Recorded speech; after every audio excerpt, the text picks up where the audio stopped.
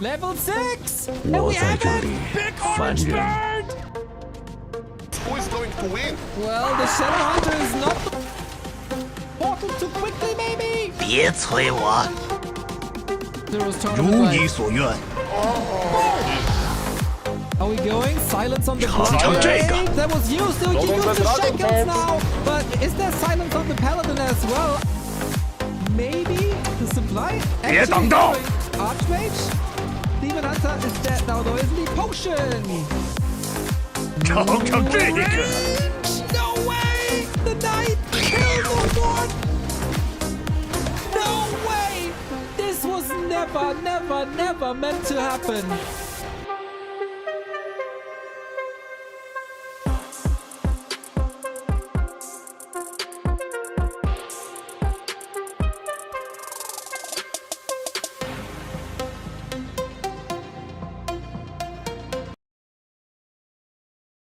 Ladies and gentlemen, welcome to the second last day of Super League. We're down to the top 6 in the $28,000 Warcraft 3 major tournament. It is the hypest tournament, the longest running tournament here this summer. And we're getting closer and closer to a coronation of a champion.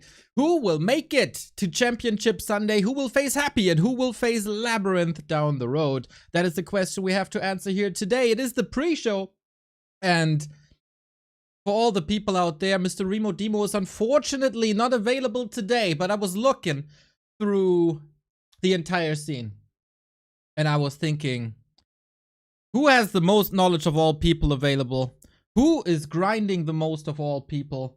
Who do I like most, and who can maybe bring in a little bit of humor into the broadcast? And there was only one person that I could think of. And I'm very, very glad that he found the time after a long broadcast already this morning for the Dolphin Warcraft Cocoon into Butterfly Cup. Now it's the debut of the Super League for Superman, Ape-Man, Soul Superman. Welcome everybody. In Warcraft 3 there is only one Superman. It's Demon Hunter on level 6. This guy can win games. I was reviewing some replays of Kaho yesterday, and in one game he was behind. He lost his second hero, but it means that his main hero got a lot of experience. He got level 6 Demon Hunter, and his opponent just left. So that's the real Superman. Thank you, everybody. Welcome, Neo, and thank you for this opportunity. Man, it's so cool. Second last day. We're down to the top 6. Was it a sad day yesterday when you saw that the Pally Rifles got eliminated? Well, Infi, in the moment of test, he decided to put his faith into Pala Rifle, and maybe it was a wrong decision. He stood but no chance. Fortitude is built different, you know, like he can do much more with this tool than Infi. Like Fortitude, like he can do a lot with very little, and but it's a long way, you know, from Lin winning versus Kaho, from Lin winning versus 1-0, and are we going to see Lin versus Fortitude? What do you guys think? What do you think, Neo? That is a good question, man. Yeah, for everybody who wasn't here yesterday, Lin made a debut in the tournament. He didn't perform well in the group stage, and this is why he has a long ascension ahead of him. In case you don't know how this tournament works, after almost 200 series, we played round robin group stage, everybody against the other, and then we seeded people according to their rank in the group stage in an ascension format. So rank 14 versus 15, the winner goes on to 13, etc, etc. Moon had a good run, was then stopped by Life. Life had a good run, survived Sock's Dark Ranger tower pushes. So I gotta ask you, Soul. We look at Sock's games, and I see you uploaded TikTok where a footman uses backpack and is stealing items. A week later, Sock is using that strategy. Now, I watch your stream pretty much daily, and you talk a lot about Dark Ranger tower pushes versus Night Elf. And then it's 2 weeks later, and Sock is playing versus Life with Dark Ranger tower pushes. Do you think Sock is watching your content? When I went to TwitchCon Rotterdam, I saw I took part in some like how to grow as a streamer classes, and they said there is a lot of lurkers in your chat. So who knows? Maybe Sok is actually watching. Of course not, but maybe Happy. Maybe Happy is watching. That's the meme. Mr. Neo, thank you for this compliment. But you know what? Hawk is actually the guy that is speaking about YouTube content. If there is a new short on Mr. Hawk YouTube channel, it's always him stealing an item with backpack. He do it basically every game, every other game, okay, 50%, so he loves this idea. And about live versus Sock series, guys, they played legit 200 games versus each other of the practice games, and in the moment of test, Mr. Sock decided to, like, you know what? Starbuck had a pretty nice idea how to play versus live in the group stage. Let's try to recreate this with Tinker Tower Rush, with Dark Ranger Tower Rush, and it brought amazing games. In Warcraft 3, you can practice one particular matchup with one particular way of opening, right? Tower Rush is a completely different way of opening, and even though they played 200 games versus each other, it was completely different, and Medusa didn't have like the best muscle memory versus that. At the end of the day, he won, but cool attempt by Sok to try something cheesy. Exactly. Medusa the Gamer, I hope you're not too sad that he got eliminated as well, because he faced Lin next, and that was a 20-minute best of 5 yesterday. 4-minute game, 7-minute game, 9-minute game, and then it was over. Yes, I wanted to study, this matchup because, it's Kaho versus Lin, and I was a little bit surprised how short the games were, but we see that Lin improved a lot because it wasn't luck. It was premeditated. He creeps a lot now. He wants to have this level 2 Blade Master with potential free items. There is this problem in physics called free body problem, potentially unsolvable. And can Mr. Kaho solve free item on early Blade Master problem? Because, man, Lin gets level 2, he unlocks crit, and all of those items that he collects, like Circlet included, it can be used to improve the crits, and I'm very excited about this. Kaho is definitely the strongest Night Elf as well in this bracket, so he had pretty good results versus Orcs if we go to his match history. But, can we judge too roughly of like when you beat Fly, so yes, but he obliterated Focus as well. So, ladies and gentlemen, it's going to be the best Night Elf versus the best Orc today. Exactly. And the best Orc is playing really good, okay? He is, and that was noticeable in the game versus Infi, where Infi kind of shook the world a little bit with the 1-0 on Northern Isles, but then 3 wins in a row for Lin, and the Iceman has been eliminated after a good group stage. So we got all 4 races represented here today. We start with Lin versus Kaho. The winner goes up against 1-0, and that winner goes up against the big bout machine that is Fortitude, the winner of most major tournaments in Warcraft 3 in the past 1.5 years. Before tomorrow, the good players in Happy End Labyrinth are coming in.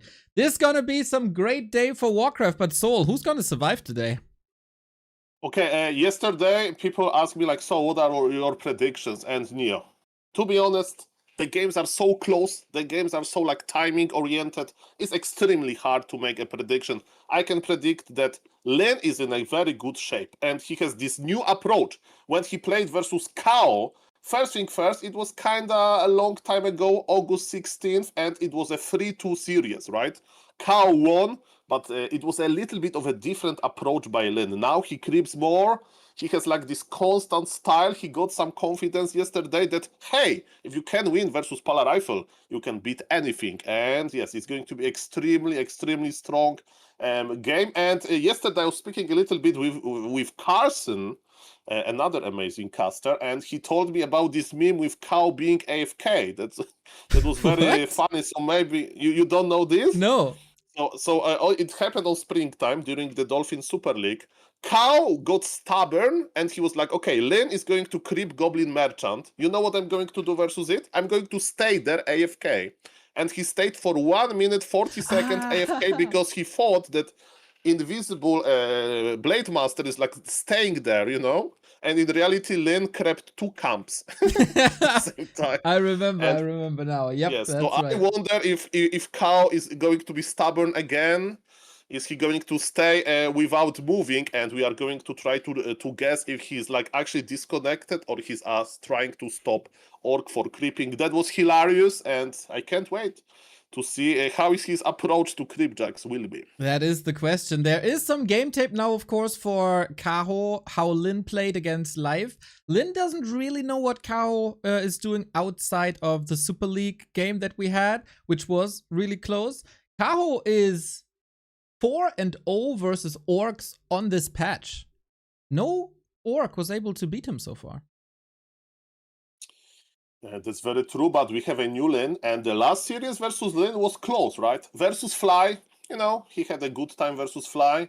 Versus Focus, even though Focus is amazing, Focus is practicing a lot versus like Life/Medusa, right? I see a lot of show matches there, but still, Lin is the Orc, and he's very good versus Nidals, and again, with this new improved style, he trusting the crits, and maybe Warcraft 3 gods are going to reward him with some nice items so he can bring it to another level. Yeah, and then the next level after this match, whoever wins, Lin or Kaho, will be facing 120.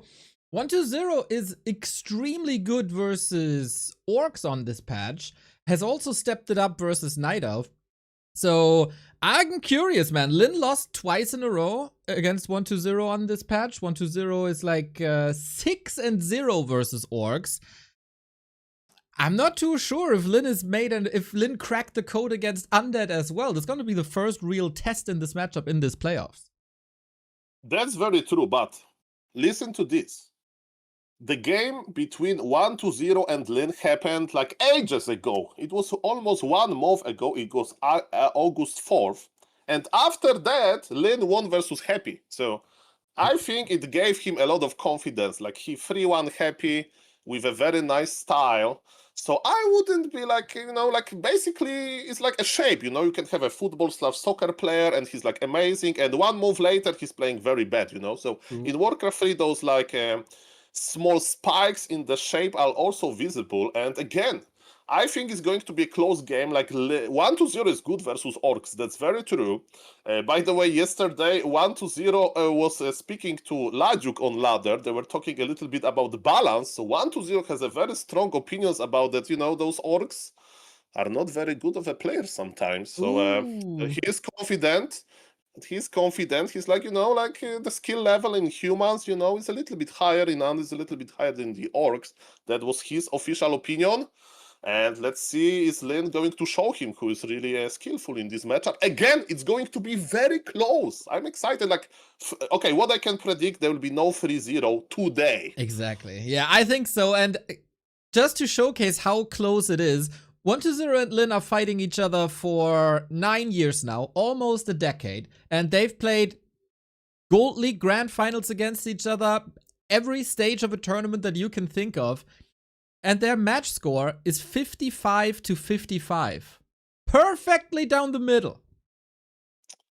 Perfectly down the middle, but you know, it's a lot of data, right? Like 2 years ago, I was much worse of a player, but maybe actually better player. You know, that casting is the worst that can happen to Warcraft 3 player. You just improve your casting MMR and you lower your playing MMR. But yes, this is very close, guys. This is very close and it's exciting. And then at the top of today is sitting Mr. Fortitude. And what do you think about that, Neo? What about Fortitude? Yeah, he's an absolute beast. I think we just have to look at the finals of the group stage. Fortitude with some very, very good wins, with a very, very good track record in general. But what impressed everybody the most, I guess, was the 3-1 versus Happy. That was a statement win.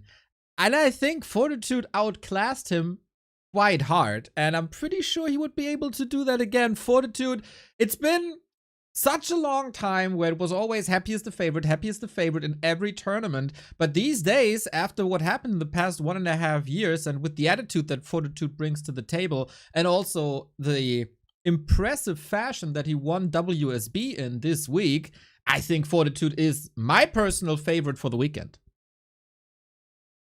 That's true, but remember that Happy did not participate in WSB, the same with Lin, if I remember correctly. And, you know, maybe Happy saved his energy, you know? Like Fortitude maybe, yes, he won the tournament, but it was much smaller tournament, much smaller, and this is going to be very interesting to see. Fortitude versus Lynn. Definitely every undead would like to see Mr. Fortitude eliminated by Lynn or whoever is going to be in the last game, in the quarterfinal game. But yes, again, Fortitude is good versus undeads, he's good versus Nidals, but yes, he's a little bit stubborn with his like ways of playing versus Orc. Anything can happen. Extremely hard to predict who will be there, because on the way we have two very close games. Right on. And we don't know who's gonna survive today. We will tell you, of course, but we want to hear from you, everybody. The poll is live. Who survives today? One faction per race. Lynn, of course, got the blessing by Carson yesterday, and I reached out to a friend of ours all the way in the Americas, one of the best players the Americas have ever seen, and he recorded a video for us on his birthday. When he recorded this, the tournament was in an earlier state, so there's a little homework for you guys at home. Whenever this person says live, just convert it in your brain to the name Kaho. Here's Razor Moon for you guys. Hi Neo, hi back to Warcraft. My name is Razor Moon. You might not know me, but you definitely know my creation, which is an IRL Discord. So, as everyone else, I'm also watching the Super League playoffs, and I will be cheering for Life in the tournament. Why Life? Because I think that he's the most hardworking Night Elf player that is only out there. He plays more than anyone else, more games a day, more hours a day than everyone else in the scene, including Happy, by the way. And therefore, of course, Life. Let's go, let's do this.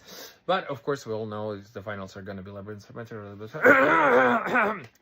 Big love, much love. Yeah. See you. Of course, Razor Moon is cheering for the Night Elves, the owner of the Night Elf Discord. No shame in that. Yeah, Kaho, can he do it, man? That is the big question for our first game. Games are supposed to start in 5 minutes. I'm having a tough time to see who wins here today. I made some stats. It's all over the place. One player beats the other, then this player gets beaten by another. There's no clear favorite except maybe Fortitude. But what we can maybe say is that there is surely a favorite month for every Twitch streamer out there. And since we are just minutes away from the broadcast, guys, it is not yet September, but it is already September. And every Twitch streamer loves this month because subs are cheaper. And this is your month to support your favorite Twitch streamer with a discount. I didn't switch this to English. I'm an idiot. There we go.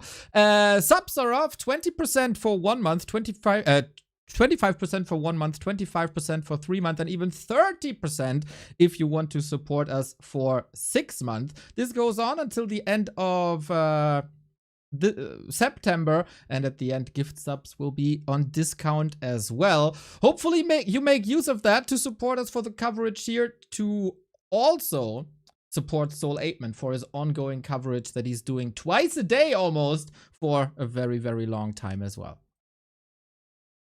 Yeah, it's a nice little promotion, and you know, I like the emotes on Twitch, I like the lack of commercials, and also if you have some cool things going with the channel points, subbing gives you more of that. And do you want to get commercials when the big fight is happening? Of course not. And yes, there is a long time until Black Friday, right? Is another big promotion in the internet world. But yes, nicely done, Mr. Neo. And again, I want to say shout out for Mr. Razor Moon for recording cool video. And how many videos you have for tomorrow, Mr. Neo?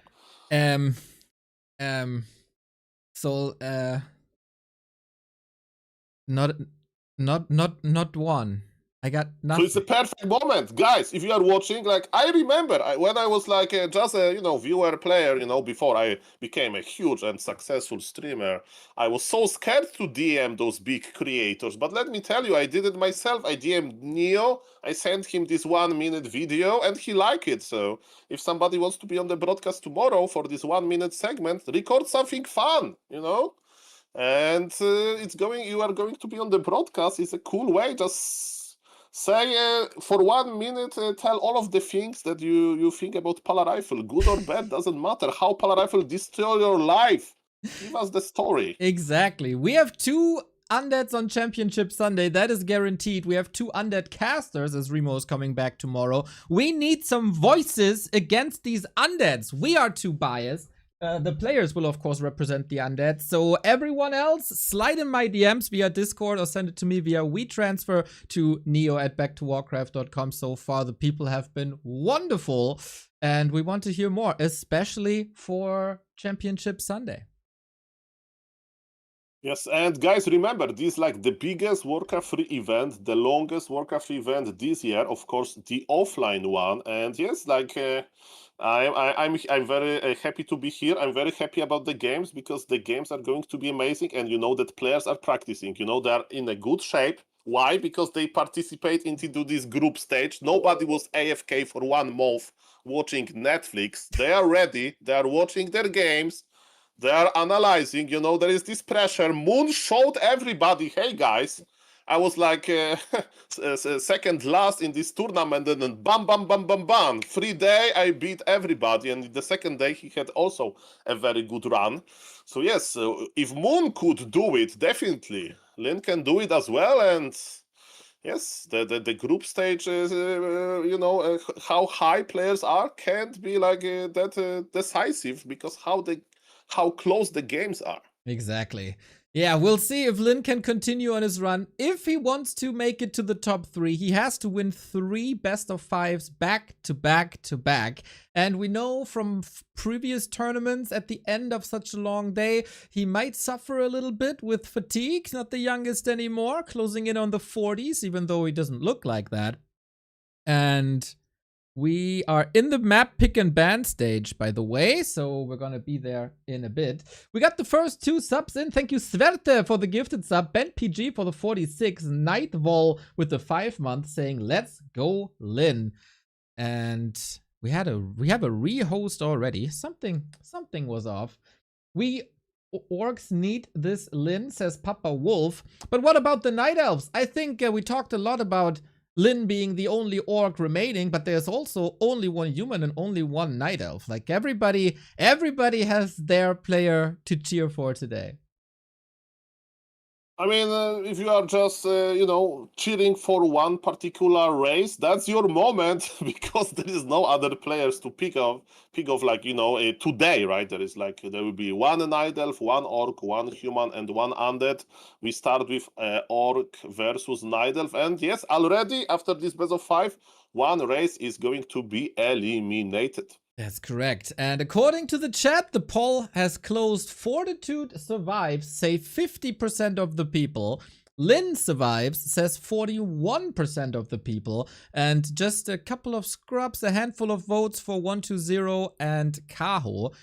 I agree that 120 will have a rough time here. Remo said the same yesterday, especially since its matchup versus human isn't that great. But maybe people are sleeping on Kaho for me. With the perfect track record against Orc, he will make Lin's life a living hell. Kaho versus Undead is really good. He underperformed big time in the group stage versus 120. We can say that he held back his strategies.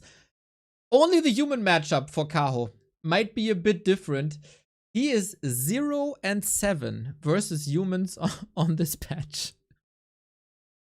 Well, that's for Kaho is like he needs to beat the best orc on the planet, and then he needs to worry how to beat the best human on the planet after beating the 3rd best undead on the planet. So yes, a lot of top opponents before him, and yes, I see that players are slowly starting as well. Man, I can't wait, Neo. Like the stakes can't be higher. We have those new ways of playing again. So again, Lin from 1 month ago is not the Lin from now. I think he boosted his confidence, and the first map is going to be Northern Isles, by the way. Yeah, and it's about to start. The go button has been clicked. We're waiting for the game to start. You know it by now, everybody. After like 200 series, there is 1 million Chinese observers in the game. And it's not that easy to get the game running without a join bug, since their connection is a bit fragile at times. So we will brute force this and try this, and then we'll see where this goes. We start a prediction though. Who wins map 1? You know it's Autumn Leaves. Will it be Lin? Will it be Kaho? Get your votes in. As Mr. Remo isn't here, I'm gonna do that for you because it's a special occasion. You said it. This is the hottest party of the summer. This is the biggest prize money. This is the most prestigious tournament. It is somehow the Summer World Championship, I would say. Oh yes, this has this vibe of World Cup, like name a big sport event. Eyes of entire community are on this exact event. As you said, the Chinese lobby, the game lobby is so full of people that can't even start, but there is no problem when you have two great casters on the broadcast. Am I right? Absolutely correct. And we start this again. We try this again. The anticipation is rising. Our sub counter is rising. Thank you, Strategic Senpai, for the Prime. And Messaman with the 4 years for the Horde for B2W. So far, I see the game has started. I see the Night Elves a bit underrepresented here in the chat. Everybody seems to be cheering for Lin. Everybody seems to be cheering for the Horde. Lin, of course, a multiple-time world champion with the Rise in like 2008, 2009. Has claimed the title as the best orc in the history of this game. Sorry, Grubby, and sorry, Grubby fans, but Grubby said the same. It's done, this argument. Kaho, for sure, currently the best Night Elf in the world. And, oh, that's the best alert in the world. Thank you, Bermuda, for the €13.37. Hyped! This is freaking amazing, man. The tail of the tape. They haven't played each other on this patch. Kaho is undefeated versus Night Elf, versus Orc on this patch, but Lin is tearing people apart as well. Currently 3-3 against Elves on this patch, but his start into patch 2.03 was rocky, and now he's showing the real War Chief energy. After defeating Life in 20 minutes yesterday, does Kaho stand a chance? Here we go, everybody. Second last day, game 1, Lin versus Kaho. Mr. Neo, I don't know if you speed up or not, but what is happening in the Orc altar is basically forcing me to remove all of my page with notes, because this is crazy. Nobody expected this. Check the altar. He's starting with the Farseer, the Madman. Speaking of Madman, Skimmy with the 5 gifties. Have a wonderful weekend, my dude. This is almost unheard of. Who was the last person to play Farseer versus Night Elf? Starbuck versus Kaho. And Starbuck, I don't know if it was Farseer, but it was this laming style, right? Because what's the issue with playing Farseer Headhunter? Headhunters are easy to abuse. Headhunters are easy to kill in the late game. Maybe Lin can take it with witch doctors. I don't know, but guys, this is a big sensation. If you are a new player to the Warcraft scene and you ask an old school orc, hey, I don't know what to play versus elves. I'm trying Farseer, and this old school orc will say, haha. You can't play Farseer, you young Warcraft 3 player. Real Orc players are playing Blade Master, because Wisp can dispel your wolves, and in general Headhunters will die to Entangle, you name it. But in this game is a little bit different, and Farseer is ready to start the harassment. So far there is a lot of running, but man, it can be a very aggressive game. Man, I don't know what to think of this. Is this a sign that Lin is not confident playing Blade Master against Kaho because he's respecting his skills too much? Does he just want to throw Kaho off a little bit? We'll see, we'll see. Of course, the damage is on the Demon Hunter side. Summon's always nice, might drain a couple of resources here. If it's full laming, might get a little bit worried. The last player who wanted to emulate Starbucks strategies got kicked 3-1 by Life and eliminated from the tournament. It's too early to say about laming. Of course, it can be tier 2 tower rush with Naga, it can be tier 3 tower rush, it can be super late game with casters, Bloodlust, because actually Bloodlusted Headhunters are pretty good. Fight for the Murloc, and who will get it? Who will get this important moment? Demon Hunter is actually getting damaged by his entire Orc army. Last hit to the Demon Hunter, but item for Mr. Lin, the game is open. Okay. Nice Mantle of Intelligence for a bit more damage. You're totally right. This could be a Firelord tower push, a Naga tower push. We've seen that from Focus a couple of times on Tide Hunters. And maybe Lin is thinking, you know, if I go toe-to-toe with them and go Dryad Bears, these games will last a long time. But I have 3 best of 5s here. Let's finish things on tier 2 and make this a quick one, just like yesterday versus live. I mean, you ask the question why Lin is playing that, and one of the options it can be he wants to check how Kaho, what Kaho shape is today, right? Because this Farseer Headhunter build can be used to pressure really hard, to squeeze really hard, you know, to force your opponent into like every mistake can be punished very, very, very hard because of how many units you have in the early game. And maybe that's the idea, but we'll see about that. Farseer is healing +6 intelligence, by the way. Very good items. For the Orc, Demon Hunter is creeping a lot. Versus Farseer Headhunter, I would expect Kaho to make more archers, but he actually has only 3 archers. He's making a shop before tech finishes, so he's a little bit scared, as he should be. Ankh is not great for the Farseer, but okay. And look at this! Immediately, Kaho is scouting the Orc base. I see Tauren Totem. It's going to be a long game. It's not going to be an all-in. Tauren Totem is a statement. I want to go to the late game. Yeah, Shadowhunter as well. No tempo, no towers, no Naga pressure. I can say that I have not seen this in a very, very long time. Going or leaning into the tier 3 strength of Orcs. Very interesting to see what he's gonna do with that. And Kaho, what's he gonna do with it? Like, his entire preparation must be out the window. Lin has played Blade Master, Blade Master, Blade Master, Blade Master, but we are not having that here. So how good is he at improvising? I mean, first thing first, he's going for the Panda. Panda is amazing versus Headhunters, right? But Panda is this creeping hero that needs experience. Farseer is already on the way. He's like, okay, you want to creep your Panda? I'm going to stop you to best of my ability. Actually, no. Lin is still looking for him. In the meantime, Shadowhunter is creeping with the help of the Headhunters. I love to see this. Panda gets level 2. Demon Hunter is roaming. Can't really find his opponent here at the little green spot. Panda is slowed down, but got the important levels. He is, of course, also very tanky. Not too easy to take out. One European player who likes to play this versus Night Elf would be Francis, and he's a king of hero kills. But a Panda, he got a... he's a big boy, and Hex, Chain Lightning, Stomp doesn't knock him out of the shoes too easy. In the meantime, Demon Hunter stole the item.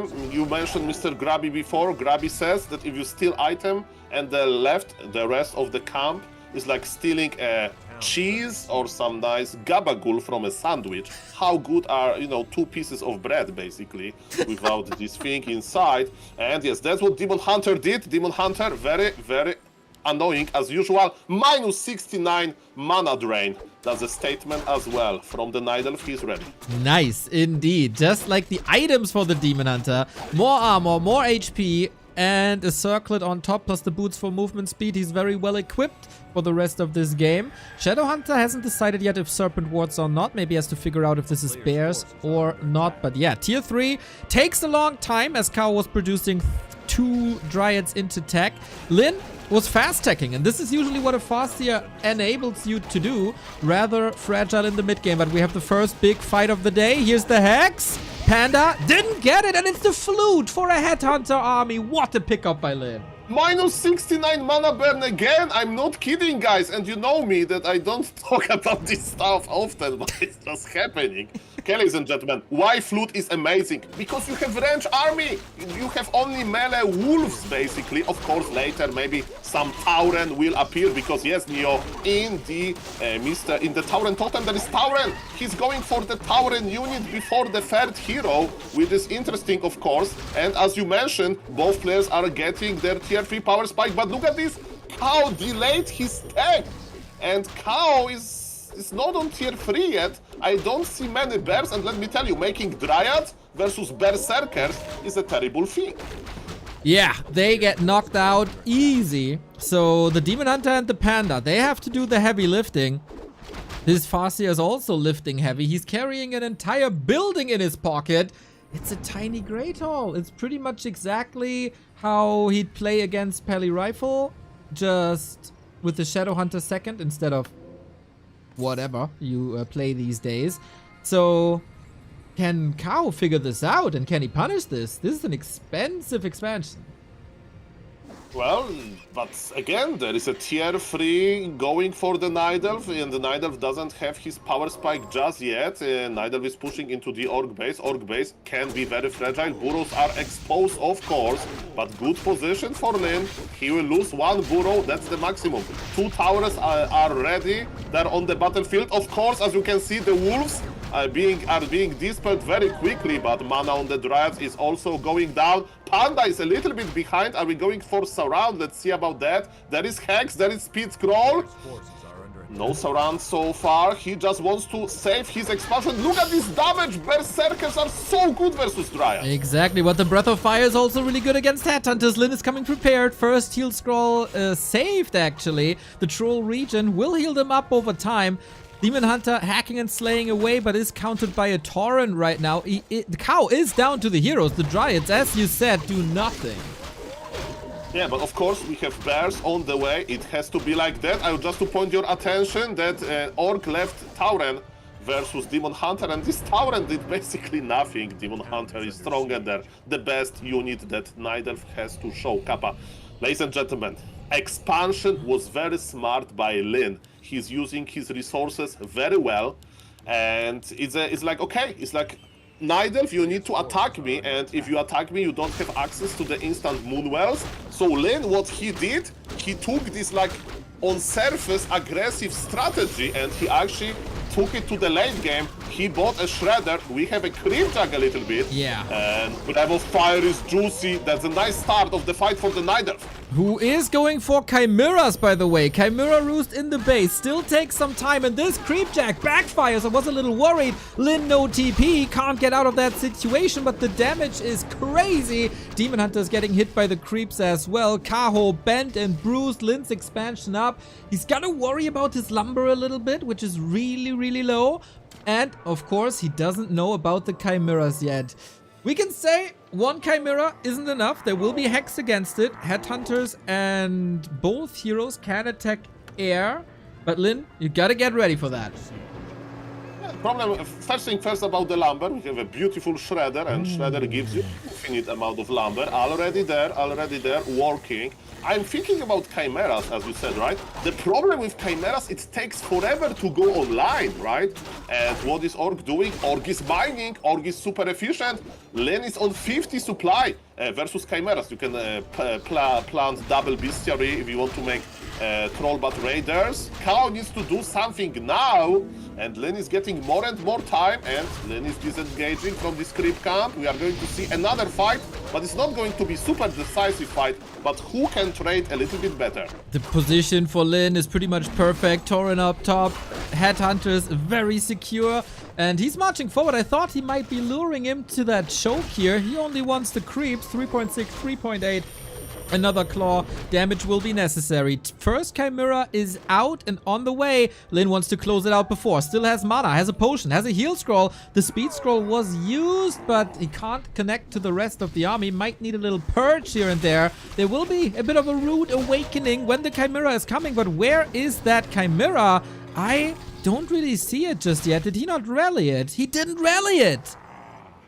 I mean, Chimera is still chilling at home. Maybe he wants to hide it. I'm not sure if Lyn knows about the Chimeras. Look at this double bestiary. He knows. Okay. He knows. And again, but now we switch the timings, right? So now, because as you mentioned, 2 Chimeras are present. Now Night Elf has to.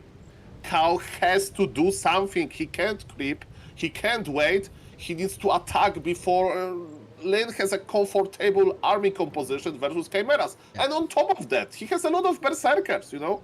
Berserkers are quite decent versus Chimeras, so... Ladies and gentlemen, I think this game is going to be reduced to this potential aggression. Let's check the items. Mana Potion on the Panda. We have double staff technology, which I love, of course. And it's going to be the biggest fight. Who is ready? The first game will give a lot of momentum for the players. We have even Wisps to dispel Spirit Link. Let's go! Okay, the Beast Wreath are finished. Bat Riders are coming in. Could switch into Wyvern as well. Ancestor Spirit on the way. Big damage for the Panda. Decisive moment. The Chimera's untouched for now. Also not hexed. Lin, gotta reset this fight a little bit. Oh, this is looking solid for Kaho for now. Waiting for the heal scroll. The perfect moment. Lin is just running. Can't get any damage on the ground. So far, the Chimeras are doing really, really well. And everything is hurt for Lin. Can he weather the storm and hold this expo? Yeah, the first troll, but Raiders are here, but it's not enough. As you mentioned, HP on Orc is not looking too sweet. And yes, Shadow Hunter has limits to how much of healing he can do. Ladies and gentlemen, double Chimera impact is grande. Panda goes level 4, and this Demon Hunter can just go back to the base with the power double staff technology. It's not a good sign when Orc is speed scrolling away from his base. And ladies and gentlemen, it's heal scroll. Heal scroll, that double heal scroll is actually present in the shop. Yes, Lin still has gold. One of the headhunters was misrallied. And man, those chimeras, they are refusing to die. Very nice rejuvenation. But yes, Orc, Lin feels a little bit better about his position. And one troll but Raider went down. The chimeras are still alive and well. Well, one was staffed out, the other is still alive. This is a big, big, big fumble by Lin. More and more Bat Riders are coming in. They are very nice in case that the opponent doesn't get the XP. Lin is stabilizing here. Kaho with a hell of a fight with these two Chimeras. 3, 4 Headhunters about to go down. Expo is still standing, but unfortified. And there's still one Chimera in the mix. How long can Kaho keep this up until the expansion takes over again? Well, that expansion maybe not that meaningful as the Panda is terrorizing the poor peons. Yeah, the problem is that Lin lost the ground control. There is no towers. They all died to chimeras. And you can't overmake troll, but Raiders, can you win the ground back? You know, there is no Kodo Beast. There is no towers. How are you going to stop bears? That's my question. Orc army has no damage, Mr. Neo. Yeah, and I was worried that maybe Kaho can't deal with these Bat Riders because there's no Coil Nova, there's no Shackle, no End Snare to tear him down, but the focus fire seems to be enough. Demon Hunter staffed out of the fight. Chimera is very hurt, but okay, that will be a kill most likely. Kaho's bat snipes are really good. Here's the unstable concoction, and that's a big trade now. But 4 bears against 1 Expo. This might be the second base falling for Lin.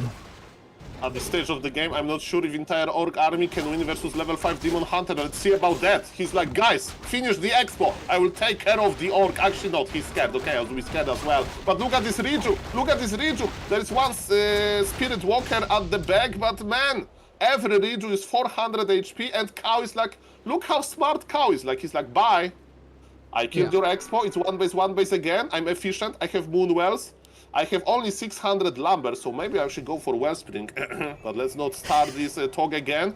And he's comfortable with 1 base. What Lin can do, he's going for Raiders and Snare. Can he find a way to deal damage again? I'm not sure about it. He has 1 tower. Yeah, second one is coming. Maybe with Ensnare, a lot of hero focus. But he is only 2 heroes here, and he's up against the Demon Hunter who finds the Helm of Valor. Perfect item for a Demon Hunter. This dude is going to be unkillable in a bit. What's Lin going to find? Is it even that meaningful? And what's the transition now? Down to 1 base. Finite resources, staying at 50. The main base is still mine for 5 minutes. Lin has a Herculean task ahead of him. I mean, I like Night Elf has no way of like stopping ancestral spirits. So you know, Spirit Walker Master ability. Maybe that's the hope. But man, you said the Demon Hunter found the best item, yes, but Panda has found level 5. Panda level 5 is like Apex Predator.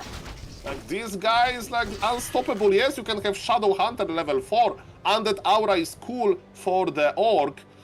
But man, like the unit compositions, the hero levels, the hero like quality. Again, much better for Kaho. Maybe resurrecting Taurens. Maybe that's it. And the big fight in the middle. Yeah, we have no combat items for Lin. Kaho on the warpath here. Bears versus Tauren. Headhunter getting grilled by Breath of Fire once again. Ancestral Spirit would be nice, but there's only one walker in this mix. Everything is bent and bruised. Nobody can heal each other up. There's gonna be a slaughter in the middle. Yeah, the Night Elf heroes are doing very well, very well. And one Chimera joins the party. Mr. Cow is like, this unit won me this game. GG. Kaho with an exclamation mark going into this round of 6 with a clean track record versus Orc, and he shows once again why. Making the perfect adjustment with the Tauren. Lin wasn't able to respond in time, but what was this fight? Am I wrong? Like, Lin was just running and running and running against Dryads, against Drunken Haze. Couldn't he just fight this straight up? I mean, it's always decided by this beautiful Chimera transition. Let me tell you, I was like skeptic at first, like, there was a smart expansion placement by the Orc, right? But Cow was patient. He accumulated 2 Chimeras and he hit his timing very well. And to my surprise, few seconds later, entire Orc army was half HP.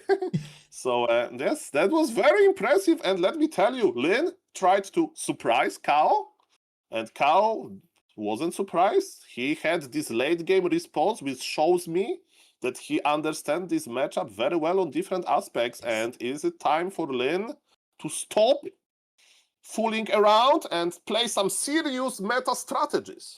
That would be a return to a Blade Master then, Lin's big strength. Gotta say, how beautiful it is after years of only seeing Mass Talons and then only seeing Dryad Bears and Raider Walker.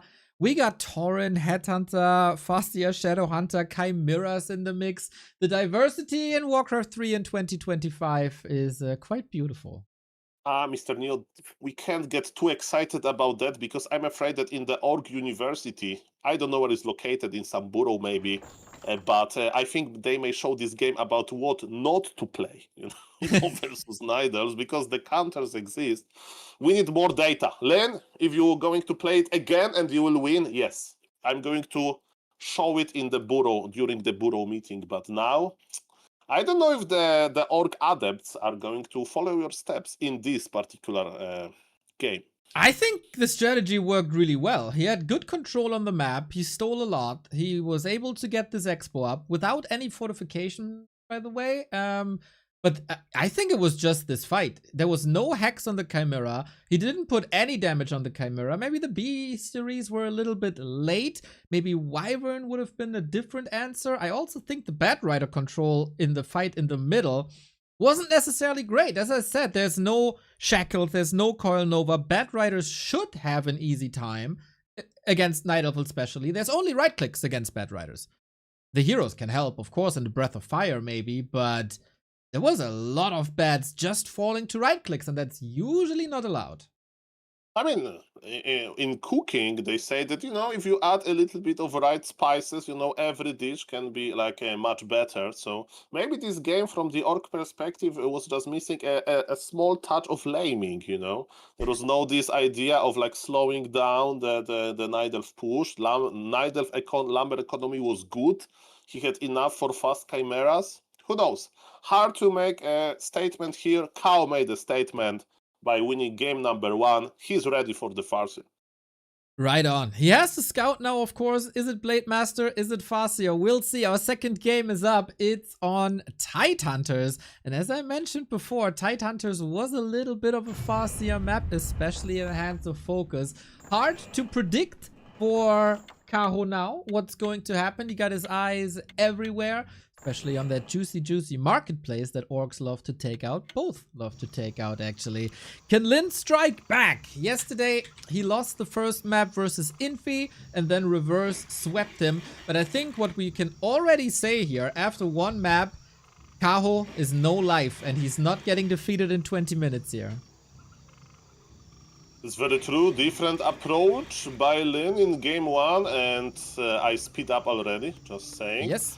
Ladies and gentlemen, you mentioned that Tidehunters may be a Farseer map. Okay, but also it can be good like a item map to get those free item Blade Master quickly. As you mentioned, there is marketplace, there is like a lot of permanent items located nearby.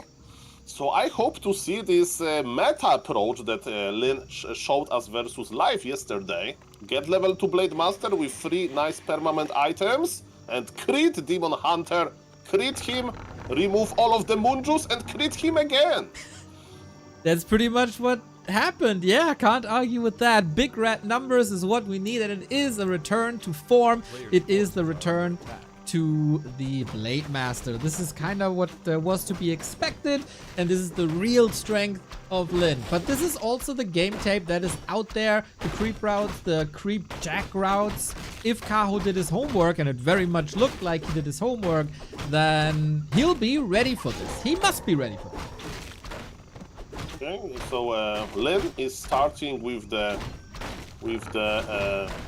circlet grab, okay, and he has shop in very offensive position. And now, okay, he bought early dust, and he wants to be aggressive. Look at this, the first big creep jack of the game. Oh, can he get the one? Yes, easy. Item as well. Demon Hunter well equipped with immolation for creeping. Doesn't really hurt Grunts and Blade Master too much, but it definitely hurts the creeps, especially on Tide Hunters. Lin with another last hit. He is just so elegant with the Blade Master. Yes, Lin, don't waste your life on farce here. Come back, make strong Blade Masters. We need you in the Orc Burrow. And yes, as you mentioned, the first item is already on him. He decided to not sell Mantle of Intelligence. Maybe he's like, I will sell it later. I don't need that much gold now. On the other side of the map, Kaho is creeping. But yes, I'm excited to see Blade Master level 2. And what is he going to do next? Yeah, that's the question, man. Juicy shop with the Makrura, and of course the Makrura Prophecy. Whoever gets the Makrura gets the win. There's also the marketplace for the big consumable item. But first and foremost, you want the combat items. You want the rings, you want the claws, you want the slippers, and you want the tech. And in that regard, Lin is quite a bit ahead. Okay, cloth +5 acquired. Yes, Lin has this tendency. He always buy cloths if he can. Look at this Blade Master. He has 3 permanent items and he's setting the trap. He's setting the trap for Kaho. Kaho is like, okay, what is happening here? Oh, there is a grunt here. He's going for the archers. He has Dust of Appearance. Let's go. How many of them he can snipe? Ooh, Kaho gotta be so careful here. This is something we've seen across the past 2 weeks. Grunt block is nice. Has to invest another Windwalk archers far out. Night Elves used to keep the archers defensively because of exactly these moments. It's not rare to see 2, 3 archers going down in the early game. 1 got killed. I think that is all right for both sides. Could be worse, could be better. Could be much worse for the Night Elf, yes. Lin got 1 and he got Speed Scroll now. The idea is that now Orc is expecting Ancient of War to be moving. Yes, on this level, ladies and gentlemen, they actually remember when it's the time to creep second camp. And look at this, Lin is there. It's like, okay, you are not going to have a nice time creeping this. Mr. Neo, Hunter's Hall is late. Oh. I mean, not that much late, but a little bit. And yes, the Wisp Harassment is also good. Yeah, the base is also not walled off. Blade Master was able to enter and exit. A little bit of a fumbly-bumbly in the architecture of Kaho. Earlier, we saw Kaho moving towards the merchant, or the market. Lin punished that. Is that enough? 5 seconds? I don't think so. You get a lot of HP per second on that Hunter's Hall. Will require repair. You need to keep this Hunter's Hall up until the first laws are there. Okay, it's a bit weird decision of Lin. Maybe he thought that he has a little bit more time. And now, killing archers is near impossible when there is that much moon juice, but burning moon juice is very possible. Look at this. We have 3 grunts. With 3 grunts, there is always brute strength and Tauren Totem by Lin. Yesterday, when Carson was coaching me a little bit, by the way, why those grunts are attacking, okay, interesting. A lot of things happening at the same time, guys. So look at this. Blade Master is getting the marketplace. That's nice. What is the Night Elf doing? Night Elf is creeping the Gnoll Overseer. That's nice. And what I wanted to say, Lin is expecting tier 3. tier 3 from the Night Elf. That's why he's adding early Spirit Walkers. And what is happening in the Night Elf base? We don't know yet. If Kaho goes Mass Dryads without tier 3, there's mind game won by Kaho. If Kaho will tech, soon mind game won by Lin. Exactly. Perfect description for that. We got a little bit of support. Thank you, Blast, you wonderful soul, for the 4 years. Platin as well for 2 years. And Babus with the raid. Keep it up, keep it up, keep it up. September is there for a reason. Blade Master inventory looking great with a lot of damage. Shadow Hunter second with Serpent Wards. This is not something you see every day. It's oftentimes Hex first for early encounters. Nobody really wanted that. And going back a little bit to the Hunter's Hall pressure, this required some repair, that required resources, and maybe that is why the tech is a little bit late. You talked about mind games. Lin wins the mind games. He wins the mind games indeed, and the first Spirit Walker is out. Why you need Spirit Walkers versus Bears? First thing first, you need to dispel Rejuvenation. Second thing, you like AoE Dispel to dispel Roar.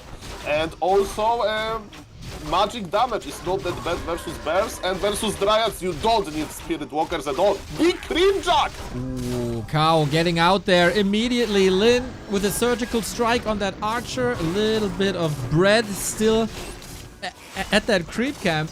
We do have heal wards. That's really, really good. Hard to take out for Lin in a fight. Basically, only the Shadow Hunter will be solely responsible for that. Walkers can't attack them anymore. And he sold them. Okay. But what he will not sell is double Ring of Protection. This Demon Hunter already lining up to be the raid boss once again. 13 armor. In the past couple of days, whenever there was a Ring of Protection +5 on the Demon Hunter, the win goes to the Night Elf. Okay. Interesting decision by Lin to go for a crit level 2, because usually in this situation you like to see Windwalk level 2, because when Blade Master is at level 3 that quickly, you want to harass your opponent. By the way, it's the first time I saw Orc selling heal scroll, speed scroll, I'm sorry. I don't know why Blade Master sold the speed scroll. Interesting for me. I hope Mr. Carson will make a 1-hour stream about selling speed scrolls, because this feels very weird. But guys, expansion is going up for the Orc. That's very good. And you mentioned that Kaho sold his healing wards.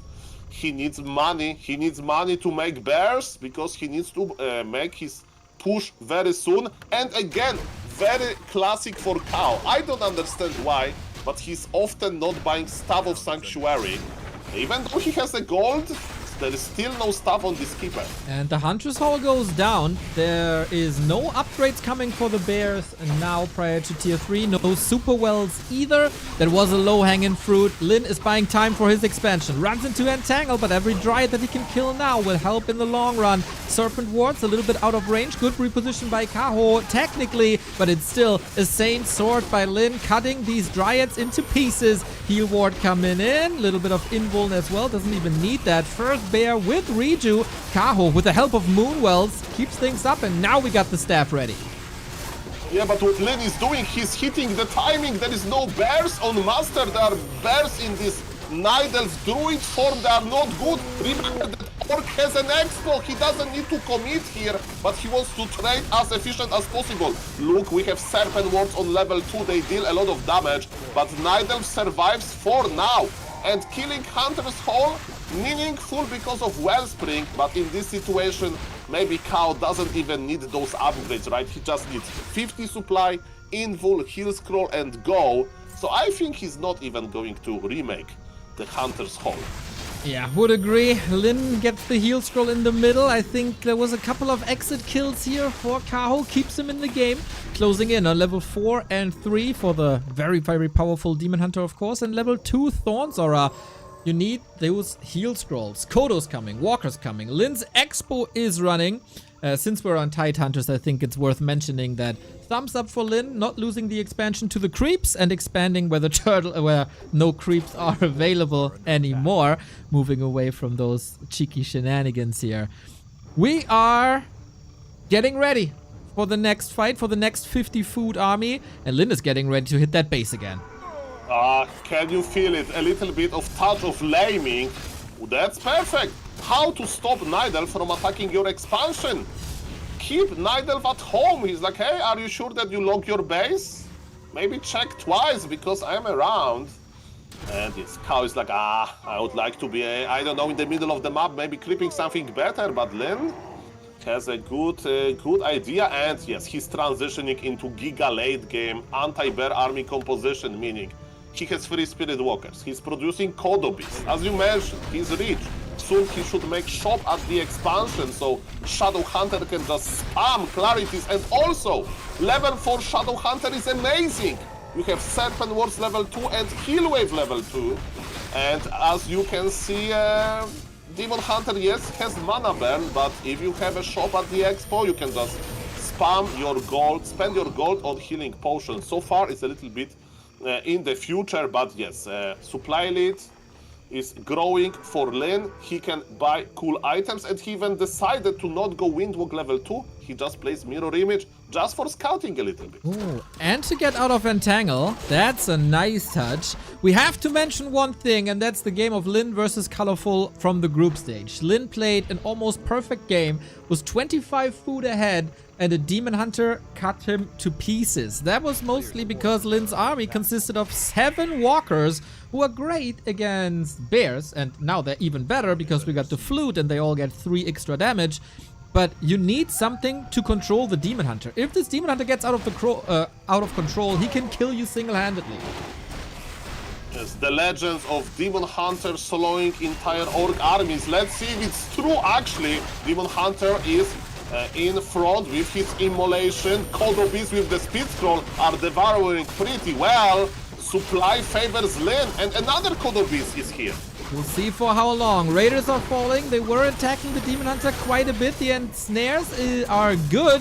12 supply. Soon to be gone. The ensnare devour combos by Lin are extraordinary. No chance to stay in that fight without the blade, and no chance to stay in this game. This time the Demon Hunter is not overwhelming Lin, and War Chief is back and ties up the series.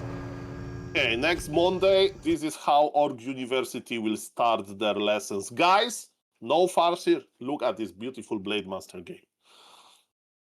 It was an extraordinary game, as you predicted, Soul Prophet Man. 3 items and map control. Very, very, very early. Very cool. Kaho couldn't find a way back in after that one fight in the middle. Couldn't put the expansion down at all. I would say Lin's game plan worked out perfectly. I mean, it's all started with the crit jack. Like, it was annoying, and, you know, there was a little bit of a risky move by Lin, right? He decided to contest the turtle camp. What if he would, like, not succeed with this, right? Then the game would be a little bit different. But, man, he got momentum at start, and he kept it, and very stable game by him. He expanded in the nice time. There was like this approach to creep Shadow Hunter. Then when he was afraid that neither will actually maybe push him early, he decided to kill some Moonwells. And actually, because the Bear Master was late, right? He fought before the bear timing. Then he pulled back, got very efficient, got rich, bought some nice items, and the last fight, we had Demon Hunter on level 4, but just on level 4. It wasn't enough to solo entire orc army with nice Kodobis devour. The rest is history. Interesting situation here. The best orc versus the best night elf, and it's tied 1-1 down to a best of 3. And hopefully we get the next game really soon. Yep, it is online already. Oh man, no rest for the wicked, everybody. Echo Isles is next. Whoever wins this one has match points. 1-0 is waiting in the next round. Fortitude is waiting in the round after. There's no fallback net, no double elim. Who loses this series is out of the $28,000 Super League. And that also means their race is out. But what comes in is 20 gifted subs. Holy shit, dude. Kilgrim, you absolute legend, with gift sub number 242. That's a way to celebrate a Lin win. I want to say once again that I'm a little bit biased here, to be honest. Kaho's a night elf, we all know that. But if Lin wins the tournament, we are promised 300 subs because a couple of people bet on Lin. We'll see if that goes through. It is 1-1, of course. Sorry, I'm a bit busy here, but we fast forward to be in sync with each other. Echo Isles it is, Kaho's map pick, his time to shine. Let's go. if somebody will tell you that he will donate you the house if you're going to be one Pala Rifle game in the finals, don't trust this person, Mr. New. It's not going to happen. Okay, ladies and gentlemen, because yes, Pala Rifle won't be in the finals. Ladies and gentlemen, we are on Eco Isles. This map is a little bit special because Night Elves, they can open with Mercamp, and that's what is happening. Kaho wants to be greedy. And I think I like this approach. He will creep a huge camp first and he can get rewarded by a very nice item. And what Lin is doing? Lin thinks he will get those free items quickly because on this very map you have marketplace in a very comfortable position. When a real gamer looks for apartment to rent, he's checking internet and how close is the near McDonald's, whatever. So, ladies and gentlemen, this marketplace, yes, it's like very near. Yeah, this is nice little mind games once again, right? Kaho has identified that Lin is going for creeping in the beginning. Usually you always have to be careful with this marketplace, with this merchant position, because the Blade Master theoretically could reach you very early on and steal a lot and hurt your ancient. But if you're sure that the Blade Master himself is creeping, you can go for that. Instant level 2, and how juicy. Gets the Talisman of Evasion, love to see it. Full arsenal equipped, and a Shadow Priest for a little bit of healing. I think this early game works out well for Kaho. Items on Blade Master a little bit disappointing, right? Intelligence, you don't need to be too smart, and Gloves of Haste are okay, but it's an agility hero anyway. And as you mentioned, Demon Hunter with Talisman of Evasion can go in more comfortably into a double mana spender. Why? Because Talisman of Evasion is actually better than Evasion level 1. And now, ladies and gentlemen, is Kaho going to play AFK strategy? As you can see, he was standing a little bit close to this camp. For the viewers, they don't know, Kaho has this tendency that if he thinks that Blade Master is nearby, he's like, okay, I'm not going to creep, he's going to steal it. I'm just going to do this game of chicken. And sometimes he's doing game of chicken, but there is no chicken. Yeah, and then he ends up at KFC, and you know how that goes. We got more support coming in. Thank you twice, Shai. Much love. Make use of the September, everybody.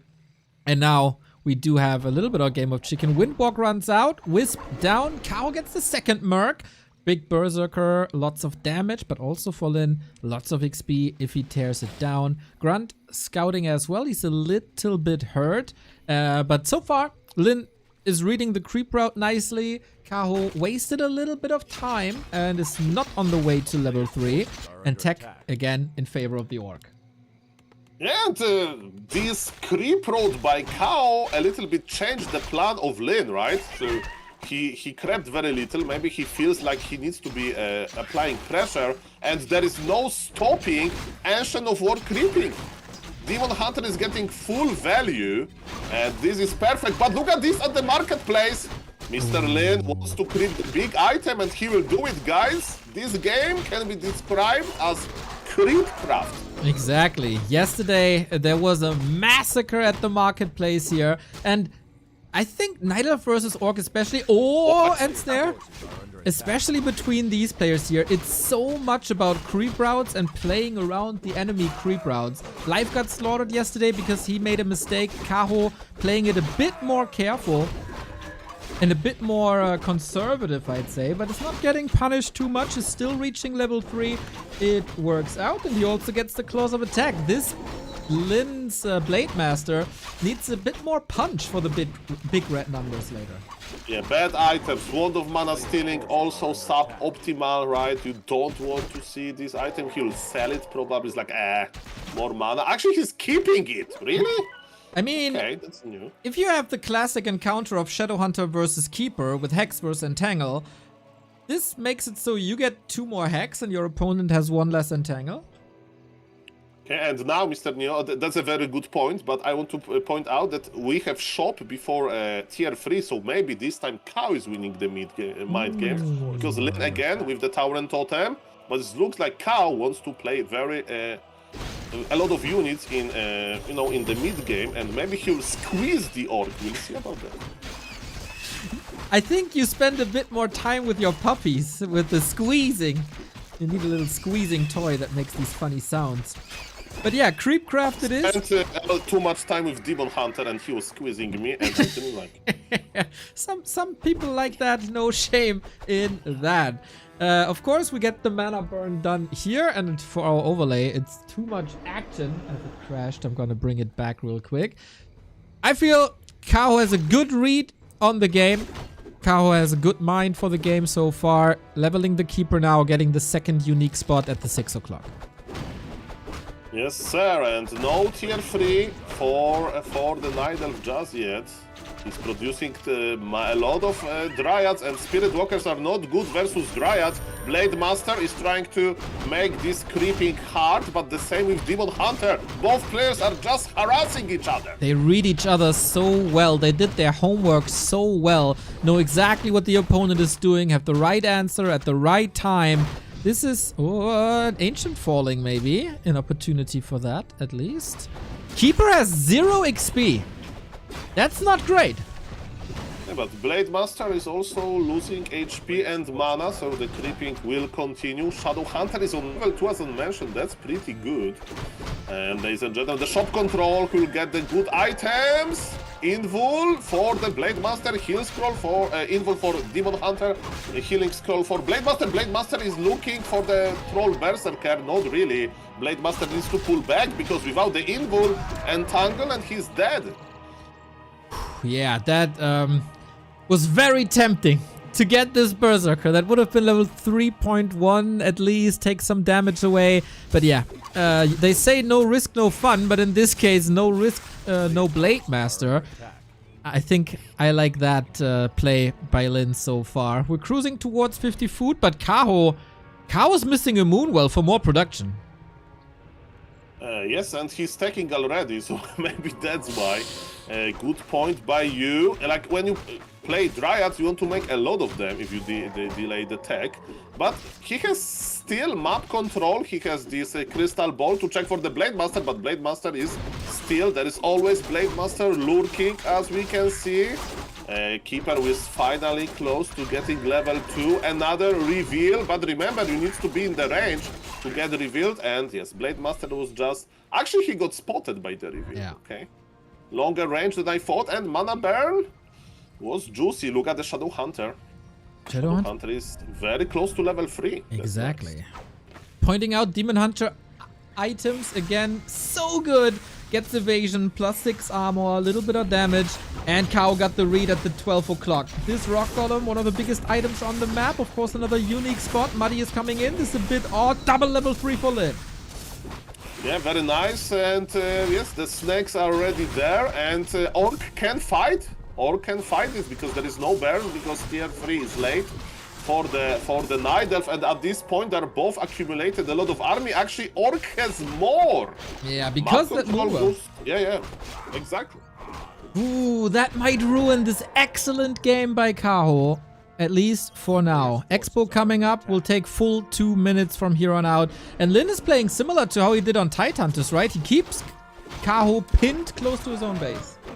Yeah, the squeezing will start now. And yes, we start with Nice and Snare on the Forest Troll Berserker. Demon Hunter is doing his best. We are close to the Moonwells, but this squeezing, that looks so good. And there's of course a plan B for the Orc, but yes, there is no bears, there is no Bear Master, they're walking healing potions, they can't deal too much damage. Of course, killing Demon Hunter is very good, but man, Shadow Hunter, he still has a lot of mana stealing, and it looks like a genius now, because more mana equals more snakes, and they can bite.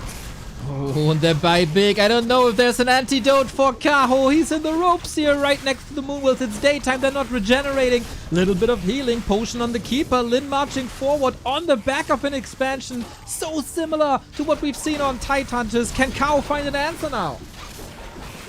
It's hard. At least we have Orb on the Keeper, but Demon Hunter is like...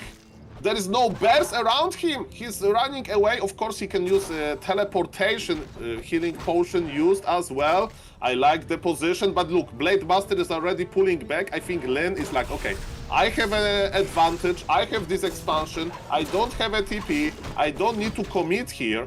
And yes, his Blade Master is going home. And get some items as well. Shadowhunter's still here. The Keeper isn't level 3. You know what I noticed in the past 2 days? What Lin is doing a little bit different than anyone else. 3 grunts, always on the Demon Hunter. They have a tough time connecting, but normal damage type is pretty good against heroes as there's no big damage mitigation. And they chip away. 1 hit after the next. It's always like 10 HP, 15 HP, and it's gone. And the Demon Hunter is getting well controlled by grunts. Yeah, very good point. In this game we could see it, but also this timing, right? So, as you mentioned, there was no Moonwell. Because of that, there was not enough Dryads. And Lin, with big supply advantage, has squeezed Mr. Night Elf. But yes, bears are ready now. And look at this, a touch of laming.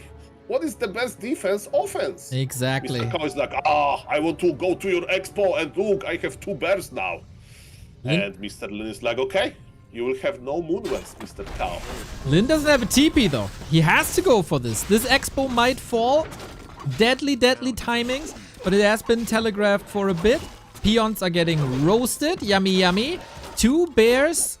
How long will that take and how many losses will Kaho take? He's satisfied with only losing or killing peons here. And Lin wants the Moonwell. Will he take this fight again in the base? Yeah, but there's no speed scroll. Orc will have hard time disengaging from this. Don't overdo it, Lin. It's a little bit dangerous now. 1 beast already devouring. But yes, can we keep Demon Hunter alive? There is another rip. Eyes on the Demon Hunter. Orc is going in. Supply looks good for Lin, but we are fighting in the Night Elf base. Wait a moment. Blade Master is getting lower and lower, but Demon Hunter is healthy. There is of course Invul. There is always Invul in pro games. And who can win? We have a fight like Godzilla versus King Kong. Demon Hunter versus Blade Master. And yes, Orc is pulling back, but both players are very hurt. Ooh, that was so thin this game. So close, Lin. Almost overcommitting here. Super duper risky going into the Night Elf phase without a speed scroll, without a town portal. He is now very lucky that there's no Dryads and very limited mana on the Keeper. He would love to kill this Kodo, of course, to get the bear back. Kaho suffering big losses. Raiders are coming back in to pin down the demon. Risky, but the risk got rewarded. Lin now 10 food ahead, a base up. The heroes are looking good. Kaho is under so much pressure now. That's very true, but Kaho has tier 3, and Kaho will try to use this tier 3 to, the best of his ability. So more bears. Orb of Venom is of course present on the Keeper, and he'll try to construct another yet push, I don't know if Mr. Lin will try to keep this touch of laming going, or maybe he will play defensively now. Probably, as you can see, Shadowhunter is already starting small snake pit. But yes, Kaho has nothing else to do, so he's killing time by killing Murloc. Yeah, and Lin went to the shop. Heal scroll, Invo Potion. Again, shop control, magnificent by Lin. What can Kaho do now? It has to go to the Demon Hunter, and this is now the task for Lin to construct the perfect army. Don't overshoot on walkers. They don't touch the Demon Hunter at all. Oh no. Oh no. Oh no, no! Are you still here?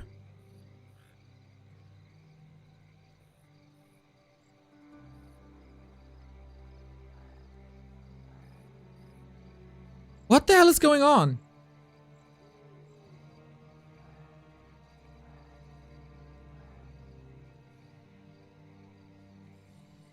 Mr. Neo? Yeah, here I am. Okay. Hello. Are we back, chat? I can hear you. Just Okay. fine. Stream is running. All right. I got disconnected from War 3 Champions and from Discord, apparently. I gotta speed up now, unfortunately. I can show you my screen if you want. Yep, that would be nice. Okay. Ay, mamma mia. What the hell? I haven't had that before. That's always internet fault. Do we see the screen now? Yes, I do. Soul saving the broadcast, man. Yeah, ladies and gentlemen, it's much better too. Now, even though the overlay is just booster and it's on the wrong part, it's okay. Ladies and gentlemen, what happened when Mr. Neo got a small disconnect, and disconnect is the worst thing that can happen to the gamer? Nothing happened really, okay? The players are just walking around each other, and Kaho is trying to squeeze every drop of efficiency. So he's staying in his base, and I call this situation a little bit of the Cold War. So both players are presenting their forces, but nobody's actually fighting. Okay, now we're fighting in the base though. 68 food by Lin. This is a whooping supply lead, of course. The heroes are looking great as well. Hunter's Hall down once again. Yeah, Kaho is on curfew, basically. Can't leave the game, but he has a super strong Demon Hunter. Yeah, 60 supply for the Orc, and that's why he's attacking, because of this big supply lead.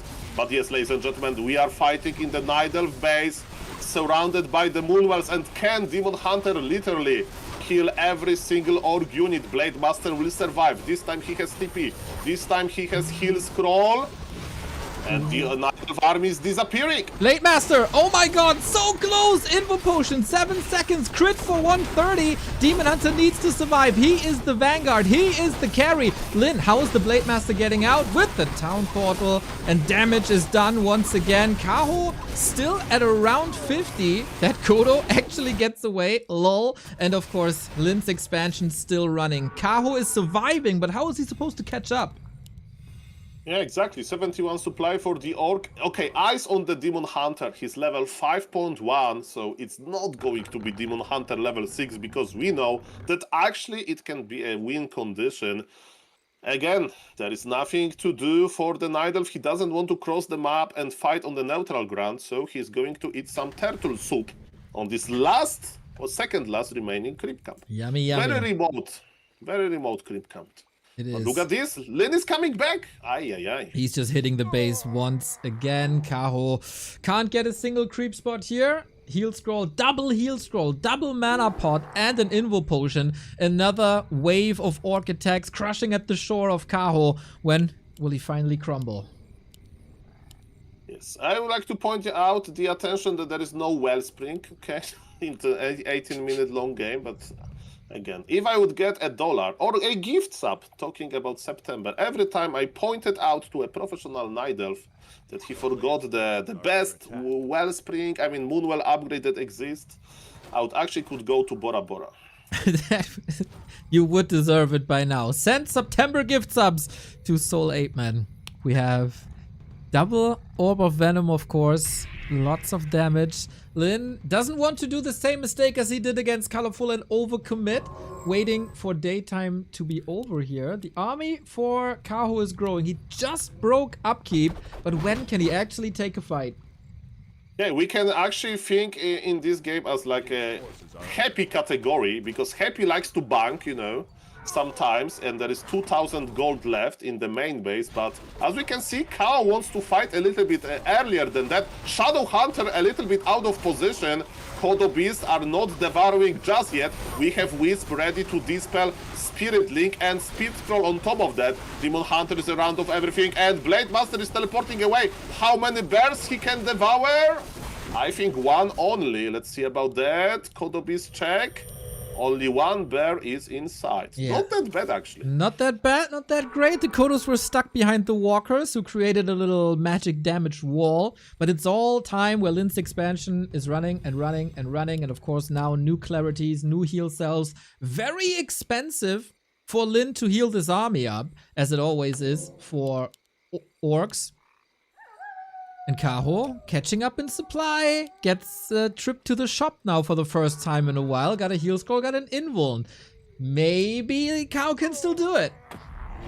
That would be crazy. 17 supply ahead the Orc is, but remember that Orc is rich. He has double heal scroll, Shadow Hunter is has mana items as well, and the big start of the fight. It's all about the micro. Demon Hunter again in the middle, and Blade Master is blocked. Oh, Kodos also now devouring. That's number one. Demon Hunter down to 50%, but of course there is a lot of healing. Raiders are fighting bears, getting mauled there. 22 supply lead. We've seen this worse. Mirror image to break the focus. Kodos are getting attacked by double Orb of Venom now. 4 Kodos would be -4 bears. How long can he keep this up? Speed scroll to save the Kodo on the left-hand side. On the right-hand side, Blade Master is getting a little bear barbecue here, cutting them into pieces. Nice little fillet, but Lin also with a couple of losses. How long can Kaho keep this push up?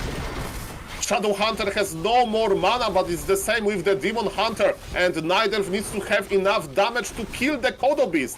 But so far it looks like Nidelf army is losing this oomph. It's losing this juice that it needs to kill some orc units. And yes, there is moon juice in the Moonwells, but it's going to take forever to go back. But that's exactly what Kaho needs to do. Was it efficient enough? I don't know. We check the Kodo Beasts, and 2 Kodo Beasts are devouring. And of course, Orc is getting rich as we speak. And this beautiful second Voodoo launch is also important because Shadow Hunter has mana, and mana is very important to out-heal this Demon Hunter. But Neo, Kaho is in this game for one reason.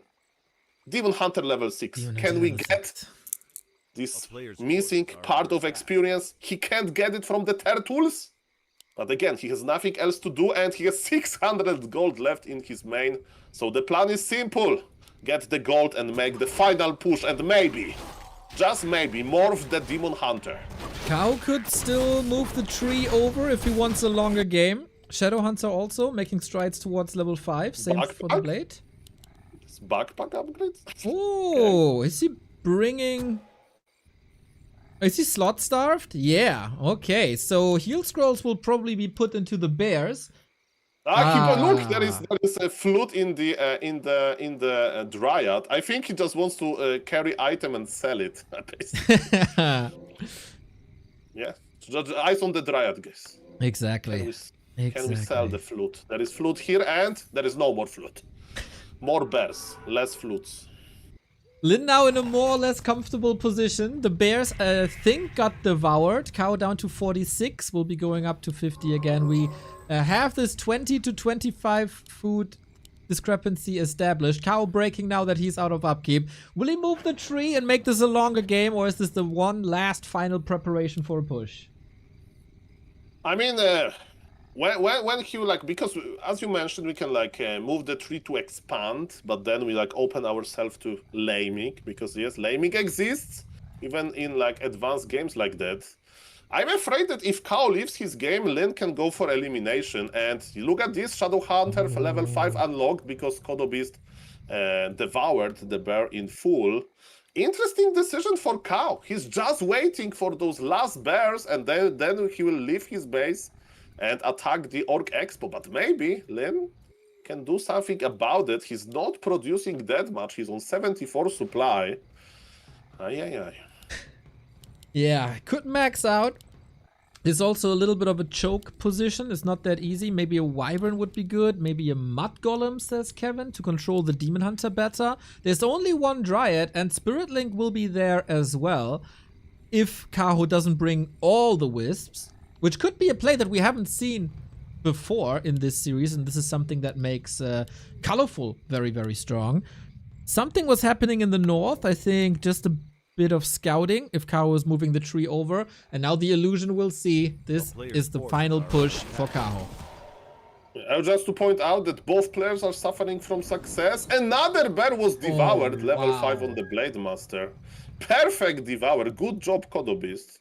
A bon appetit. And look at these wisps. Look at these wisps. This is the final push. Uproot your lores. Just bring them over. Ladies and gentlemen, let's go. Let's go.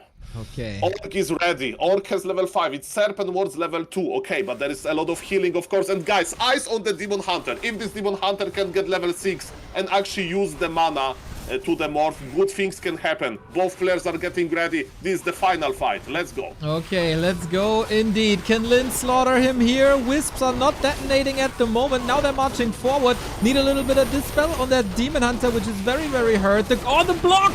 Wisp block against the Kodos. They can't eat. Demon, though, Evo Potion, Heal Scroll should be able to save him with Reju. Lin against the Demon Hunter. That's basically the story of this fight. Blade! Lin! Ooh, is paying attention here. Can he kill him? Invul, and the Demon is out of the fight. What's left for Kaho? Demon is coming back. He's like, guys, I need 1 kill to get my level 6 and win this game with Imba action. I need to prove entire world that Demon Hunter is Imba, but man, attacking this Blade Master was a mistake. Level 6 is here. Oh my god. ladies and gentlemen, can he do it? It's unlikely. Double the supply for the Oh, orc. But no. level 6 Demon Hunter. Are you kidding me? Blade Master might get an info potion. He's still pinned down. He'll scroll to save him. Oh my god, that demon attacker! He kills the blade! Are you kidding me, Kaho? What are you doing now, Lin? 60 food only. Your damage dealer is gone, but Kaho's army is in shambles. It's only the demon. This Demon Hunter is getting out of juice. He's like, guys, let me morph again. And the orc is, no, you killed our war chief. We want revenge. Oh my And god. He's only 100 HP left here. 140. 120. And the Demon Hunter goes back to the Moonwells. How much is available? This is a crazy game now. And Carson was right. He always told me, Soul, if there is no raiders, orc can't kill anything. This Demon Hunter was able to out-kite this entire army. And you know that he's back. Where is the Blade Master? Is he in the altar? He's in the altar for 60 more seconds, guys. This 60-second window for Imba Hunter to do nasty things. If you are watching this game with somebody that can't really watch this, like if you are an orc fan, Close your make eyes. sure to watch. Close your eyes. We will tell you what is happening. Yes. Demon Hunter is in the middle, surrounded by the orc units, but they don't want to hack him. Oh, there's no end snare anymore. No control. Bear is back, but oh, the staff by Kaho. Well done. Lin needs raiders, man. Lin needs raiders yesterday. Another redo from an almost dead bear. Absolute care bear. We are counting the seconds for the return of the blade. He needs this damage. Okay, what Lin needs, what Kaho needs, the Night Elf, is one unit with green HP bar. That he Yes. doesn't have. Constant chip damage Look on at the, this. on the Look keeper. at this. Okay, there is stuff in 2 seconds, unit by unit, but orc is still mining. Demon survives. Blade is coming in 1 second. He's ready, and he's furious. He's like, guys, but look at his base. We have Moonwells without Moon Juice. We have Bear without mana. And Imagine, imagine if he moved the tree at the beginning of the fight. We got Metamorphosis in 30 seconds. Tranquility! Oh my god, everything will be back to full health once again. Raider is here. He stopped, but it's enough for the demon. Okay, Blade Master is like, guys, stop it! Stop it, guys! It's impossible for Demon Hunter to win versus entire orc army, right? Right? I'm going to show you. We'll see about that. We will see about that. Demon, please, you need to morph again to the Superman form. Run, Demon Hunter, run. It's one of the rare games that's actually cheating for the Demon Hunter. Show the entire world what you are capable of. Show it. 18 supply and Kaho is still in the game. The tree. Oh, he has no Nature's Blessing. This will take forever. We're 28 minutes in the game. Lin is still mining. Do we have to worry that the expansion will mine out at some point? It's only 3,000 gold, you know, like 80 supply of Orc versus 20 supply of Night Elf. Let's go. And I would like to point out, no Wellspring again. Those Moonwells should have 400 Moon Juice maximum. Just pointing it out. Mr. Neo, we have the ultimate ready. How Kaho will use it. Ladies and gentlemen, if you ever think that your game is over if you play Night Elf versus Orc, think twice. Kaho is like, guys, I'm 20 supply versus 55 supply. I'm doing fine. I have double orb. I have some stuff. I have double staff, double orb. I'm doing fine. And Mr. Lin is like, no, I can't lose this. People will talk about this game forever. I don't know, man. Maybe he gets PTSD from when Colorful killed him with level 6 Demon Hunter and 20 food supply just melted. He looks a little shaky here.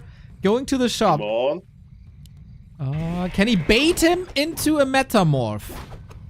Yeah, like, exactly, because, like, Orc needs to fight only on one place, at his expansion, right? The other locations can be basic. Okay, he's morphing. Is Lin going to fight this? Lin is like, guys, there are limits to this game. I'm 3 times supply ahead. Why this is he... guy's not that imba. Why is he fighting this? He could just speed scroll away.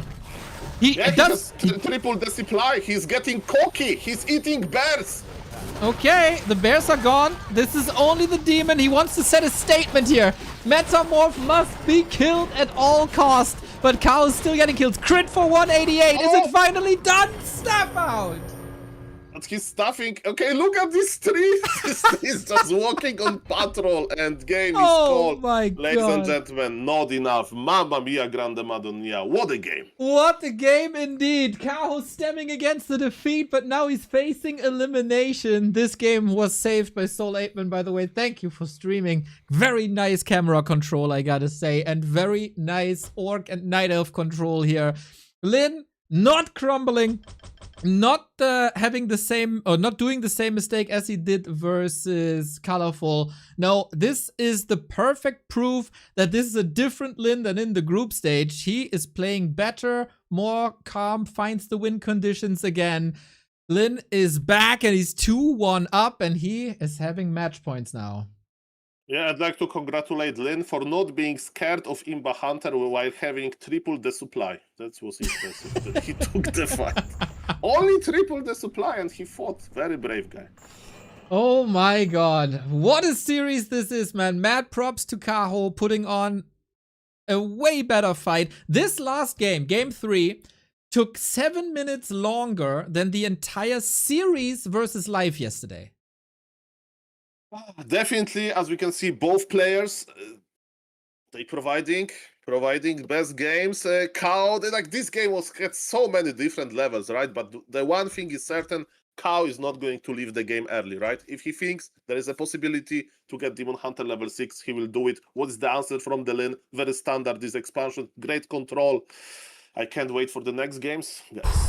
Maybe they're taking a little break. That was a 28-minute war. And it doesn't really matter who goes through here, if it's Kaho or Lin in the end. They will get tired at the end of the day if they continue to throw everything at each other. 28 minutes takes, like, this is rough, man. But Lin takes it and has match points now. 1-0 is waiting in the next round. Where did this game fall apart? I think it's again similar to Tidehunters. This almost deadly push during the expo straight into Kaho's base. Lin shows no fear and cripples Kaho at that stage of the game. Yeah, he killed a lot, and the next game is ready, including the Hunter's Hall, by the way. And guys, Makrura map. So yes, let's try to forget about this 27-something minute game that was amazing, by the way, because we need to refresh our memory for this new game. To me, it says Flow TV timed out. Okay, so Mr. Neo, try to restart everything. I'm in the game. I see that Mr. Fly is in the game as well. So that's the game. And if something goes terribly wrong, I can offer you my booster services free of charge. What would I do without you, Mr. 8man? If you like what Mr. 8man is doing, shout out given Soul8man. He needs a lot of follows and a lot of subs, of course, as well. I try again to get into this. Come on, Flow TV. Don't let me down. Don't ban me. It says still, stream timed out. I've never had this before. Oh, I don't know. I hope that we didn't like reach the limit of observers or something. So guys, I will be your radio. Okay, so I'll prepare actually to share the screen in the worst case. So Mr. Neo, you produce the stream. Yes, yes. Do what you do. Okay, the screen shared. And yes, I can be your radio, ladies and gentlemen. We are on beautiful Hammerfall, full of Makruras, but nobody's creeping Makruras just yet. Actually, wait a moment. Mr. Kaho is opening with Demon Hunter. What a surprise. And he plays his Ancient of War close to the beautiful Makrura Snapper level 5. And he's creeping it. Mr. Lin is not experimenting with Farseer. He's going for Blade Master, Grand Opener, and he's going to creep the small green camp to get permanent level 1 item. I don't think you're streaming at the moment. Oh, yeah, you are. Sorry, I missed that. Okay. You get the picture in a second, chat. And then I fix my War 3 champions. This is very odd. But hey, on it. Okay, so I'm talking, right? Yes, Demon sir. Hunter got level 2. Nice items for Demon Hunter. Close +5 and the circle. Nobody's denying anything. And very fast creeping for Kaho. In the meantime, Lin bought his items that he likes and he's creeping as well. So guys, creepcraft, okay? When players are just creeping, radio broadcast is enough. And yes, more creeping. And again, in this matchup, people love permanent items, right? Demon Hunter is now opening giant sea turtle, and Mr. Kaho would like to get anything because every item is good. Double cloves plus 11 damage on Demon Hunter. This Demon Hunter is actually scary. What Blade Master is going to do? Heal Wall of Circlet. Yes, another permanent item. And is he going to pressure? No, he wants to creep. You guys it. Another permanent item on this Enforcer. This is not creep craft, this permanent item craft. Demon Hunter went to his base to heal a little bit, and look at these defensive placed archers. Why Nidelf is leaving his archers there? Because he's afraid of Blade Master, that with the power of the Dust of Appearance, he'll actually go to the Nidelf base, try to go for the Wisp. Speed scrolling away, why? To keep the healing solve going. Ladies and gentlemen, this Demon Hunter is tunneled vision on the ground, but in the same time, Dust of Appearance, there was no dust. There's probably no dust. Maybe it was, I don't know. But yes, Blade Master without the dust is going into the Nidelf base. Look at this Ancient of Wonders. Very, very fragile building is going to be cancelled. And Blade Master will go in. Monka S. Alright, he tried that before on Tidehunters, right? And it worked nicely. And he's doing so much damage. Lin is throwing Kaho back big time. And Kaho's out of position, needs a staff now. Yeah, staff is a good investment, but maybe not in this stage of the game, right? You want to spend your gold on other things.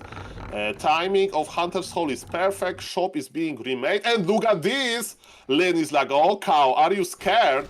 I'm going to creep a big item in the middle. Of course, there is a scouting wisp, so Kaho knows. But it feels a little bit bad to be out of position. It's like Raraland is happening, TwitchCon is happening, and you are at home because you are ill or something. You want to join the action. Oh boy, Kaho under pressure. I hope he can find his footing. The two claws will surely help. Blade again in for a little creep jack here. Lin's timings are so good. And yes, now Lin is satisfied with this Wand of Mana Stealing. And if I learned something today is that Wand of Mana Stealing is good to keep. I'm sorry, Wand of Mana Stealing. You are going to be very helpful for the Shadow Hunter later. We have grants and there is some damage on the Demon Hunter again. Demon Hunter has no mana. He will use a lot of Moon Juice now. Org is more than happy to be in this position. And Mr. Lin had all of the information, but he still goes for the Tower and Totem with Warmill. Is again this anti-bear technology. And he was there. He was at ground zero, right? He saw what is happening inside of the Nidelf base. And he decided to play it safe for tier 3 again. I hope, Mr. Carson, if you are watching this, we are going to have the answer after 1 hour of analysis. Why Lin play like that? Because it's not standard. Oh, gets the last hit again, gets the item. Big Invul Potion. Kaho already in a bit of dire straits here. Shadowhunter is not attacking the demon, just finishing the camp. Lin is like not really respecting. Keeper comes in. Deadly timing. Invul Potion might be popped or just going into the shadows once again. Careful now. At least he gets the grunt. Careful! Entangle! Who's dying first? The creeps! The creeps get the kill! No. Not like this in the biggest tournament of the year. The creeps get the kill. Okay, if you ever heard that said, oh, Neo, you are trash talking those Night Elves that they are losing their hero. Neo, you have 1500 MMR. Guys! The best Night Elf in the world now lost his hero to creeps and he had a TP. He had a TP. Oh my god, the disaster for Kaho. This is horrendous. How can you come back from that? Just mentally. I mean, he's full mana, full HP already, so some a little bit of a Night Elf magic, but it was expensive. It was expensive, Mamma mia. Oh my god. What a disaster this is. I think I fixed my issues with Flow Optimizer. Okay, so trying my best to give you the proper overlay, but Kaho, this is so risky now. He's going for the Shadow Hunter. Invul Potion to save him. Okay, the fight intensifies. Of course, Lin is like, man, I should be in Blade. Blade got No way. surrounded. Oh! He has no invul. No. No way! Heal wave He breaks the Phantom! surround. Ready! So close, man! Lin is able to save his heroes. Kaho was not. That's the big difference so far, but there's still so much pressure. Something you wouldn't expect, really, when you saw the brawl in the middle. Everything's about to die. Everything is getting on no HP. That's what we love to see in Warcraft 3. Those big fights. Org is healing and fighting at the same time. One smart Dryad in the middle is trying to slow down all of the grunts. And yes, Keeper has enough mana for another Entangle. Look at this micro. Mr. Kaho is like, guys, maybe I'm losing my hero to creeps, but look, I'm slowing 2 grunts at the same time with 1 Dryad. I'm going to win every micro game. And look at this. Speed scroll forced. Healing wave forced. Is there tier 3? No, it's Mass Dryads! Wow. Mr. Kaho needs to squeeze because he has no other option. Unbelievable. What a game again. 8 minutes in. Hero kills left and right. Units saved on like 2 HP. Lin with the speed scroll and the heal wave is in fighting shape once more. But it's again the Demon Hunter that's running the show. How do you control this?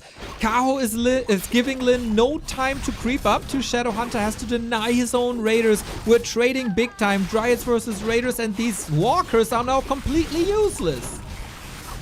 It's very true, and HP, believe it or not, is going down on the Demon Hunter again in this game. Blade! No, Blade. Oh, Healing Potion. Oh my god. The Healing Potion is on the Blade Master. Look how cool Lin is. One crit is waiting. Oh my god. Oh my god.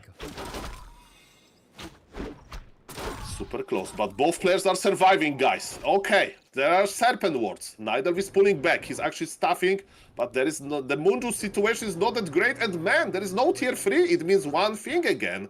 Kaho needs to be oppressive. Kaho needs to push, and he needs to heal with Healing Potion, Moonstone, you name it. He's even using Clarity. Because this is how his efficiency is now. And Blade Master level 3. Oh, he's going for the big creep jug. The Sasquatch is up for grabs. Got it. And the item as well. Nicely done. Keeper! Backstab! A crit and he's dead! Oh my god, this save is mental. Yeah, but Heal Scroll. He used Heal Scroll, this Blade Master. Stole the experience, stole the item, and forced the Heal Scroll. Out Good of point his for Mr. mind. Blade. Out of Thank his you, mind. Mr. Bucket, for supporting the stream. Thank you for the 5 gifted subs. Very nice guy, Mr. Bucket is. Thank you. The plays are amazing. The support is amazing. The second last day of Super League. Kaho was staring death in the eye in the middle of the game. He recovered, has the supply lead now, but unlike in the last games, no bears, no reju, no orbs. The tier 3 is still quite far away. He goes down with mass dryads, and that's gonna be a whole different late game then. And Lin is doing a smart thing, right? Versus this aggressive Nidelf that is like just massing army instead of like investing into better tech. You don't expand, you just get you get levels and you get 50 supply. And that's exactly what Lin is doing. He unlocks Shadow Hunter level 3, which is amazing because Serpent Wards are really, really good versus Dryads. And yes, Lin is going to confirm now, because it's his first time inside of the Nidelf base, that there is tier 3, but it's very late tier 3 indeed, and he's going to actually attack this poor shop. Okay, interesting.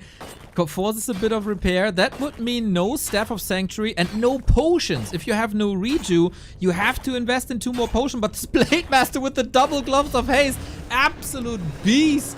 And yeah, no drinks for you on this Sunday, Mr. Kaho. No orbs, nothing fancy.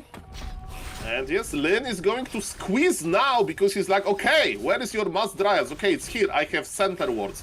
I have Raiders. And where are your Bears? Ah, you are still not tier 3. I'm ready to fight. I'm ready to squeeze. But supply is even.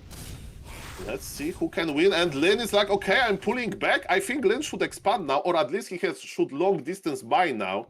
He's bringing Peons for Spirit Link. He's not going to expand. That's interesting. What? A player's under attack. We have Okay. F now. No. We should be fine. Okay. My game is working again. If we want to switch real quick, you are not fast forwarded, I think.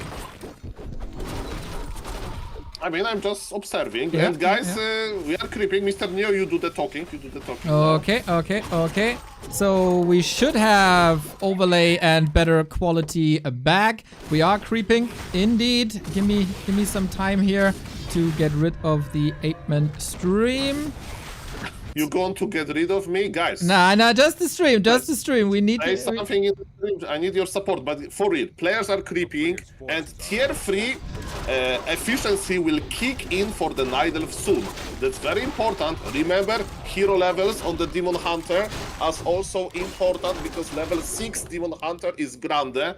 Blade Master is lurking around, but the biggest creep already went for the Night Elf, and I think that Lin will have to expand at some point. Like And now.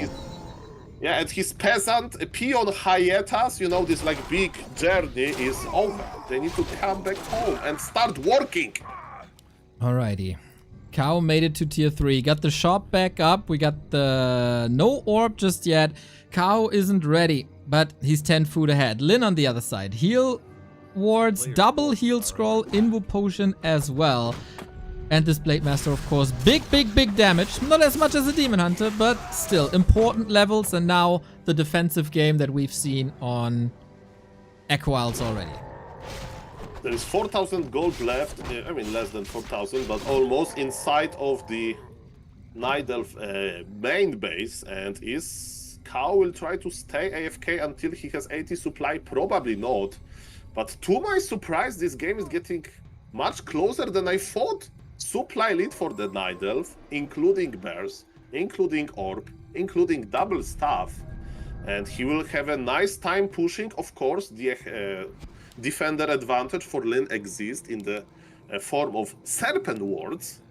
But guys, this game is much closer than I expected, and who is going to win is unknown. Let's go. Ooh, big investment for Lin into this defensive position. Shop isn't ready, tower isn't ready, Expo isn't ready. Kaho finds a nice timing to strike, but is it enough? With the double invuln, he needs to survive a little bit longer, Lin. There's only one Kodo, and the bears marching on. Oh, okay, was not part of the fight, now it is. Can Lin survive, or will we get game 5? Yeah, that's not looking that bad for the Night Elf. We have healing scroll for the healing ward for the orc, and it got cancelled in a nice time. Keeper got level 4. Ladies and gentlemen, Demon Hunter got stuff back, but Blade! Oh my, so close! And Tangle! Can he save him? Spirit Link apply, but the blade is dead! Jeez Louise! Big time loss! Demon Hunter is back, and the bears are gone, but the dryads are still there. They are not good against the piercing damage here, though, and we get more and more of that. Any chance for a tavern revive? Maybe. Lin has to send something to the tavern, otherwise it's 2 minutes for the blade to be back. This Demon Hunter is what you need. You don't need bears. You are actually on the rescue mission, and the bears are very thankful. After rescuing them, they can provide a lot of reju. And man, close your eyes. It's going to be a lot of Demon Hunter on orc aggression. Unbelievable. Can the Shadow Hunter save him? It's another invo potion. Speed scroll. You still... Oh no, he queued the Blade Master in the altar. 90-second survival. It's like a horror. You need to survive 90 seconds on this alien spacecraft with aliens, and maybe you survive. And they have a lot of teeth. Yeah, I don't think so, man. This Shadow Hunter against the ropes. Lin is mining a little bit. He's probably devouring as well, but no, he taps out, and Kaho brings it back after losing the Demon Hunter to the creeps in the middle of the game. He brings it back with a surprising Dryad strat, I'd say. What I can tell you, if I would run a Night Elf University, I would start my Monday lessons with, guys, let's check some cool moments from Kaho versus Lin on Hammerfall. Look how he denied his Demon Hunter to creeps. That was genius. It was a nice deny indeed, if you want to call it that. Oh man, it's 2-2 between the best Night Elf and the best Orc in the world, and we finally, after 3 days, got a game 5 in these Ascension phases. Well, the last time they met, it was 3-2 for Kaho. They are meeting again, and they are bringing those perfect games.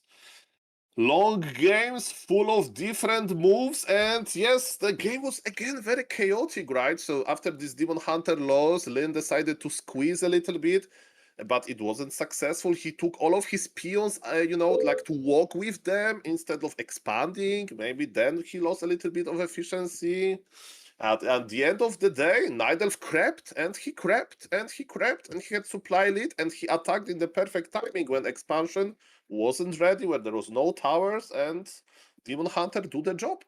Exactly. And if you disagree with what happens here on the maps, we got some merch for you, everybody. Look at this beautiful new merch store we got set up. There we go. Merch.backtowarcraft.com. Couple of letters randomly printed on shirts, hoodies, mugs, and caps. FCK ELF. There is multiple ways to interpret that, but as a sub, you get 5% off, and currently subs are on a discount as well. Just saying, just randomly. I really like these letters arranged in a certain way. Maybe it's time for that. If Lin gets eliminated here, I might send a pack to China, because now it's do or die. Autumn Leaves will decide this series. Yes, sir. As an undead player, you can read this from top to bottom. Fast Expo, Criplord, Kill, Footman. I can recommend. I'm an owner of this match as well. I got a gift from a viewer, Mr. Randobet Gamer, sent me a t-shirt. And let me tell you, 4XL is very big, and it's good because I like big clothes. I like big games and big skills, and both players deliver big time. Kaho is still waiting for his first tier 1 title. Super League might be won. Lin is waiting for his first title in 6 years, as 40 and Happy were always ahead of him in pretty much every competition. This is what it's all about now. Lin 2, Kaho 2, Game 5. Only the winner here stays alive, faces 1-0, and faces Fortitude for the rest of the day. The winner will go down, and that's also the last Night Elf and the last Orc remaining. After this game, one player will drop out and another player will face Mighty 1-0. Who is going to be? And ladies and gentlemen, on this very map, again, Blade Master can get free items very easily. Mr. Carson would say here, Soul. Lin won the mind games, because if Nidelf feels cheeky, if Nidelf wants to click very fast, he can go for Ancient of War at the Goblin Merchant, but that's not what happened here. Small, but still big mind game for Lin, and Lin will creep his level 2 very well. As you can see, he crept 2 monsters at the first green camp. His Blade Master is already on level 1.6. Why exactly? Because he wants to unlock level 2 at the second camp. He'll creep both Sludge Finger and Giant Skeleton Warrior to get level 2 and to start applying value from those items with crits to the Demon Hunter. Yeah, I want to remind everybody, Lin destroyed Colorful here in 4 minutes. Lin destroyed Life here in 6 minutes, 7 minutes. So if there was a map where Kaho had to be ultra prepared for, to not share the fate of the other 2 Night Elf brothers, he had to do his homework here. Creep routes, evasion creeping, create distance! Oh, he has no TP! No way! No way! Oh my god! So close! Can he reach? Items up for grabs. Did he steal one? I don't think so. No. It could end very badly. He was like walking on this thin ice, but ladies and gentlemen, Demon Hunter is still alive, but the squeezing is there. The grunt block! The grunt block is magnificent! Is the damage enough? Grunt again, the bouncer! Big time crit for 72! But Demon Hunter finds a way out. No Windwalk and no boots. But it's crazy efficient. You have Blade Master that is chasing you, that is healing at the same time, and you are red HP Demon Hunter. That's crazy. That's super good start for the Blade Master. And again, what was the secret? Early level 2, free items, healthy Blade Master, and Kaho sold the TP to be like, tricky. Now he has Boots of Speed. Now he's much faster than the Blade Master. The grunt! Not that grunt, was he? He stood in the way, but only for a second. Boots of Speed to the rescue. I don't think his staff would have done it. Blade Master damage might have been enough, but what a spectacular spectacular start to the most deciding map of the day. Yeah, but Demon Hunter and Night Elf lost a lot of value, right? He has to heal now. He used all of the moon juice, and Org is very comfortable, right? He's creeping as we speak. He's producing grunts, and in this game, it's double bestiary. Okay. Mad respect to Kaho to save the game like this, and to even with the item drops, it was so easy to panic there. Losing items, losing the Demon Hunter, of course, having the presence of mind, make it to the shop, macroing up behind that with a Hunter's Hall in time, tier 2 in time. And now it's down for Lin to realize what the strategy is. Is it Mass Dryads once again, or are we taking to tier 3? Couple of answers that we're looking for. What is the most important? Night Elf is not creeping. As we can see, the Ancient of War position is like, is like in the middle, so it's not helping really. Of course, Keeper of the Groove will join us soon. And look at this greedy creeping by Lane, but he got creep jacked. It can backfire. Oh yeah, we don't have the Dryads out yet, so barely any crowd control, but the grunts are blocked. One goes down. Shadow Hunter only now with Hex first. Then you don't have the extra armor, of course. Backstab. Nicely done. Salvages the situation, but grunts hurt and one lost. Yeah, there is no dust, so archers can just hide, and then I can evacuate. Creeping has been stopped. Kaho is back. The game is open. Yeah, pretty much 50-50 now. Great return by Kaho. My god. He oftentimes crumbled under pressure, especially on the last day of the tournament. Here, I feel like he's ice cold, finding right answers in high pressure situations. He is growing as a player from tournament to tournament. Yeah, ladies and gentlemen, this best of 5 is reduced basically to who will get the Enrage Wildkin, because this what this game 5 is about. Both players are here, both players are looking for the opportunity to creepjack each other. Tier 3 is running now for the Night Elf, so you know, they will be tier 3 at some point. Ancient of War is not helping that much. Brave Imba Hunter is in front. There is no stuff, there is no defensive item for the Night Elf.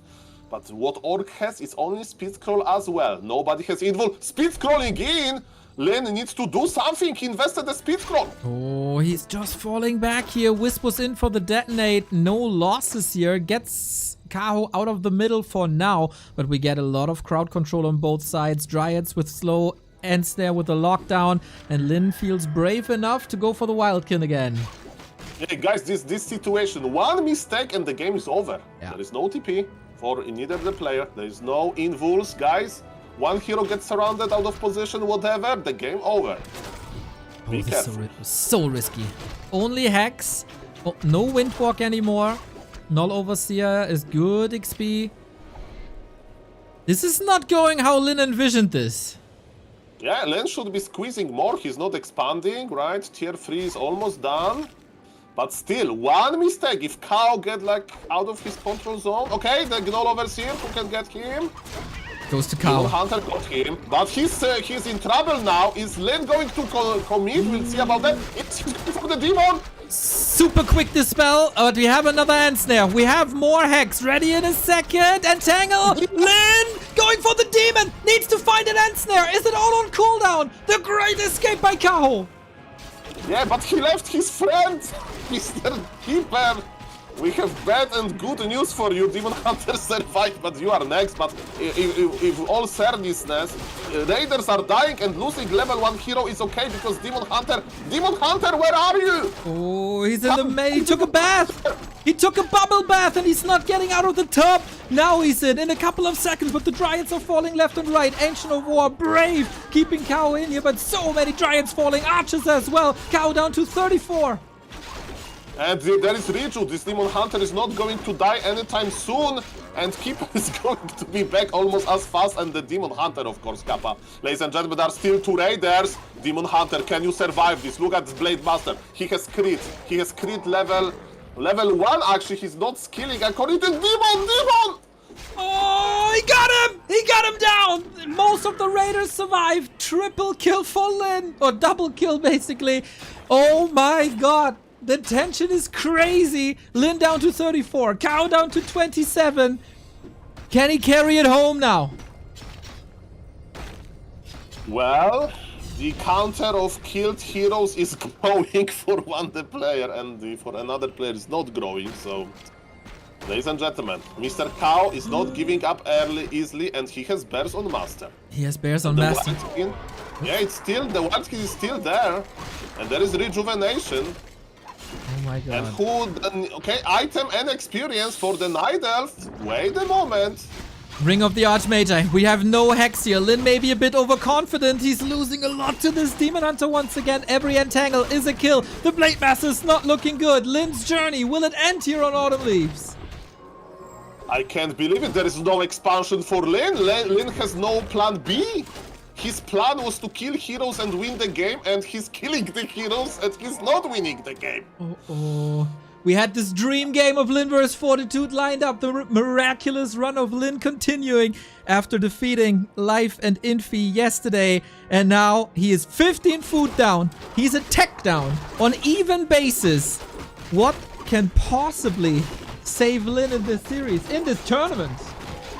I mean, of course, like everything, you can a little bit overdo it, right? You are organizing a party, you want to order a pizza, you order, instead of 10 pizzas, 100, and people eat a little bit, and the rest you need to throw, out to the garbage.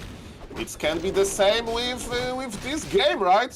Hero focus was good, but there was no follow-up. He killed the heroes, but Night Elf made so many bears that rebuying Demon Hunter from the tavern and giving him Riju was okay, acceptable. Yeah, Lin was way too over-aggressive in the middle, I think. After that Demon Hunter kill, stayed in there, got greedy, wanted to kill more, but then there was a tavern revive and everything fell. And now Kaho smelling blood in the water. He wants to close it out. The match against 120 awaits. I mean, the game, like, the good things can happen, but man, there is, look, you all often mention inventory. Look at this demon, 6 permanent items, everything useful, full HP, a lot of mana as well. Of course, Kaho never buys stuff. I don't know why. He should have stuff of preservation, but he doesn't have, but it's not important because he is squeezing. Oh, the shop. There's no shop, right? I think that got killed somewhere. Lin gives up.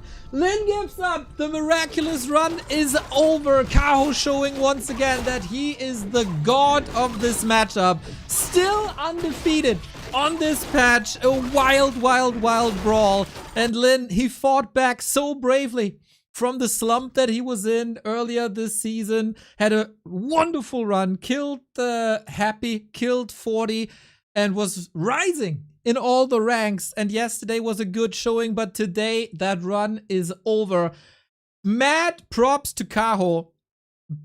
Having to defend 2 match points in the wildest games, bringing it back on Hammerfall and on Autumn Leaves. And every other Night Elf got slaughtered by Lin on Autumn Leaves, but not Kaho. In the wildest of situations, he found the way out. That was great Warcraft.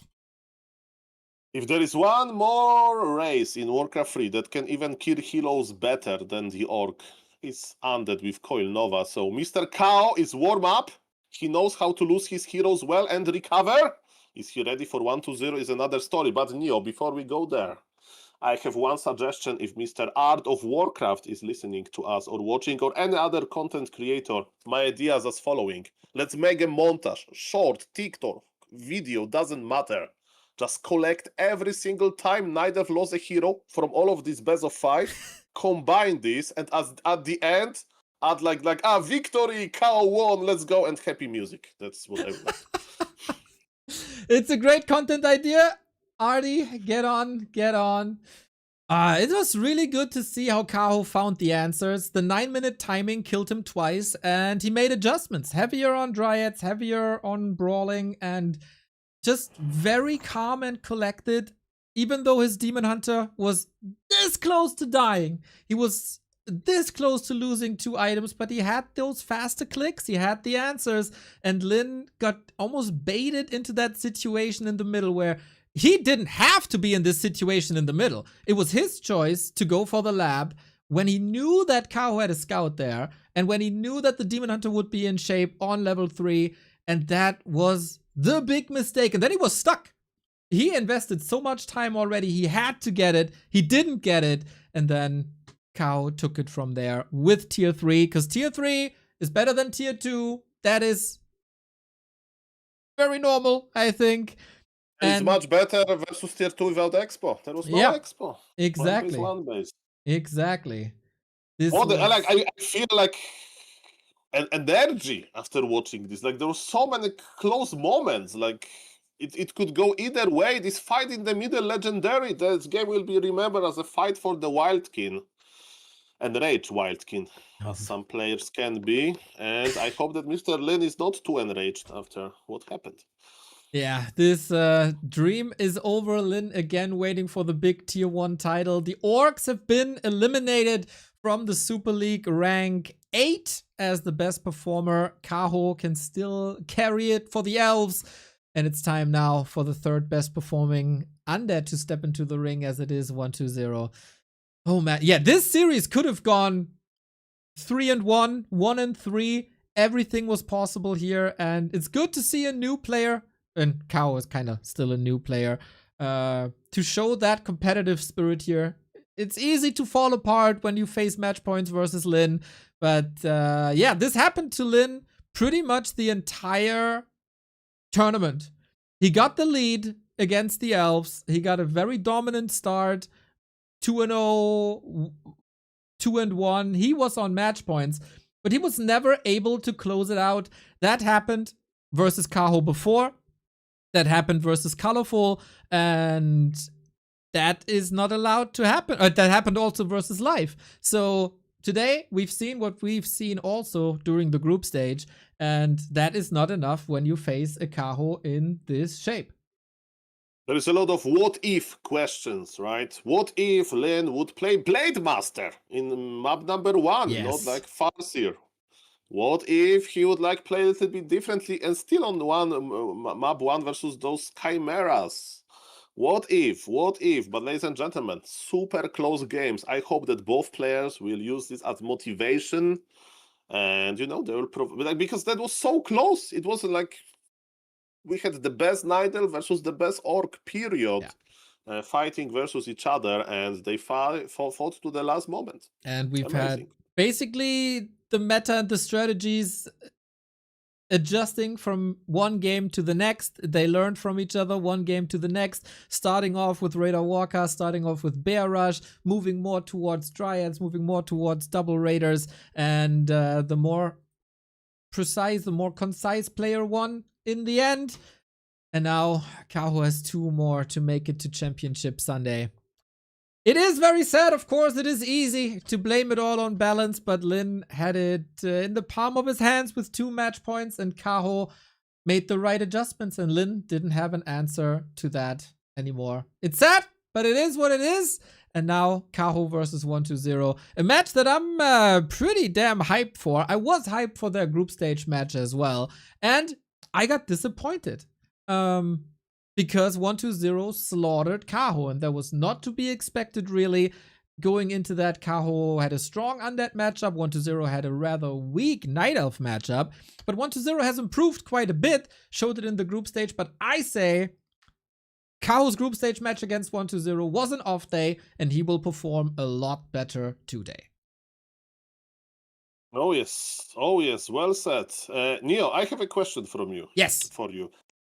Like how long usually players wait in this tournament, between series like that? Because we can imagine what is happening in Mr. Kaho head. I was Kaho, I'll just go and lay, on a bed for like 10 minutes just to chill after what happened there. Like, what do you think, like how much time Kaho will have to take to recover? Because there is one guy waiting for him, and he's like waiting with his Call Nova prepared. That's right.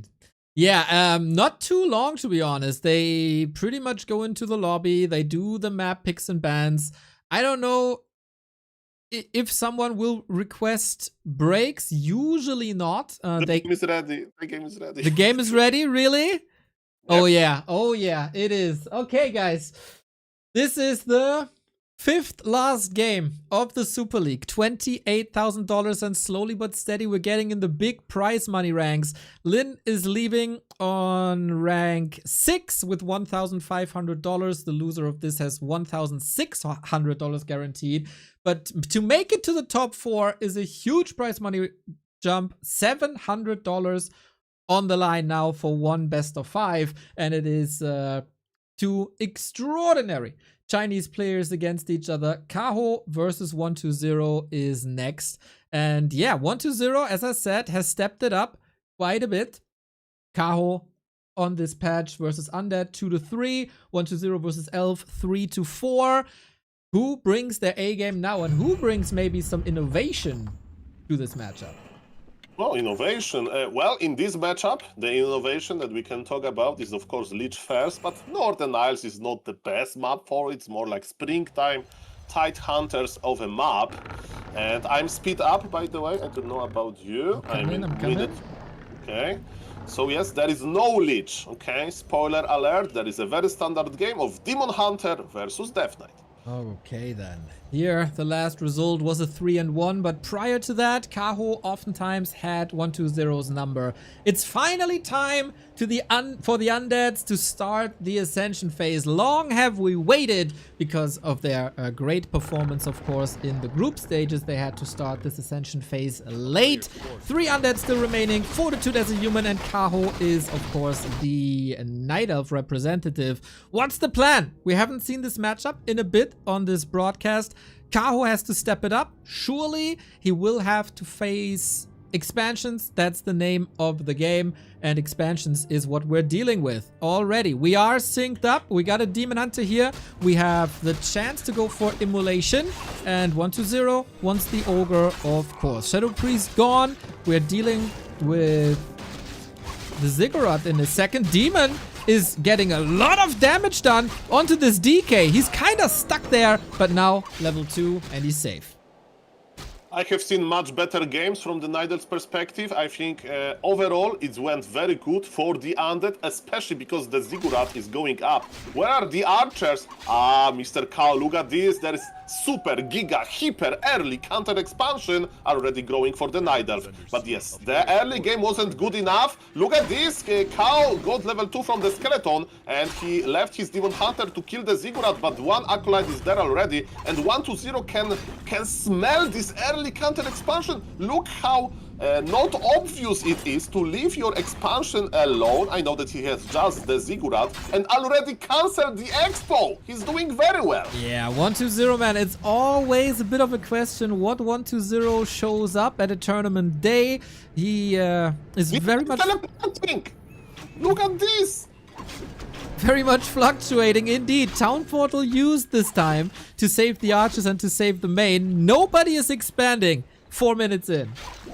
Yeah, but Nerubian Tower is ready, and what you need is a Nerubian Tower. I'm getting a little bit excited because I just see cool play after cool play by 120. As I say often, cool as cucumber 120 is. That is right. Oftentimes, he had tendencies where he taps out very, very early, especially versus human. But against Night Elf, man, this improvement by 120 has been remarkable over the past couple of weeks. And now Kaho again in a similar situation than in the series before, and in the series that we've seen in the group stage. He needs to find answers. And judging from what we've seen before, it will go through a strong Demon Hunter. There's no TP. There is no TP. Okay, there's archers here. Can he fight out? The Ancient as well. Last coil, but it's too much damage. Okay, I was scared for a moment. But man, this TP was questionable, you know, and the pause of the game, I hope nothing bad is happening, and at least I'm not in the lobby, so it's not my fault. Of course not. It might be the cat. Mr. Aitman, we know the cat is running over keyboards quite a bit for 120. Calm after the storm. Kaho down in supply. Kaho is still working on that expo. It is at like 1/3 more or less. And 120 working on the second base as well. Herd ghouls, they will be rotated, of course. The next squad already makes its way across the map. Yeah, Undead has advantage, but it's like very fragile. Very fragile advantage, you know. Bad things can happen. very quickly, because Death Knight is half HP, stuff like that, but the idea is simple. Undead is going to use all of his ghouls, because he's taking already, right? The second squad of ghouls joins us usually when expansion, when, you know, the Undead is taking, and look out this economic situation. 5 Acolytes are already here, and 1-0 is probably going to creep the middle. That's super greedy, and Demon Hunter is going there. Oh, can he find him? He does. Immolation, locked and loaded. How much damage can he do? There's, of course, a lot of poison applied from the creep that was there before. But remarkably, 1-0 had 2 coils available when he needed them. Another ghoul rotation, the hurt one's out, and the rest apply pressure. He knows this Tree of Life is next on the menu. Yeah, but Undead is mining already, so 1-0 is like, okay, let's try to slow down the Night Elf, and good things will happen. Tech timing for the Night Elf is almost done, so we are expecting to see Naga second, in very rare cases, Panda, of course, if you want to super duper long game. 1-0 is doing very well, and yes, fragile advantage. He's trying to, like, he's not losing ghouls. That's remarkable. Yeah, not a single one, I think. Demon Hunter still stuck on 2.2. The tree is moving across. Naga second for more control, so he can finally get these. But 1-0, man, when he's in shape, he can win championships. He's shown that time and time again. Not in the tier 1 tournaments in a long time, but especially in B Cups, also in finals versus Happy. And this is looking like an on-fire 1-0. I mean, but the one, now Kaho with amazing move, right? He stopped the creeping in the middle again. By the way, he didn't kill a ghoul again. That's crazy. Those ghouls are surviving. But yes, a counter expansion is already working, and Naga is on level 2 with Pendant of Energy. So, man, maybe a little bit too greedy of a creeping. 1-0 has entire army like in a bad shape. Of course, his economy is magnificent. He has so much lumber, right? Because he kept the ghouls alive. So he will go tier 3. He will go for the second hero, of course. But mid control goes to the Night Elf, and good item for the Demon Hunter, plus 6 strength. So Belt of Giant Strength is here, and yes, this Demon Hunter will eat a lot of Coil Novas in this game. He needs HP. And a lot of people always talk about Rune Bracers to mitigate the impact of Coil Nova, but more HP helps as well. More armor doesn't help you, but HP surely does. We talked about 1-0, especially after games versus human, and many people said, oh, 1-0 these days, among the top undeads, he seemed to have the worst ghoul micro. Today, this is looking extraordinary, as if he spent the entire week just practicing ghouls. Let me tell you, that was very... We can talk about how players are practicing, because I have strong opinions about it. I think 1-0 practice is even worse than happy practice, but let's not go there. Let's not go there, ladies and gentlemen. Creeping. What Undead is doing, Undead feels that he's ahead, and he wants to, like, accumulate 70 supply. That's what exactly is happening, right? So he's now like, okay, the counter expansion for the Night Elf is already present. I can't really kill this gold mine. He's going to the middle, but he's pulling back, as you can see, right? There is nothing to creep in the middle. Undead just waits patiently to have big army full of ghouls with frenzy, full of statues and maybe even destroyers, because he has this sweet gold advantage. He's breaking the supply now because he wants to attack. When tier 3 goes up, right, you just press Ghoul Frenzy and you go. Exactly. 10 minute 30, 11 minute timing. This is where the Night Elf has to be ready. And the question is, how is he gonna be ready? What is Kaho's idea? Is it gonna be wins and talents? Will he trust in his Potom once again, as he oftentimes did? Or does he have a new idea that we haven't seen yet? Because the last time I watched the Night Elf vs. Undead is quite some time ago. Hard to say, also hard to read for 1-0, but for him, it's the easier part of the execution. As you said, he's waiting for his upgrades and he will go. He will go for sure. I mean, he cannot go and like play Frostburn, but I'd be very surprised. We'll see about that, because I think that's the best winning condition. There is, he will buy Naga on the way, right? I think Death Knight is already going to the main base in order to buy Orb of Corruption. Yes, he's the chosen one. He's the only one that can pick the orb. It's like this, what is the name of the sword? Excalibur or whatever? Excalibur, very yes. Heavy, very heavy. Ooh. Tech timings are on par We're still producing bears, waiting for master training. Frenzy and Destroyer on the way. This is where it counts. This is what the matchup is all about. And we're currently only producing bears. First orb is up, no third hero yet. And I think that's the right call. You want to postpone the bottom a little bit. Defensive positioning for Kaho. Ancient of War, 1 Moonwell, 1 shop. We'll see if that's enough. Yeah, Kaho is ready. The worst thing that can happen to the Night Elf, like you get greedy, you creep 1 more camp, and when Undead is pushing, you don't have like orb yet. You know, you have gold, but you know, yeah, like you need to act very quickly. Coil Nova is landing on you. Glove of Haste for the Lich. Look at the Lich inventory. Maybe he's young, maybe he's on level 2 only, but he has 6 permanent items. And ladies and gentlemen, the first real push of this game. It doesn't need to be like decisive, but 1-0 think is the best way to win, and that's what he's doing. Pulling back a little bit into that choke. First Destroyer up. We got 3 Invul Potions, a Ring of Protection, Belt.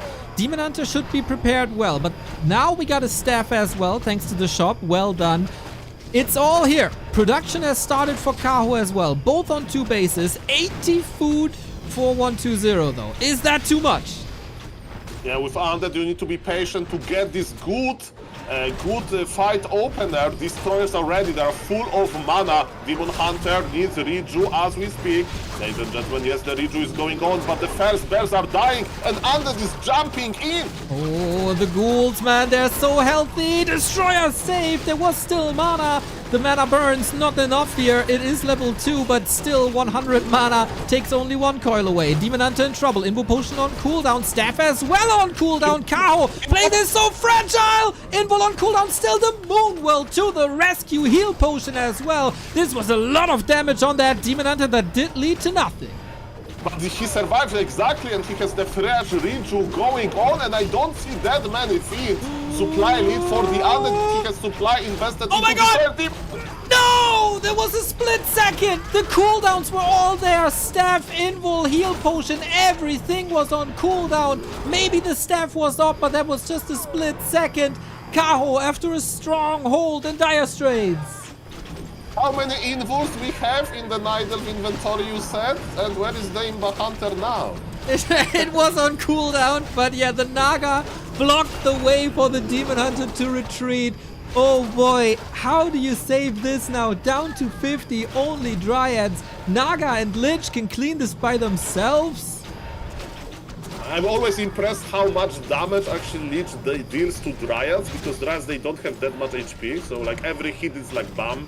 Bam, orange HP immediately. But yes, Undead has status. Undead is feeling comfortably, right?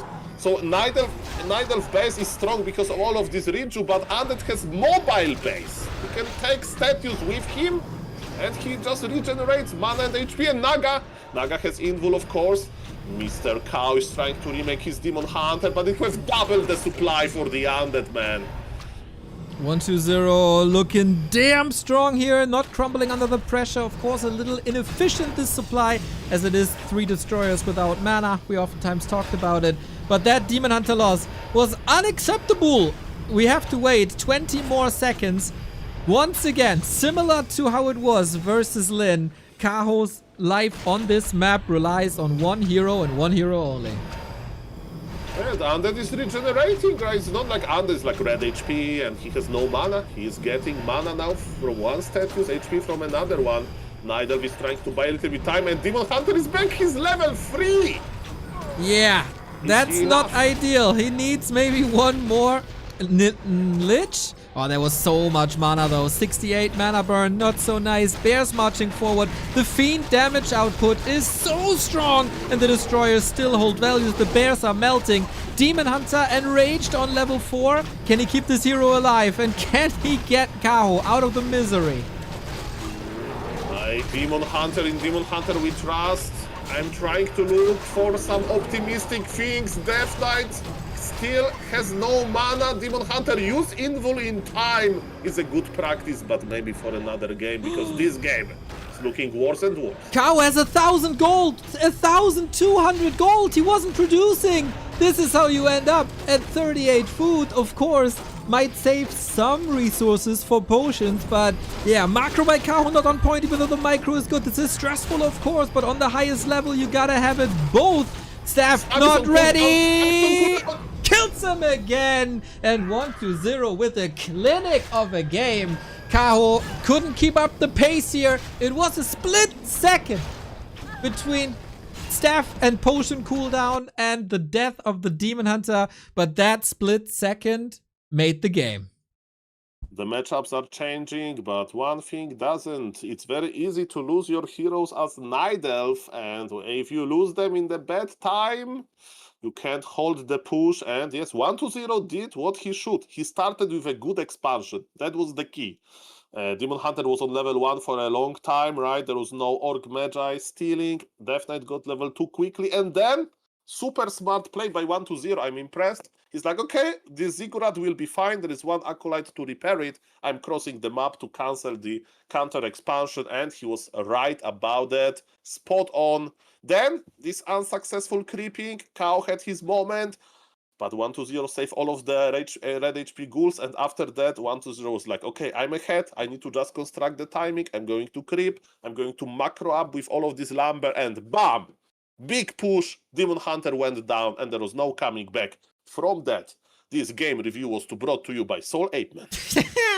Yeah, and I want to double down to what you said. Like, the ghoul control in the early game was so much better than what we're used to seeing from 1-0 in regular games, in previous games. It was just extraordinary. It was well done. Everything was saved. No spiraling out of control Demon Hunter. It was all exactly the way it was supposed to be. And then again, the undead is at 80 food, the Night Elf is at somehow 60, and that is not enough. Kaho played an okay game, but okay is not enough for the Super League. I mean, now I'm curious to see which map Kaho will choose, right? Because it's his map now. So, as we can see, I'm impressed. 1-0 with expansion. Very impressive play.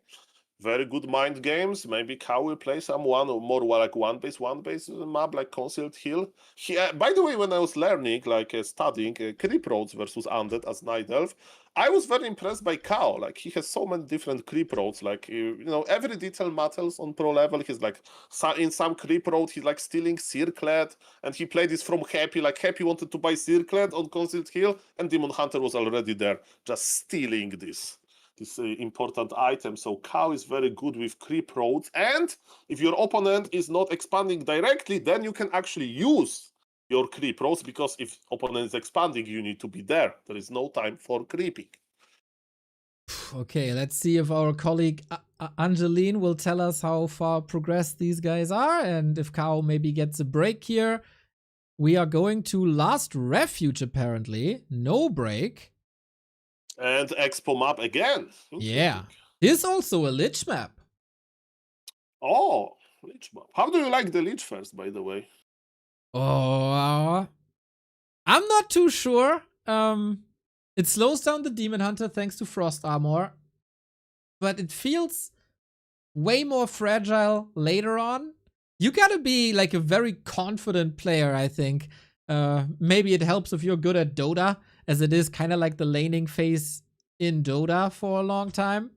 Yeah, it's similar risky. idea, but it's similar idea like MK, right?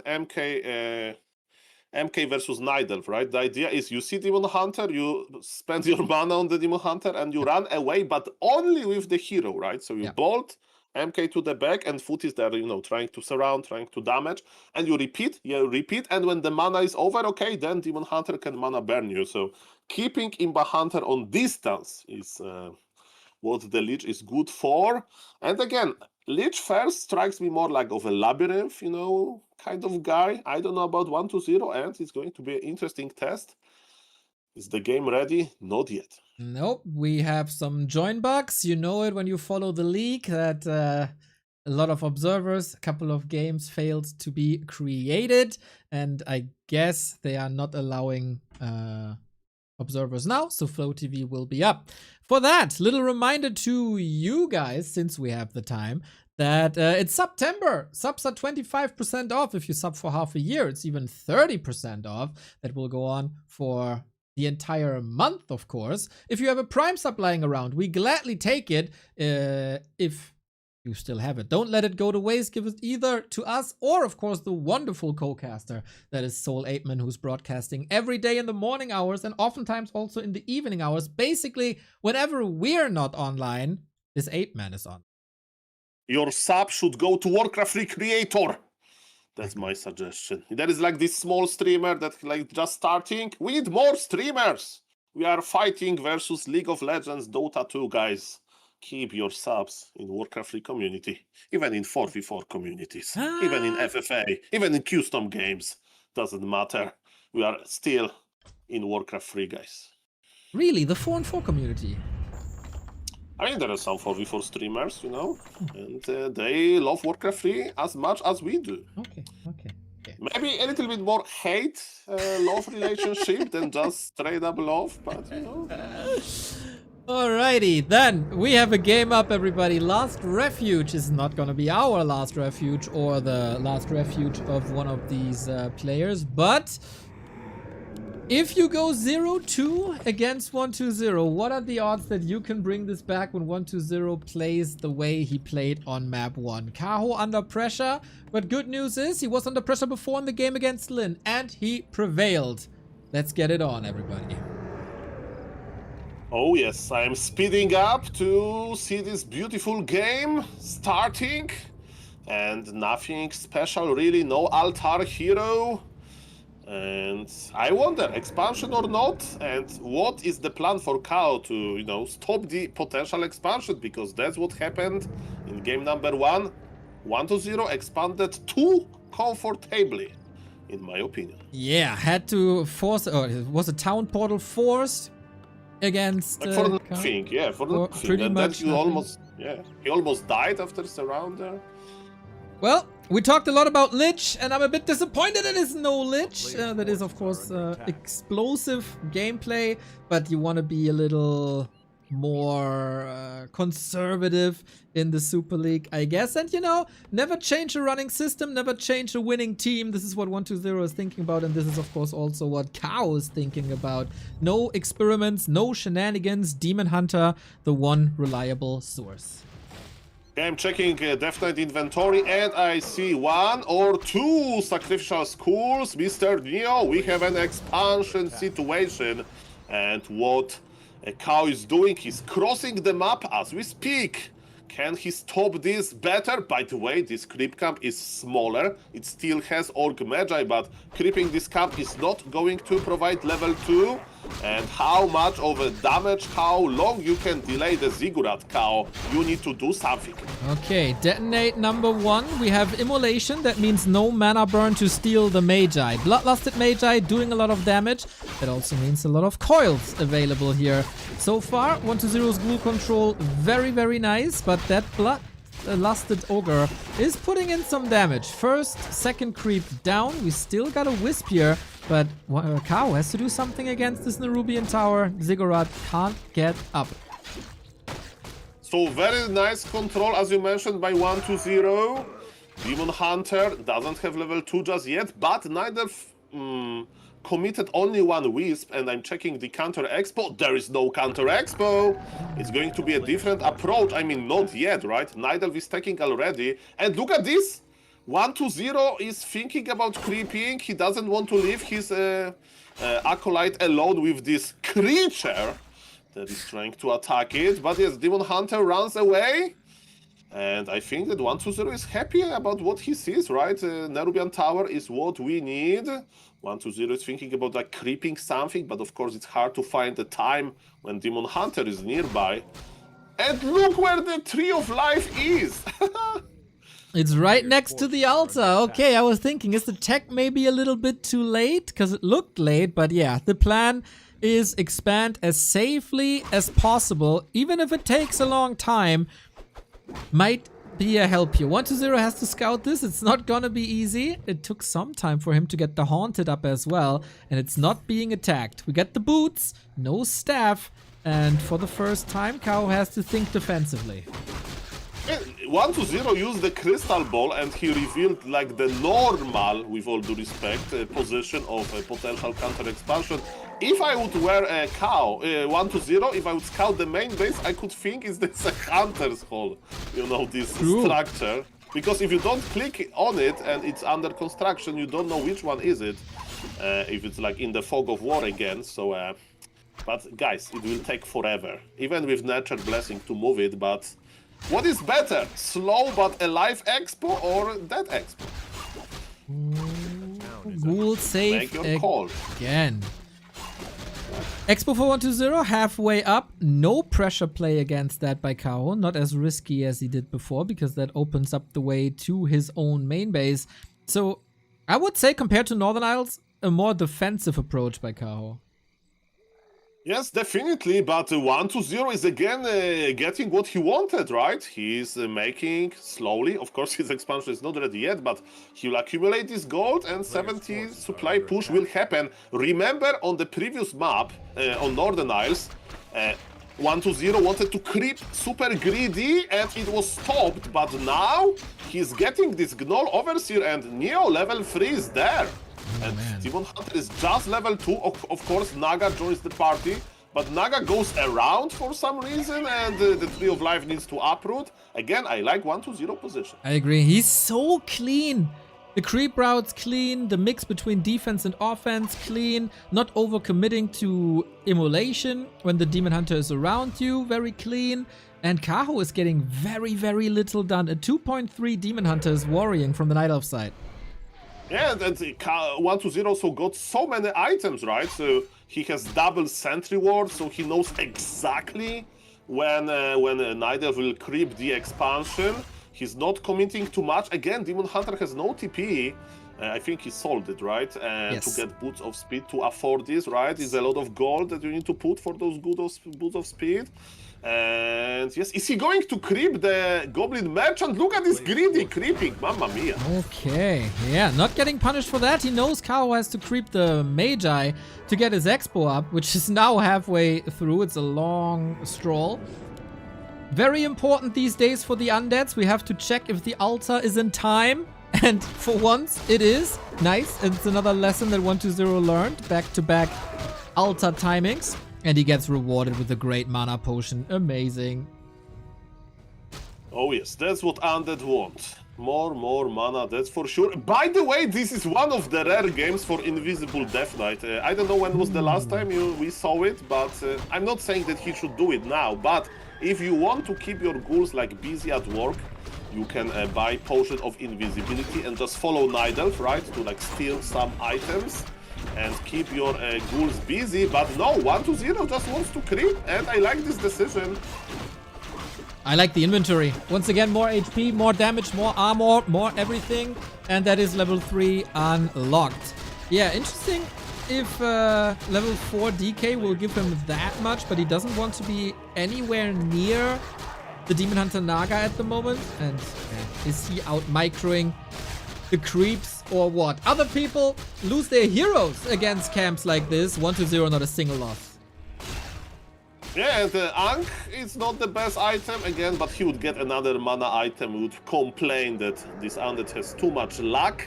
It could be worse, of course. And as you mentioned, 120 knows about everything, but I think he feels confident enough to take it slow, right? Okay, now he knows where the Night Elf is creeping, but can't he really do much there? I don't think so. Again, he's using ghouls very well, right? He crept with them. They took a lot of damage, but now they're regenerating on Blight, and he's accumulating this critical mass of ghouls for a crazy ghoul frenzy timing. Correct me if I'm wrong, but in this game, we lost 0 ghouls so far. I agree. Yeah, I think so too. And we have 4 production buildings, and this is what we said many times. You will be at 80 food in no time while the Night Elf was waiting with his 2 Ancients of Lore and then is trying to catch up. But even in theory, that cannot really work. It has to come via heroes, and this is the focus of Kaho. Breaking into upkeep now with tier 3 around the corner. 120 His heroes are not that well distributed. It's like level 4, level 1, not optimal. But as long as you get level 2 for Frost Armor, you should be fine. Okay, what Kaho can do now, he can start sniping red items, because on this very map you can just pull the red item, the Orc Lord, into nice position, either surround him or just block him, and yes, you can get powerful auras and so on, and that's what he's doing. He's not risking to creep entire camp, and he got the undead aura. Very fitting if you are playing versus strong undead. Yeah, movement speed and HP regeneration is of course fantastic, especially if we switch into the second gear and get what's it called? Disease Cloud on top. Kaho is, I think, more competitive. He's going double shop. Double shop, okay. I mean, he doesn't know where the undead will attack, because undead can choose between main base and expansion. And speaking of undead attacking, Neo, the orb is already here. 11 minutes is slowly coming. Look at those ghouls. Look how many he has. Take them all. You have 1,000 lumber. Exactly. 12 ghouls, 70 food. It's not as one-sided as game 1 was, even though the expansions were untouched. Kaho's expansion was faster, more resources, just has to spend all these resources, unlike at the end of game 1. We're switching it up. Dryads and Bears, a little heavier on Dryads now, but 1-2-0 also a surplus of gold. And finally, we see a roaming Demon Hunter. This needs to be the fight preparation. Let the Demon Hunter roam. He's level 4. It's fine. You gotta get rid of that mana. Yeah. Supply is even, but Naga will appear soon, right? 1-2-0 has a lot of gold. I like this situation a little bit better for the Night Elf, but Demon Hunter needs to heal. He has nice items. I hate that we have 4 ghouls in the main base. Mr. 1-2-0, check your lumber. But ladies and gentlemen, maybe it doesn't matter. Let's see. The biggest fight is here. Can Night Elf hold? The timing is here. Oh, DK far forward, getting burned. Berserker staffed out. That means Demon Hunter cannot be staffed. How fast can you take out these ghouls? The heal scroll is amazing. We got a big mana potion on top of that as well. Where is the damage for Kaho? Yes, Demon Hunter has immolation, but he's not surrounded by the ghouls. The ghouls are surrounding archers, and archers don't like that. Undead heroes are looking pretty good. Naga is just on level 1, needs to be micro. Undead Naga will die, but what about Demon Hunter? Demon Hunter is running back. He has big... oh, you dies with the invul! And the staff off cooldown. Once again, the fight too hectic for Kaho. Can't follow up the tempo of 1-2-0. Without a Demon Hunter, there is simply no chance for you. There's still ghouls on the ground. These archers are getting wrecked left and right. One Naga to rule them all, but there is no chance for that. 1-2-0, so clean, so impressive, so dominant. Ladies and gentlemen, if somebody is listening to me now that has any connections to 1-2-0, contact him and tell him one thing. When you have 1,000 lumber and you want to just finish the game with the push, why you keep 4 ghouls in your base? In other words, he could have more ghouls. Bro, that's your comment on the game here now? After Mr. Neo is a pursuit of perfection, okay? That's what you want Warcraft. I mean, you are technically replacing Remo, but you don't have to be as critical as Remo. And if you're critical, then maybe criticize the Night Elf for losing the hero with an invul potion and a staff ready. Undead, you need to win harder. Listen to me. You are not winning hard enough.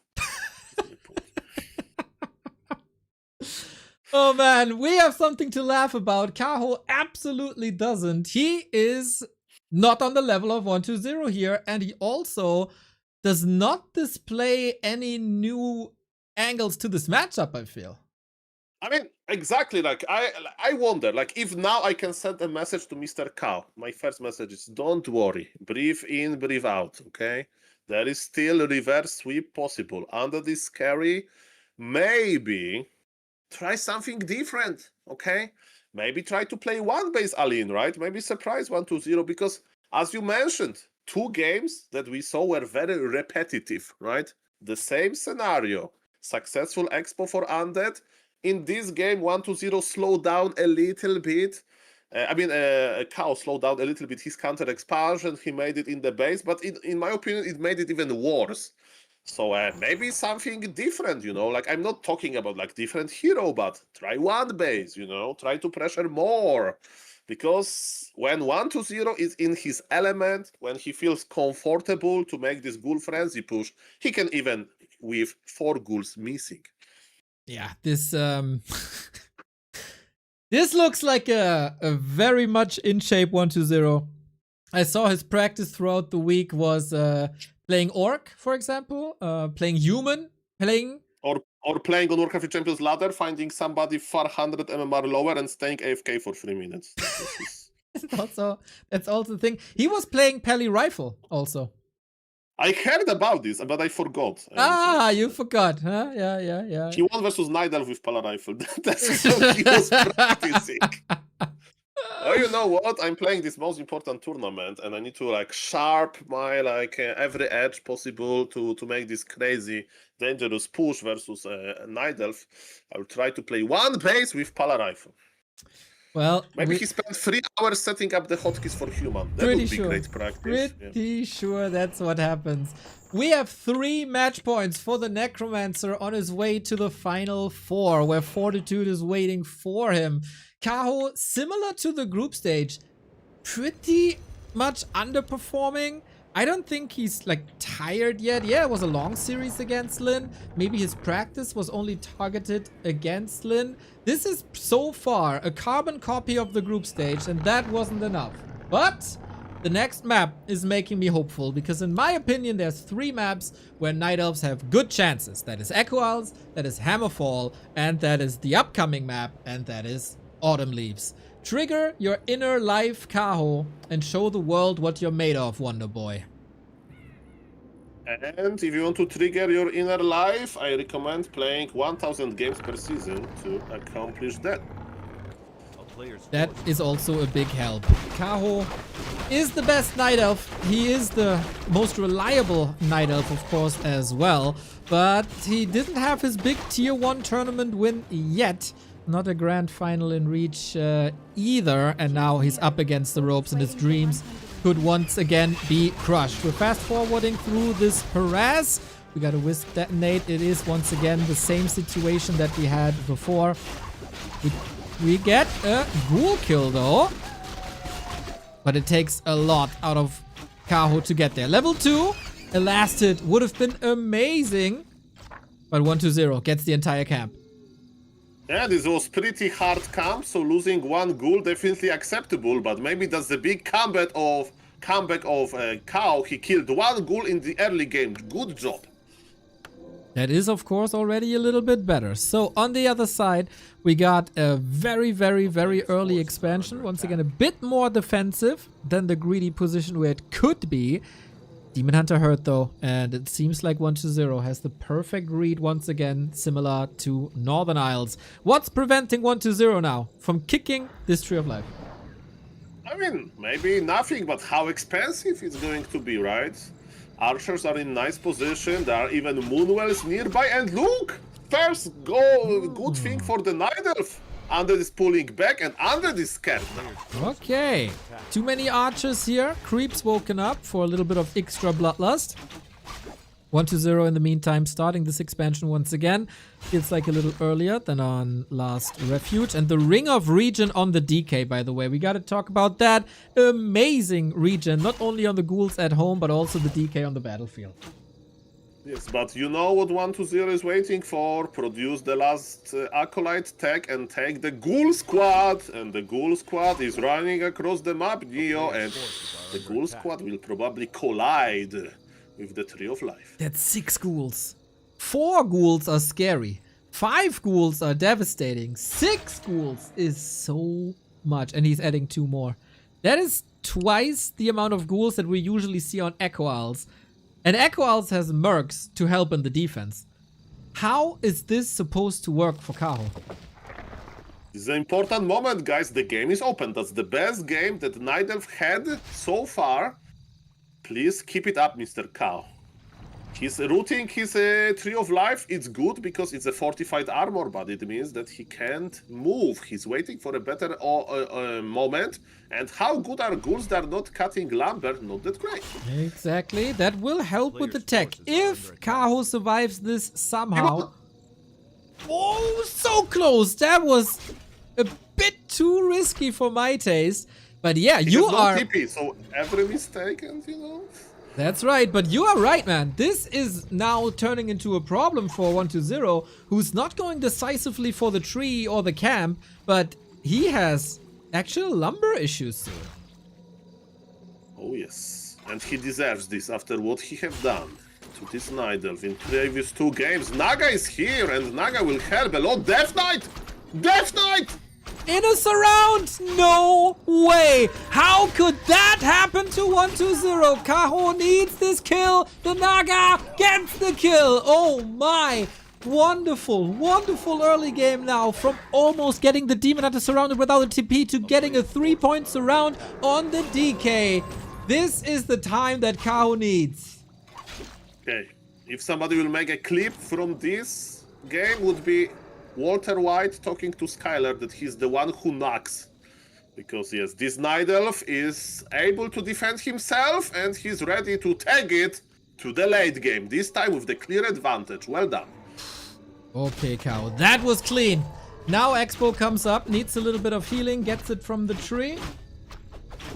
Demon Hunter level 2.3, of course, with a ring. Nice. Naga close to Fork Lightning. Nice. And that expansion still running, of course. But the DK, last game, he was skyrocketing to level 4. Creeping, creeping, creeping, creeping, as you say. Now, he's even struggling with level 2 coil. And he can't press tier 3 button. Like, I mean, he pressed it, right? But where are the 2 slaughterhouse? There is no 2 slaughterhouse just yet. Rebuying your hero is very expensive. Having no lumber because of the cool uptime is very expensive. And look who is creeping greedy now. His name is Kaho, and he got the best item possible. Health Stone will help him keep alive, even if he doesn't press it, because there is passive regen. That's right, that's right. Big heal potion and regen is the best you can go for. Also, fortifying this army with more piercing damage with Berserker and a little bit of Dispel, especially against the Frost armor, that can be a great help. Now, we're switching gears a little bit, burning away. If he gets this laboratory as well, that's the best outcome for the mid game for Kaho. Okay, listen to me. This is the best spot for invisible Death Knight, but it's sadly not going to happen. But imagine if this Death Knight would be invisible. How better would be? But then, would he even be here or at the shop? That's the question. Frostmourne hungers for Demon Hunter. Is he willing to commit? Lich. Oh, he used it. Oh my god, I was scared. This Lich was like barely visible. Okay. We got a little bit of range back for the Nova. Can come out of nowhere. But yeah, this is a similar situation that Kaho found himself in versus Lin. In the middle of Autumn Leaves, fighting for the laboratory. Round 2. And he won versus Lin, so maybe he feels comfortable in this position. Not really. He gave up on the Enraged Wildkin, and we have Vampiric Aura. Good for ghouls, right? Absolutely. This is so much recovery due to their high attack speed as well. I mean, he can still sell it. I'm not saying we will keep it, but I would keep it actually. We have so many ghouls. It is a very timing-dependent matchup. He sold it. Maybe he wants to squeeze out a little bit more gold for a fast attack. That might be the case. Yeah, he needs more important items, orb, and you know what? You can have instant Vampiric Aura in the form of Heal Scroll. It is interesting that he sells the Vamp Aura but keeps the ring of regen. He will sell it at the push, maybe. He will exchange it for the orb, okay? I can run a Warcraft 3 pound shop, yeah? Okay, I have those boots of speed. I'm not really running anymore because I'm camping in my base. How much? I will say 2 Makruras. Full HP. We got a full HP Potom for the first time in this series. Early. That is a Kaho special. Very early, is a good orb carry and will give you a lot of information if you go for the owl first. I sometimes feel he builds her too early, but it also feels like if you're only on 2 production buildings, then maybe just use the altar as an additional production building.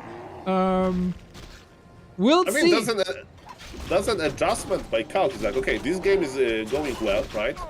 Even though my opponent will probably try to attack me, I have more time, his push will be late, and maybe this spot will provide us a lot of value. By the way, all is super good versus burrow technology, of course, because you want to spot those fiends, and Nidelf had enough time to get the red cap with amazing item as well. Let me tell you, if Kaho survived this, good things will happen for him.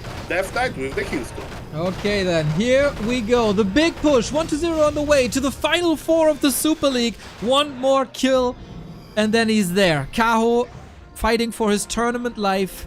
Obviously a dream to go to Championship Sunday. His chances were kind of minimal. And he has to win 3 in a row. But first, hold this. Does the bottom hold any value? There is no burrow. She's only an orb carry. Okay, but as you can see, there are 2 orbs already on the Nidelf, and Nidelf has very comfortable position. A message to the Nidelf fans, I think it's looking pretty good. Death Knight needs to survive. He has just a heal scroll. And where are the ghouls? I don't see any ghouls, Leo. Yeah, not too many available anymore. Lots and lots of poison raining down. Kaho trying everything to stay in this tournament. DK defensively. Wisp is in. Could detonate actually to prevent the next coil as the Demon Hunter is unable to reach at the moment. Now it's getting spotted at no detonate, unfortunately. That could have been min-max. This push is still alive. 76 food for 1-0. Yeah, but all of this food basically is in destroyers. We have 3 destroyers in the air and there is 0 burst, so there is still this window of opportunity. Demon needs to survive. Mr. Neon Demon needs to survive, and he survives. That's good. Now we need to fight a little bit until Demon Hunter is back. There is some Moonjuice in the Moonwells, but man, this push is looking better than I thought. The supply elite is growing for the under. Kaho has 600 gold. Spend your gold, Kaho. He's so focused on micro. He's again forgetting about the macro. Reju is in. Potion as well. Fragile Demon. Fragile Lich. The Dispel against the Aura would have been so good. He can't reach for the mana burns. So there was another coil available, accumulating 75 again. Bears have some freedom. Try to take care of the fiends on the ground. Hero focus attempt after hero focus attempt. Will it land at some point? Nidelf is surviving, but with very little, and Undead is trading as Undead likes to do. Coil connects to the Demon Hunter, but he popped another healing potion. And man, 1-0 is enjoying this position, even though Naga of the Undead is low. And he has statues, he still has a lot of mana on the Death Knight, and he even is finding time to spend his gold, as you mentioned, to buy probably healing scroll on the invul. We have the first Grand Abomination that is going to help Undead tank damage, or maybe even spread damage if Disease Cloud will go online soon. Oh boy. Kaho has nothing left but a Shadow Priest. And the heroes, of course, needs to lean into that. It is nighttime. He is recovering. But 1-0 with the heal scroll and an invul potion. The heroes are not getting worse here. What can Kaho possibly do? Abominations, big meat shields. The owls are, of course, scouting that army. No third base by 1-0. I guess that's a little bit of a silver lining for Kaho. Yes, it is, and Kaho is on 50 supply, right? So he slowly accumulates the bank they are talking about, but this time on purpose. But again, guys, he needs to kill a hero. He needs to do what exactly he's doing, buy some time, but Undead again, he's like, okay, you want to follow me like that? I'm going to creep, I'm going to regenerate. I have a TP, and Undead is getting out of control slowly. He has reached a plateau now, or a ceiling rather, at 80 food. Can go for upgrades, of course. Kind of getting ready for 100 food with that extra ziggurat. 2 leveled up close for Kaho. No third orb just yet. He has to invest every penny into getting the army back, trying to snipe some reinforcements. And so far, Kaho is recovering, but will that help him enough? It's a beautiful dance between the 2 armies. Moonjuice is growing, statues are regenerating, both players are holding their grounds. I hear the new destroyer morphing. Undead is so ready, man. Is Nidelf ready? I don't think so. Once again, we got a question if Kaho couldn't invest into wins, into talents, into hippos, into anything else but Dryad Bears. The Potom experiment is working to a degree, but it also prevents high-level heroes nowhere near level 5. That is oftentimes a win condition. Lich level 4. Is that the final fight? Kaho is going in. He's basically a creep jack of some sort. Demon Hunter needs to be careful. We have double staff. Demon Hunter goes back to the main base. He will be back soon with full mana, full HP. And the bears are connecting. This fight is going better than I thought. Supplies even. Okay, Wonder Boy showing his skills once again. Demon Hunter back at full force. Lich is dead. Oh my! Naga had an info potion. Might be passing that to the DK, which is also in trouble. Kaho exploding, forcing 1-2-0 home with the TP. Go home, Undead. Go home. And the red camp up for grabs for the brave Night Elf. Pod level 3 is going to be here. Remember that True Shot Aura works on Demon Hunter when he attacks air units with an orb. So far, he doesn't have an orb. Night Elf forgot about him a little bit. And look at this, Undead is coming back. He's like, you killed my Lich, you monster. Oh, last hit important. Got it. Item is the Hood of Cunning. Nice. Bears marching forward. Destroyer super far forward. Oh, 1-2-0. That's a little bit of a dono. That first 5 supply destroyer down. Only scraps left for 1-0. 78 supply versus 61, but Night Elf is getting levels. High level Night Elf is a very dangerous Night Elf. Again, I'm missing an orb on Demon Hunter because like he needs to attack destroyers. He's usually in front. This is a small thing. And Mr. Neo, why there is no wellspring? Okay, let's not start this. Can I send a letter to China? You mentioned like this sending like information. Just make wellspring. You can try. I mean, the last time you sent a letter to India, it didn't arrive. So I don't know if that's any better if you send something to China. 1-0 for the first time, crumbling a little bit. These two engages weren't good enough. And that Demon Hunter Naga Potom combo is worth a lot.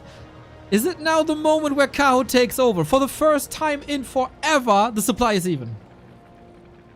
Price even indeed. And what to do now, right? Sometimes it's hard, it's easier to survive until even supply, and then it's harder to actually use it well.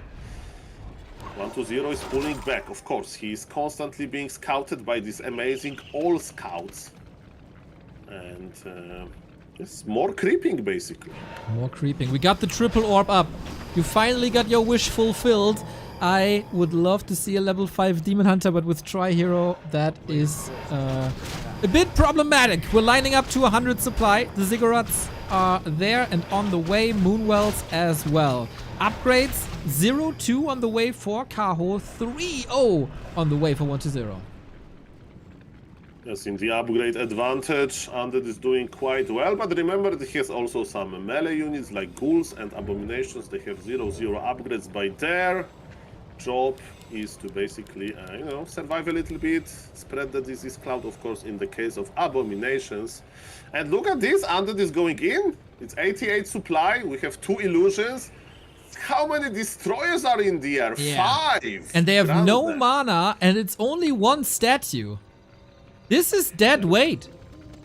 Okay, but they're going to collide. Ladies and gentlemen, I hope that black hole is not going to appear after this big collision, because it's going to be a lot of pressure from both sides. Oh, Info Potion ready. We need a rejuvenation on this Demon Hunter or a lot of Moon Juice. Kaho is expanding on the back of this fight. The Moonwell was there. Fantastic setup. Bears falling left and right. The Abomination's still in. Demon staffed out. Kaho feels like he's getting better and better fights here, but the Bears have disappeared. And what's applying Reju now? Yeah, and what is dealing with the Fiends now? I mean, this Demon Hunter, they can deal with the Fiends, but Fiends are super dangerous versus Dryads. We need to protect our Dryads. Coil on the Demon Hunter, but he survives just fine. No more mana on the Death Knight. Actually, there is a potion, but look at this. Death Knight! Death Knight has a killing potion, he needs to survive. Demon Hunter is in a similar situation. Demon got stabbed back, and the Knight needs to survive for a moment. 1-0 is going for the Naga, but Naga survives. Look at this, Lich. Both players are exchanging, but nobody's dying. Demon Hunter is back, full force, mana burn at 72, amazing. The Fiends, you asked, who can deal with the Fiends? Well, Kaho can! Now the Demon, keep him alive, and force game 4, the redo is at the ready. DK in trouble as well, 1-0 is completely falling apart. The Dryads untouched because the Destroyers don't do anything. Cleanup potential for Kaho is high. Another Fork Lightning coming in, Demon, staffed out again.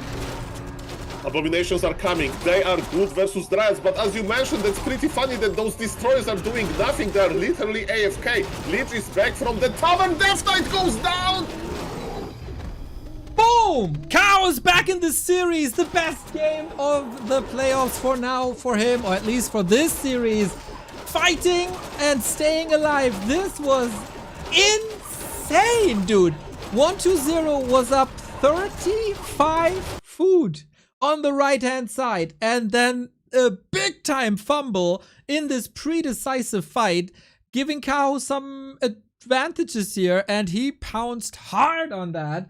And in the late-game fight, it was noticeable, 1-0, coming back to an old mistake. DK far forward all the time, and for the first time I felt Kaho was punishing that. Naga shots constantly, Demon Hunter burning away, and when that DK, like so much attention is going to the DK, just maneuvering to the back where he's safe again, but then damage is done, and Kaho is getting momentum here.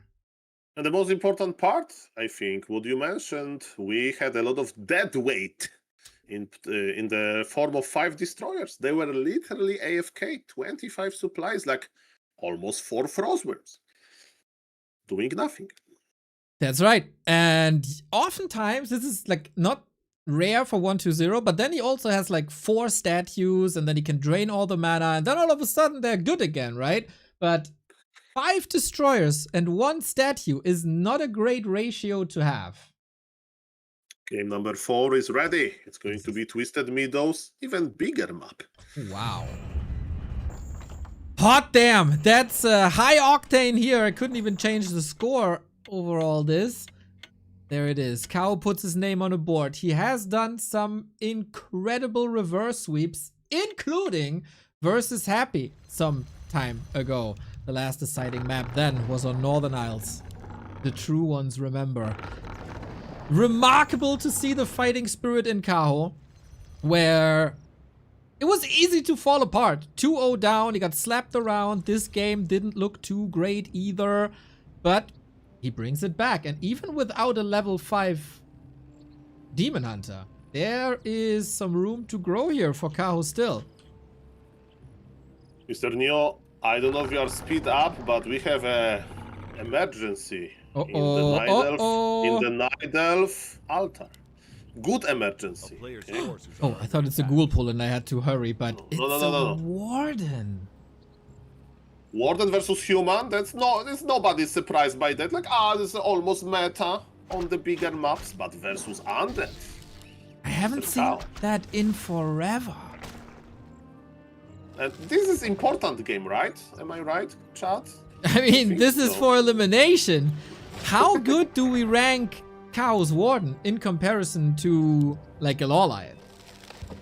Okay, I would like to point attention for the players before we look at the Warden that a tunnel has been constructed connecting Mercenary Camp and the Night Elf base. Nicely done. Warden is a little bit blocked, but it's connecting now, and in the meantime, Undead is expanding without taking any damage. That is, of course, the classic. This is hard to punish. There is a chance for Kaho to go heavy into Mercs, maybe even Huntress, but no, so far there is a second Ancient of War. So it's gonna be Creepcraft, and then we expand probably on the left-hand side and we play a full-out macro game, but man, these items are a dream for both players. Ring of Region on the DK once again. Big Mana Potion and Slippers on the Warden. Lots of fans, lots of Shadow Strikes. Yes, both players with their dream items. Beautiful. And yes, as you mentioned, what is the plan for the Night Elf? Second Ancient of War tells us it's going to be a lot of creeping, because yes, Warden indeed needs level 3 as fast as possible, and greedy expansion by 1-0. He sold his altar. He's already he's taking his ghouls even earlier than he is able to tag. And as you mentioned, the Ring of Regen is so good because Kaho decided to open with Shadow Strike, which is a hero-killing technology. Exactly, and slowing down this a lot of control is very annoying from the Undead's perspective. Usually you enjoy your freedom as a race car hero with the Unholy Aura, but this will be slowed down. 1-0 going for a lot of aggression prior to level 3. I like that move. Yes, Warden can blink, but Mercs can't. But another Shadow Strike use, and Death Knight, remember, he has hero regen, he's a strength hero, so more regen. Unholy Aura gives him regen, and on top of that, this freaking ring that is crazy good. Ladies and gentlemen, I'm checking for potential counter expansion. There is no counter expansion yet by the Nidal. So far, he's on this one base, and so far, he's trying to get level 3, but it's impossible, and Undead is getting rich. He's expanding just fine. Quite some bounties here. Surround close. Can he keep him safe somehow?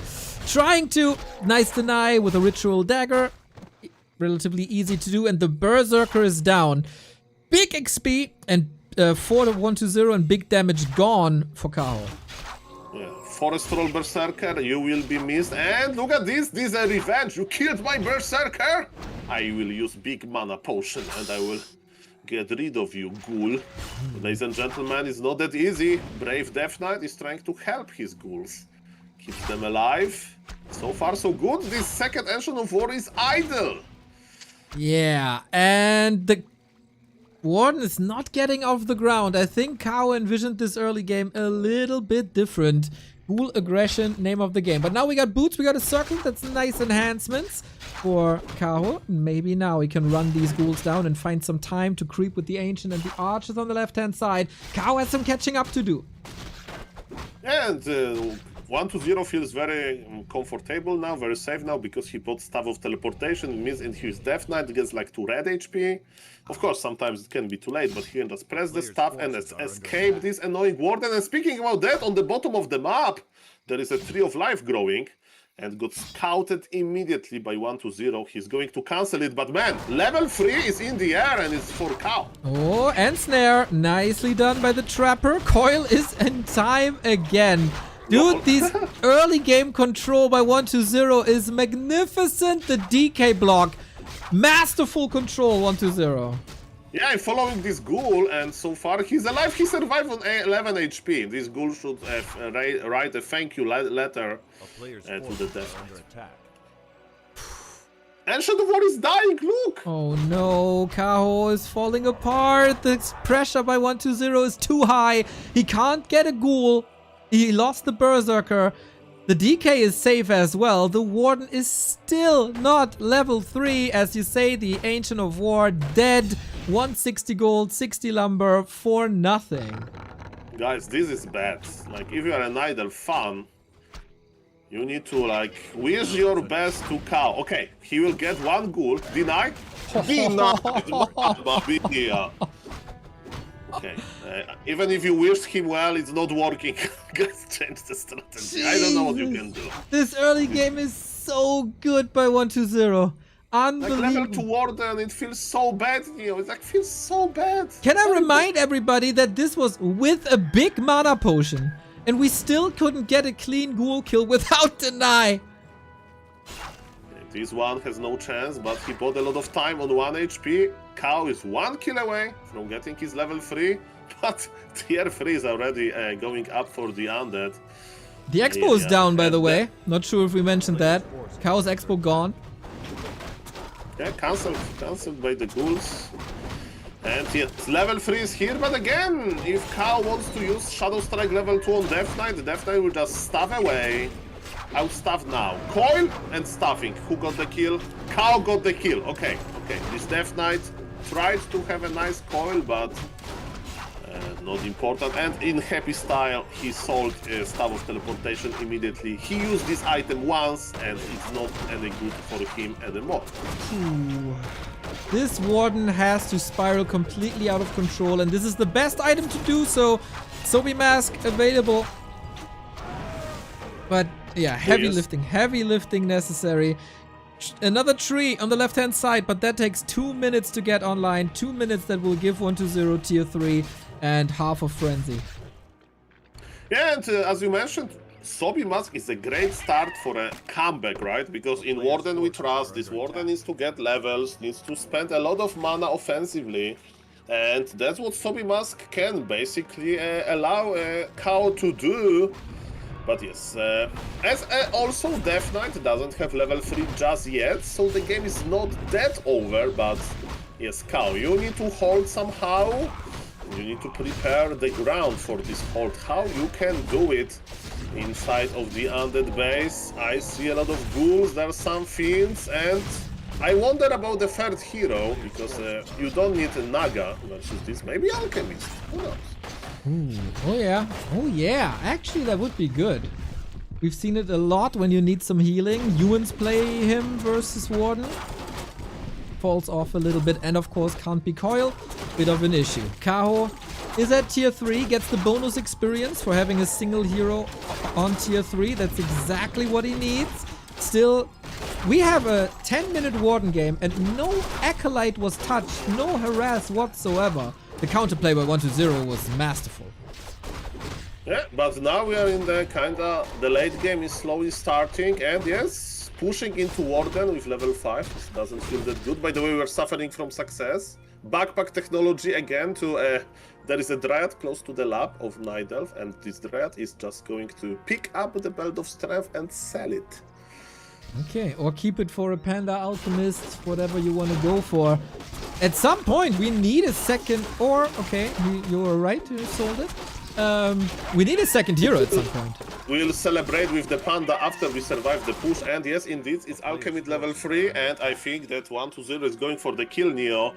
This is tournament live on Kaho. Can he survive this? There is 71 supply of undead marching into this expansion that is just rooting, man. How is he supposed to survive this? How? 20 food down, Panda level 1, Warden not level 5, Alchemist available. Has to be a hero focus, but how without a Naga? It is so stressful and Kaho just gives it up. But I mean, in a minute... He's like, yeah, level 5 is almost there and Fan of Knives will start. No, there's no Fan of Knives. It's only Shadow Strike. And there will be soon. Okay. But yes, the question is how much time he bought for himself, because Undead is like, okay, you are not going to fight at your expo. What about your main base? You need to protect your Moonwells, do you? It feels like it. An Ancient goes down. And 120 doesn't really care about these Acolytes.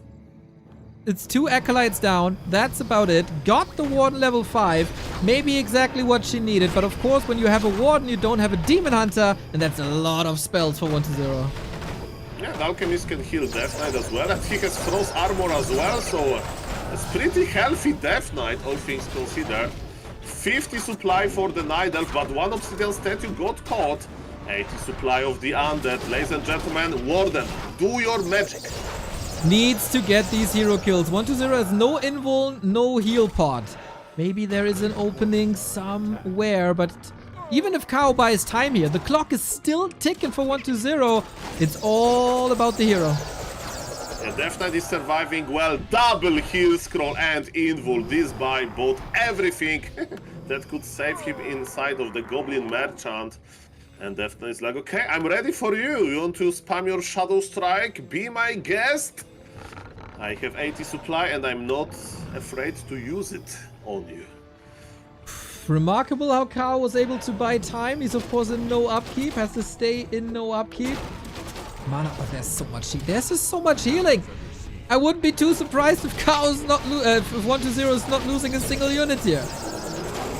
I will see about that. Death Knight is running in circles, but again, there is invul, there is double kill scroll, there is dust technology. Death Knight survives, protected by the invul. Panda level 1 is trying to escape. Panda goes down. Lich levels up. Warden is looking for the kill. This guy's not going to give up. Death Knight is still a little bit of trouble, but heal scroll was used. And can Warden reach him again? After next Shadow Strike, he may die. Let's see about that. That's the entire plan of Kaho. Can he finish it? He's going for the Death Knight. There is a brave Warden against the ward, and Death Knight got denied. But he died. Okay.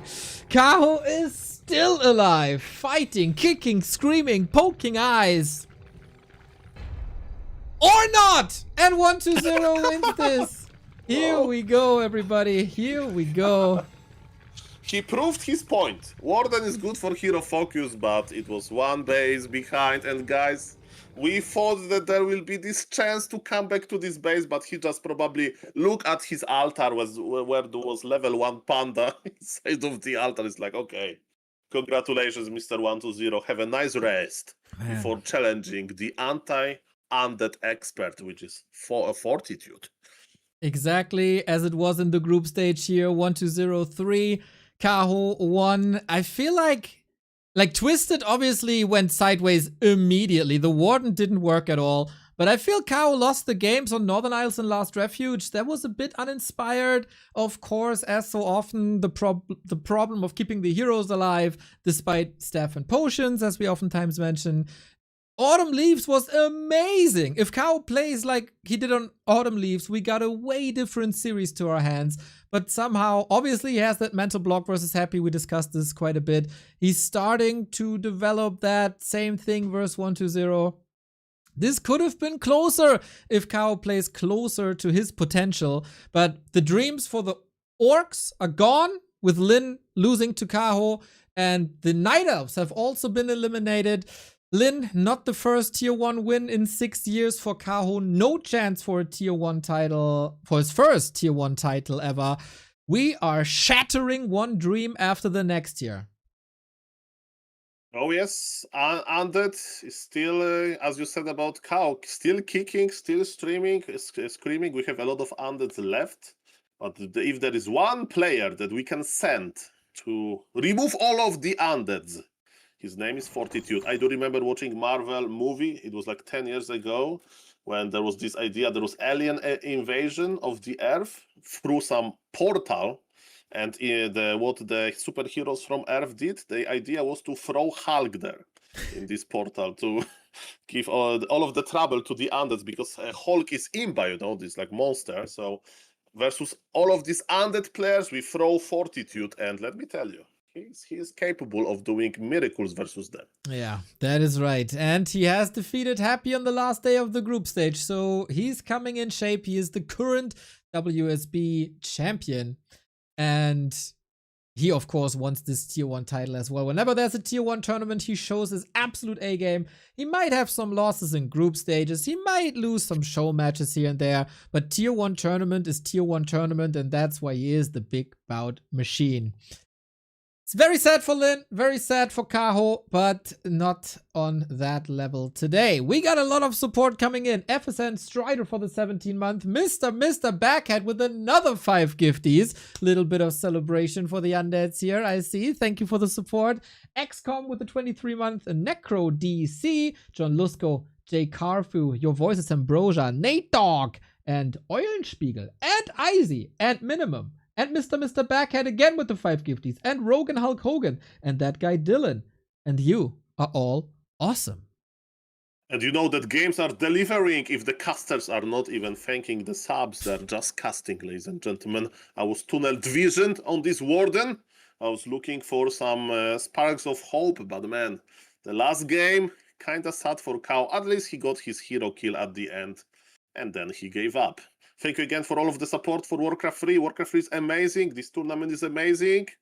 And what I can tell you, Mr. Neo, do you have any memories about Fortitude from Raraland? Because you actually met him in person. We did. You say this on your stream many times. He has this boss aura. He came in with a coat on and with sunglasses on. What a combination that is. And when he won tournament, you remember what he said? He said, next edition, give me Happy. Where is Happy? Exactly. I want to win versus Happy. And already he showed his tendencies to obliterate, he's like, I want Undeads.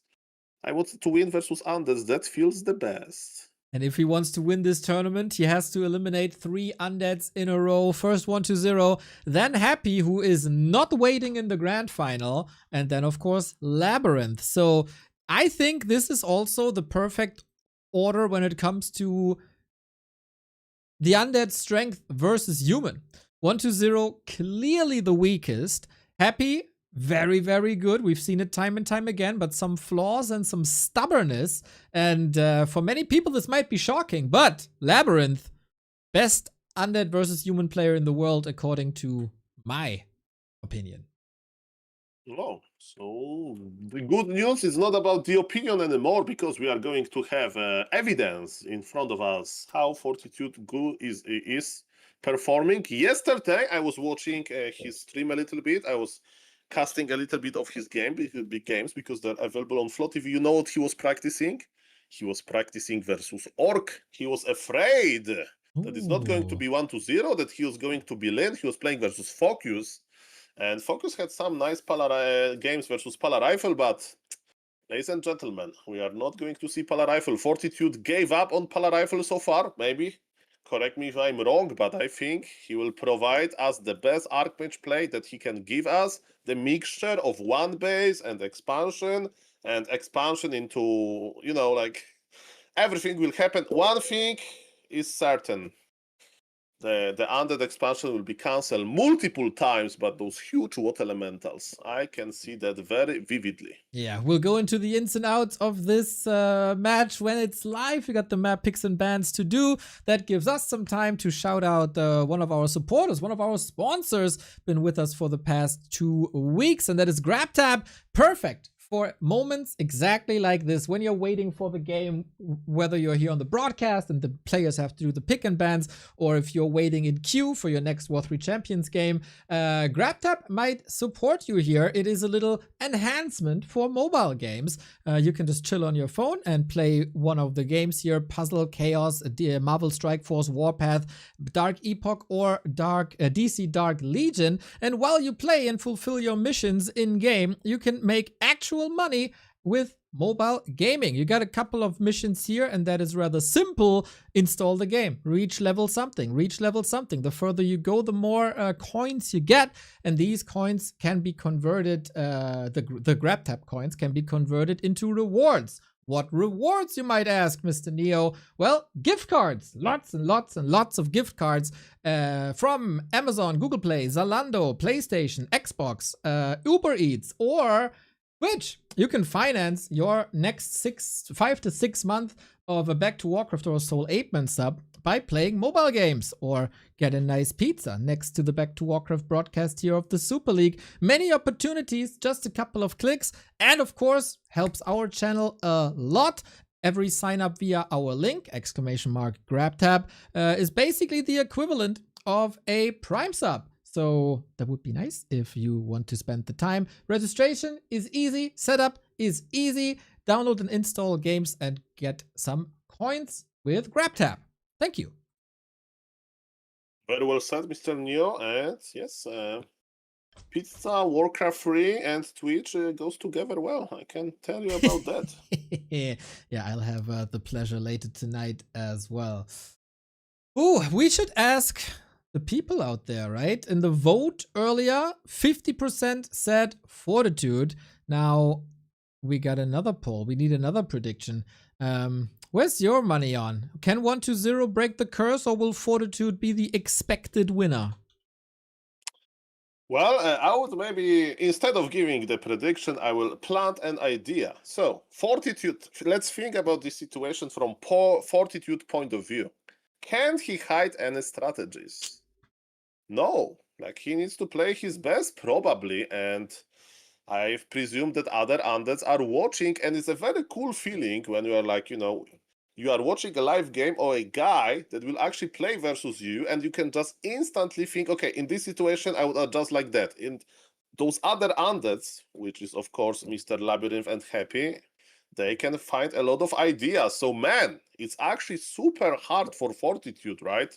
How to do this psychological wall, right? How to decide which strategy to open with, and who knows? Maybe he'll just play standard, or maybe he'll play something a little bit more like off meta. Imagine versus 1-0, one base, no stop. He wins, okay, and then they gave him Happy Expo.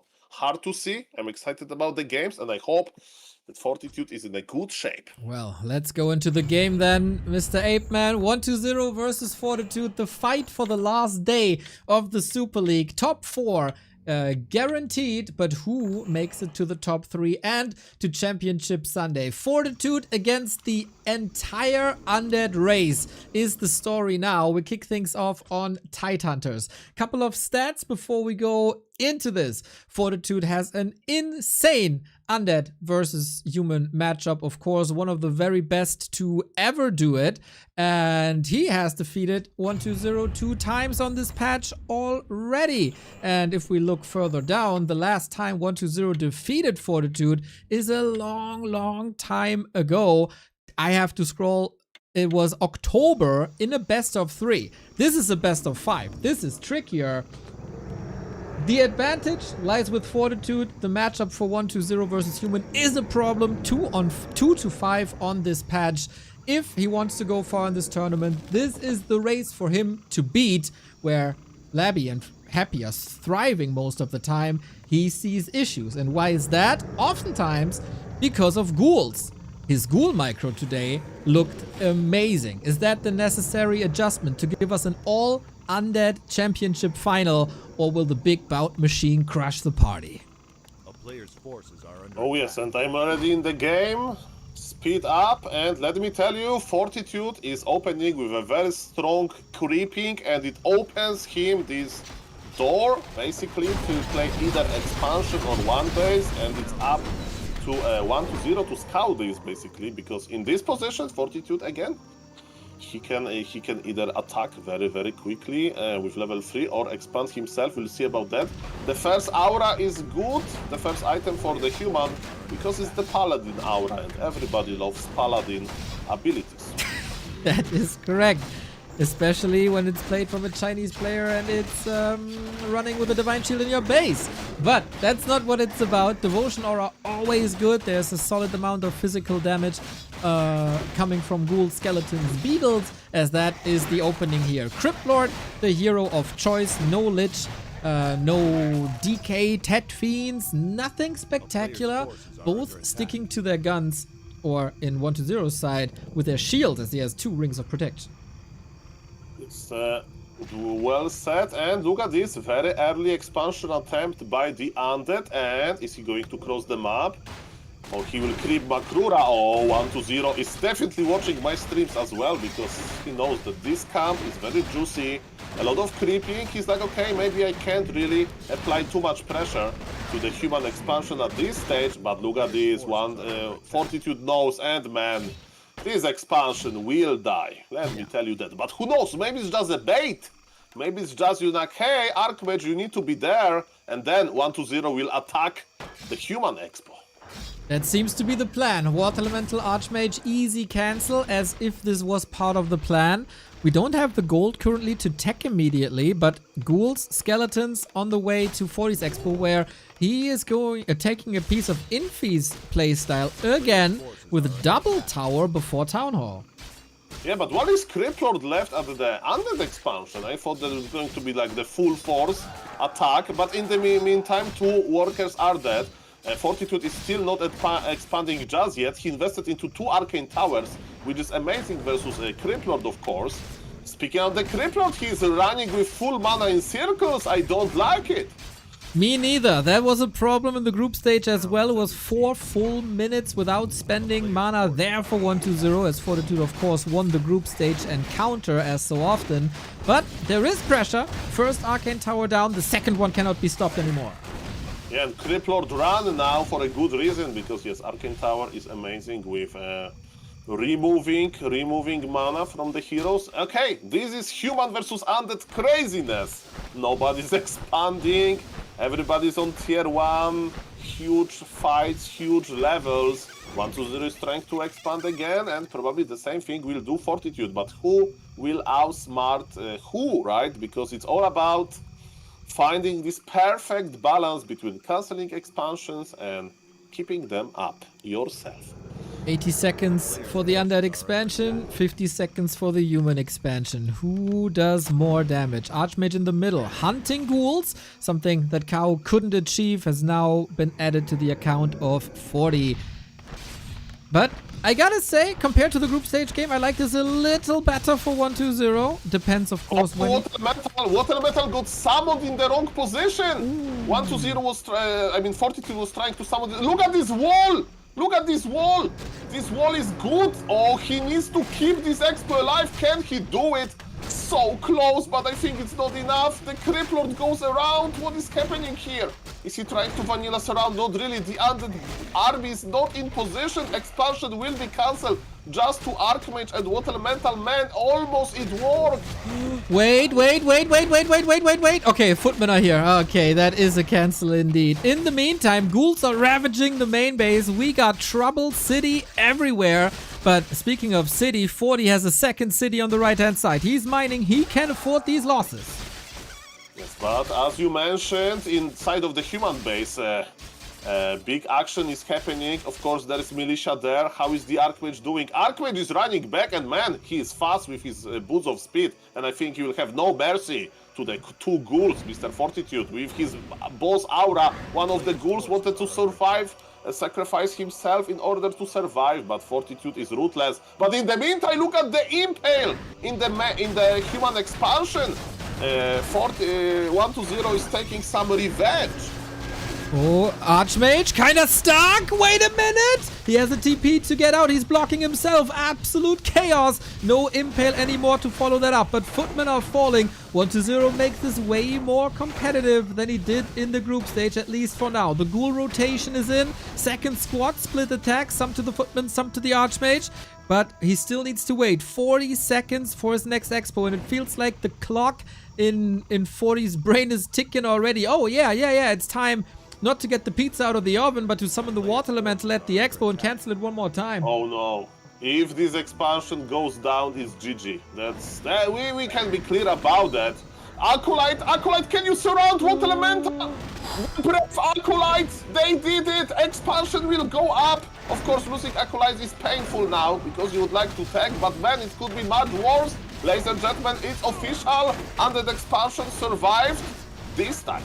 Okay, that was very, very close. Level 4 on the Criplord now as well. Little bit more mana. We still have that TP, so everything should be fine. You mentioned it, the tech. You need the tech. And that means 1-0 only has 3 Acolytes at max at this expansion. Not as efficient as you'd like it to be, but maybe for the late game, he'll have some more gold in the bank compared to Fortitude. This is a major step up for 1-0 compared to what he did before. This must have been a week of hidden non-stop human versus undead action and practice. Oh yes. Let me tell you, 1-0 is a little bit behind, but what is happening, ladies and gentlemen, he's slowly, peeking at those footies, and maybe will be enough power for the undead to actually kill some workers. But look at Fortitude, already in defensive position, already healing. There is a fresh water elemental, and yes, 1-0 needs to do something here. And there is even defensive Shredder. Shredder, like, okay, should I go to work? Should I fight? Let's see. If he gets surrounded, it's terrible. 1-0 is not even thinking about this, and there is Zeppelin. Zeppelin is amazing because, ladies and gentlemen, there is only ground units for 1-0, and now every surround is basically useless. Anybody need a lift? This old man on the horse, maybe? Yep, doesn't even have to buy a ticket. He can play circles around him now. Shredder is hard hitting, not only versus trees, but also against the units, and 40 is farming and farming. What about the techs? 40 is finished, got the blacksmith up, almost up, now finishing that. Levels very even. 1-0 has to catch up in tech, and please don't forget the altar. This is very true. Altar needs to go up quickly. With the altar situation is looking pretty good, but let's focus on this impale. Cripple is on level 4, right? So every impale provides even more value. And ladies and gentlemen, what is happening now? Killing Acolytes, of course, is annoying. Undead is investing into some towers, but can you stop Archmage? This time Archmage is not interested into killing the expansion. This time he's going for the Acolytes. Criplord is a little bit chunky. He can't connect too well. And how many acolytes are we going to lose? Maybe some ghouls, and you can't deal with the water elementals, and saving footies is super easy with the Zeppelin technology. Exactly. Would have loved to see one gargoyle before the first fiend, maybe, just to put pressure on that zap and to take that element away from 40's play. But he went fiends instead. Tier 2 isn't done yet. He can still follow that up. And 40, it feels like he's getting further and further ahead. He's putting on a clinic. He took out quite some economy, lots of ghouls as well. We do have an altar, thankfully, for 120, so tier 3 can start in a second, but tier 3 for 40 is already on the way. Yeah, and Fortitude is doing this like his favorite move, which is basically banking gold. He will stay on 50 supply for a long time because he's preparing his like production building. It's going to be probably triple Gryphon Aviary with double workshop in order to play Gryphons and Gyros. And he did a lot. He did a lot of good things, and now he can relax a little bit, similar as 120 in the previous game when he expanded and crept a little bit, and then he was just focusing on making this big timing. In Fortitude case, it's not about making the timing, it's just he has a lot of time to accumulate gold and spend it, but 120 is looking for some creep jacks because he scouted human with Crystal Ball. Item on the ground, he finds him here. Impale, no mana for that, so it's only a couple of right clicks and the fiends. And I'm really not too sure if you should engage into a Mountain King with this much mana. Looking at the production tab, by the way, double workshop, triple Griffin Aviary, 2,000 gold for Fortitude. He's gonna explode into upkeep in a sec. Yeah, and as you mentioned, there is a lot of production buildings to, you know, spend your gold. Well, Paladin is in the queue, Gryphon Aviaries are finishing, and man, he's going to be so efficient, so ready for it. And what Undead can do, I mean, in this situation, Undead can't go for timing himself. Probably he'll try to creep. Maybe we'll see an Abomination, Banshee transition. But it's hard to say now. Definitely Fortitude is ahead, as his bank account clearly shows us. Yeah, he's super rich. Now starting to spend with flag cannons, with Griffins, Paladin, Storm Hammers, everything. 120 has to catch up a lot in levels, still in tech. He was never really a fan of the Banshees, but what do you want to play? Mass Destroyers, good luck versus Gyros. A-Bombs, good luck versus Griffins. I feel like at this stage of the game, you need Banshees. I mean, look at Mountain King, right? He's already skilling Club, so that's basically a preparation for mass fiends, because let me tell you, those fiends are going to die very quickly versus high-level MK. And there is no Gryphons in the battlefield yet, and those not in the combat, and players are already trading, because they do some kind of the creep jack. We have two Gyros ready. What about the MK? MK is surviving just fine. There is Paladin, there is healing potion, and man, fiends are dying even without Gryphon. Yeah, 120 is completely falling apart. I don't know what this timing was. It was not good at all. Donating one fiend to the next. Of course, you want to prevent creeping a little bit, but if a Mountain King like that, with like red HP, can stay so comfortably in a fight like this, something is horribly wrong. We get the first Griffin, that's level 5, but these coils, man, they feel pathetic. These hammers, they hit hard, and man, he got so much mana regen. The next Stormbolt is ready. Just waiting for the moment. Impale, kinda nice. But yeah, fiends around, gets another kill, one more Stormbolt focus. This is child's play for 40. And because of the gyros, there is no destroyers in the air, right? Because then the gyrocopters just obliterate them. And look at the water elementals. Some people call them water taurens because they have almost 1000 HP and they deal a lot of damage as well. So yes, poor Undead here is getting squeezed by both Gryphons and those water elementals. We have 3 of them and they are surrounding. The Lich goes for a swim, suffocating a little bit here. 40 is in full control against these. Yep. Nice kill, okay, but there will be a follow-up kill. So much is clear. 40 can easily get him back to the tavern. Oh, wait a second. The Griffin is falling too. This got expensive at the end. Yeah, that's okay. So as you mentioned, the first game of the series answers a lot of questions, right? And my question is, if you look at Fortitude Expo, he took workers from his gold mine because he has wrong control group. It happens to me often, you know, like you had a militia in like control group 5 or whatever, you forgot about this from the early game and he pulled it away. And I was like, why there is workers in the middle of the map? Fortitude is a little bit like shaky, you know? If Fortitude would be your scheduled surgeon for today, maybe have a second consultation because I don't know, a little bit shaky. Still will probably finish the procedure well, but it's not as steady as usual. That's my point. Maybe need a good anesthetic to get you through it. Statues were quite far away, now joining in again for more mana, more HP, of course.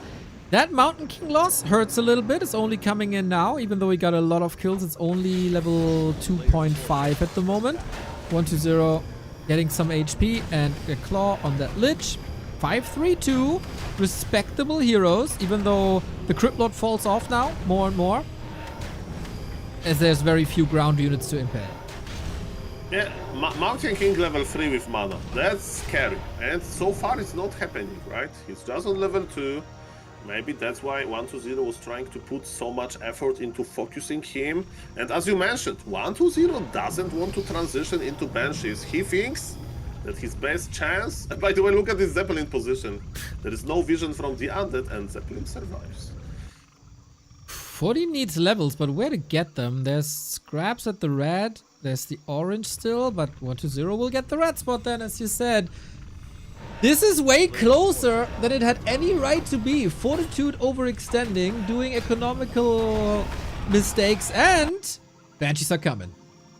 What do you think about Crypt Lord not being pulled back? He's stealing experience! Ah, that hurts, that hurts. A lot of games were decided at the red spot, so we might want to speed this all up.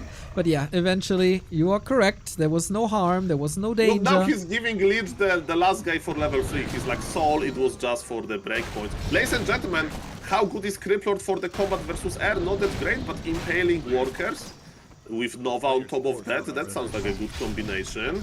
And as you mentioned, Banshees are coming, so he's insta-teleporting out after killing some workers. Lich! Whoosh. Barely. This was a picture-by-picture Happy play. Use your spells on the workers, TP out. Happy does that a lot, and in the past, 120 refrained from playing like Happy. Always wanted to be a bit different. I think he's giving up on that attitude a little bit. But yeah, the Banshees can't come soon enough. We got 5-3-3, we got Clap level 2, we got Wand of the Wind and a Heal Scroll. Fortitude, 80 food, 120 still waiting for Anti-Magic Shell. This push might still hit in time. Yeah, funny enough, the last big camp present on this map is close to the Undead base, but Undead can't creep it now because Fortitude is threatening some economic damage. Ladies and gentlemen, Banshees are almost ready. 80 supply for the humans, 74 supply for the undead. What do you want from Banshees? Two things, of course. I mean, even three. You want them all. Curse is good because there's no dispel. So, you know, cursing those Gryphons sounds nice. Anti-magic shell on the fiends, you know, to keep them alive for longer versus magic damage of Gryphons and spell damage of a Mountain King. And last but not least, I would like to add a knight to our army composition. We have a big fight. Man, is 1-0. Are you happy about this position? No! Oh my god, the Lich gets deleted! What a disaster! Storm hammers from the Griffins. This is an invite for them. The statues are far in the back. They took forever to clean up this posy. One fiend after the next get eviscerated. Mamma mia, I think the game was going okay before this TP, like everything was close to each other, there was not enough anti-magic potion, and Fortitude is just clearing this. 1-2-0 thought that Fortitude will teleport out, but no! This guy has a boss aura. He's like, okay, let's check how big your army is, and all of the fiends are dying, Mr. Neo. Look at top right, Oh my god. You never ever ever want to TP into a Crypt Lord, but you also never ever ever want to TP into Griffins. Stormhammers, tiny little shockwaves with magic damage. They wreck statues, they wreck the Fiends, and they also wreck the Lich, which is back now. 20 food supply advantage. 1-2-0, he survived until the anti-magic is here, but Fortitude just brings the big guns. Yeah, the Lich is back from the tavern, but that again, GG is called. 1 or Fortitude. Again, clean start, but a little bit shaky in the mid game. It makes this an interesting series. Yeah. 1-2-0 playing better than expected, forcing a 20-minute game. Is that enough, judging from only one game, so that he can really seriously threaten Fortitude? I don't think this was Fortitude's best, to be honest. As you mentioned, a couple of mistakes here, an overcommitment also, but in the end, a very decisive victory. And yeah, 1-2-0 stepped it up, but Forty can play even better. Early game was super clean, right? Nice idea, expansion cancelled multiple times, not taking too much economic damage. Later, he a little bit like, you know, there's some again, he had like, you have a fight, you are this professional player, and suddenly you see that you press one control group wrong, and you have like 3 workers AFK there, and you are not getting, you know, as much goals as you should. Definitely annoying, but then he made this 80 supply of an army, and he used it very, very, very well. And 1-2-0, who made the critical mistake in this game? 1-2-0. Maybe in the next one, he won't do it, and we're going to see a better 1-2-0. Hopefully. He needs to step it up a little bit. He improved the ghouls for sure. Some counterattacks were nice. Mana usage was a million times better in this series than in the group stage series. There is reason to hope for the 1-2-0 and Undead fans. But if everything going according to plan, and this was everything, a lot of stuff going according to plan, Fortitude keeps his favorite spot, and 1-2-0 has to hope a little bit for Fortitude to make more mistakes. Or maybe he needs a little bit different early game. You know, like there is so many mind games, like when you plant your expo, how do you creep? Are you opening with like direct expansion or one camp into expansion? What do you do afterwards? Do you creep? Do you cross the map? You need to adjust so quickly, you know, like adjust. And what makes Fortitude this like a monster versus Undead is like that he's winning those mind games so well, which can be, of course, reduced to water elementals being summoned in good times, in good positions, basically. Exactly. And yeah, interesting to see that there was no Wand of Negation by 1-2-0. He did bring a mana pod, so he went to the shop at some point. But yeah, having no Dispel against these water elementals are quite crazy. And a missed opportunity maybe. Labby is using it to full effect. Happy is using that item to full effect. 1-2-0 not using one of the Undead's best tools in the mid game. Yeah, in the mid game, right, when the water elementals add your expansion, you can evaporate them a little bit. But yes, what is better, to evaporate water elemental and pay 150 gold, or lose Acolyte and actually lose 150 gold, right? So the first option sounds better, but again, it was like a little bit like everything was late, tech was late for 1-2-0, while Fortitude was taking quickly. Not the worst game by the Undead player, but also I got some hope after this fight when he stabilized, so 1-2-0 needs to get better with those like maneuvers. As we call in Warcraft 3, the El Clasico Happy versus Fortitude, they are so good with constant repositioning in this late game. Like Fortitude will go to Happy expansion, like then he will TP, Happy will do the same in reverse. Maybe 1-2-0 is a little bit behind with that. Who knows? The Chinese fans in the Douyin stream are talking about that as well right now. As we're waiting for the next game to start. Black Rayman, thank you for the sub, buddy. 62 months.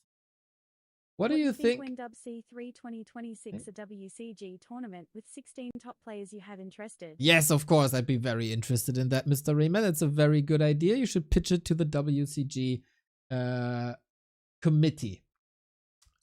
We need European casters versus Chinese casters versus Korean casters versus American casters tournament. Mr. Neo, on like a Point Nemo or Bora Bora located. Stream to the internet.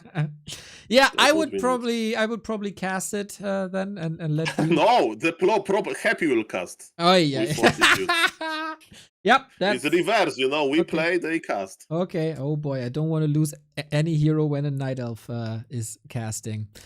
But yeah, we're still struggling with the map. We can tell you it's Echo Isles, and I really hope 1-0 has more plays than Crypt Lord. I really hope he'll display some Lich plays, or especially here on Echo Isles, Dreadlord. But do you want to play a Dreadlord versus Fortitude? That's actually I'm prepared, Mr. Oh. Neo. So people told me, Saul, Labyrinth is obliterating those undeads, okay? Those humans, undeads as well. And what happened is, I was like, okay, let's check what he played. So in the series that he won, right, versus Fortitude in this very tournament group stage, he had successful games with Dreadlord, okay?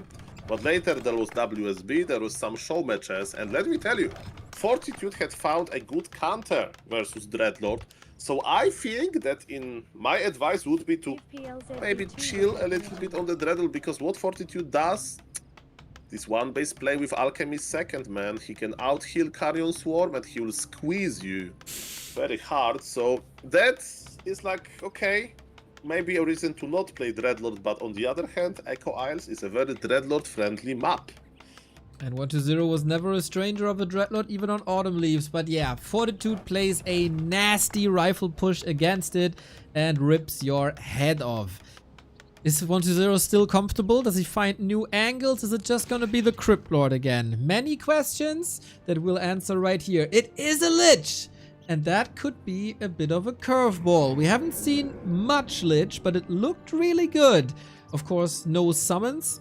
That will hurt a little bit. What way more damage with Nova and range attacks. And that might help you. Can a Lich deal with water elementals though? Another question.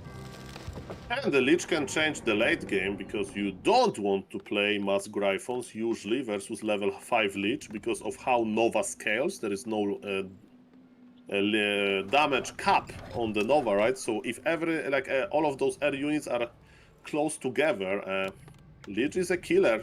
Maybe it's going to be Knight's Gyro. We'll see about that. And as you mentioned, can and how 1-0 will keep his Expo alive. Because there is no Beetles, there is no Surrounds, there is no Impales, but Fortitude proved that it's super good versus it. And yes, it's going to be super fast expansion by the undead player. He's selling his altar and carrying Sacrificial Skull. On the other side of the map, Fortitude is opening with the Mercamp Crypt. Yeah, he got the Shadow Priest as well. 1-0 tried to steal it, but was a second too late. Would have been a nice addition against Water Elementals for the Dispel. But yeah, it's now a bit of healing against the Lich. That's never wrong. Item on the ground. What he got? Circlet. Love to see it. So 40 has confirmation that this is the Lich. What kind of adjustments are we expecting? That's a good question, and 1-0 wants to probably creep the Mercamp. Look at this, he's like, okay, I'm expanding very quickly, now I can start creeping as well. Who needs Beetles to expand fast? Acolyte, the scouting Acolyte was lost, by the way, that's a little bit unfortunate. And now he doesn't know what Fortitude is going to do, and where is Fortitude going with his Archmage? Yeah, that's a good question. Across the map, basically, into the main. He wants red HP ghouls. Sometimes you play like that on Last Refuge. So he's like, okay, creeping the market Mercamp is very hard, right? The ghouls are getting low HP, and when you send your ghouls later to the Ghoul Hospital located inside of the undead base, and his name is Fortitude, and he's chasing those ghouls. The game senses, man. The game sense so strong by 40. One more hit and he gets the kill. That's also level 3 now. Even without that ghoul, Expo for now unpunished. And 1-0 more in a defensive posture. Ghoul gets away. It didn't work that well, right? He got one ghoul, but Let's see. What is important? Lich is on level 3 as well. So far, 0 economic damage dealt to a human. And you know what? Fortitude wants to do. He wants to connect his water elemental with Haunted Goldmine. It's cancel o'clock. There we go. No blocks here anyway. No ghouls anywhere. We got a Shadow Priest, but a bit out of position. There was a nice lure by 40 to get 1-0 out of the defensive. And this is a cancel for sure. And how expensive is going to be? Hard to... No cancel! Oh my god, that is so expensive. Massive mistake, 1-0. And there was no way to keep it like longer. There was like no reason for it. That's like unforgivable mistake. In game number 1, we were looking for, you know, hope a little bit for 1-0. That okay, maybe he's actually playing well and not canceling the expo here. That's why. Yep, good question. Also, we're saving a lot of mana. Okay, now we got a Nova. 1-0 has to do terrible damage in this mid game. And look at Human. His base is his expansion is mining, secured by the Arcane Tower. Maybe Mr. Orange 1-0 is like, oh, I'm going to win anyway, even though I lost this expo with this aggression. But no! Look at this beautiful defensive position. The water elementals can be used both defensively and offensively. Okay. No boots available, makes chasing a little harder, but there's nowhere to run for these footmen. Shadow Priest did as much as he could here, but yeah, this is usually the play we want to see with a Lich. Tempo, damage, just force any resources out of the human. That has worked a long time in like 2022, 2023. But 1-0 was creeping heavily and not feasting on footmen and peasants. And then all of a sudden there's a human expo and there's also a tech basically at the same time as 1-0's second expo attempt. I mean, this game is definitely will be remembered as a big throw anyway. I would be super surprised if 1-0 can come back. But man, maybe this Lich is going to be like such a different experience for Fortitude, the human, that he'll actually, I don't know, lose his Archmage to it, and there is nobody blocks, there is no mana follow-up. And man, can the Undead expansion finish? It's looking grim. Human is taking already, man. Alrighty, 1-0 has to hope for Fortitude to make mistakes. The Berserker went down, that's a nice little XP jump, just like the ghoul died up top. Here's a footman dying as well. Damage is fine and damage potential for the Lich is super good. But is that enough? Lumber Mill coming. We're preparing for tier 3 already. Fortitude smooth sailing. 1-0 needs more than that. Yeah, even Forest Troll Berserker was trying to hide at the turtles and Fortitude had found him. Fortitude is getting his shop up. And with the Regen Scroll, with the clarity, he will be ready for another fight. And now is an Acolyte hunting season, so finally the Undead is taking, but he doesn't have Necropolis. Why?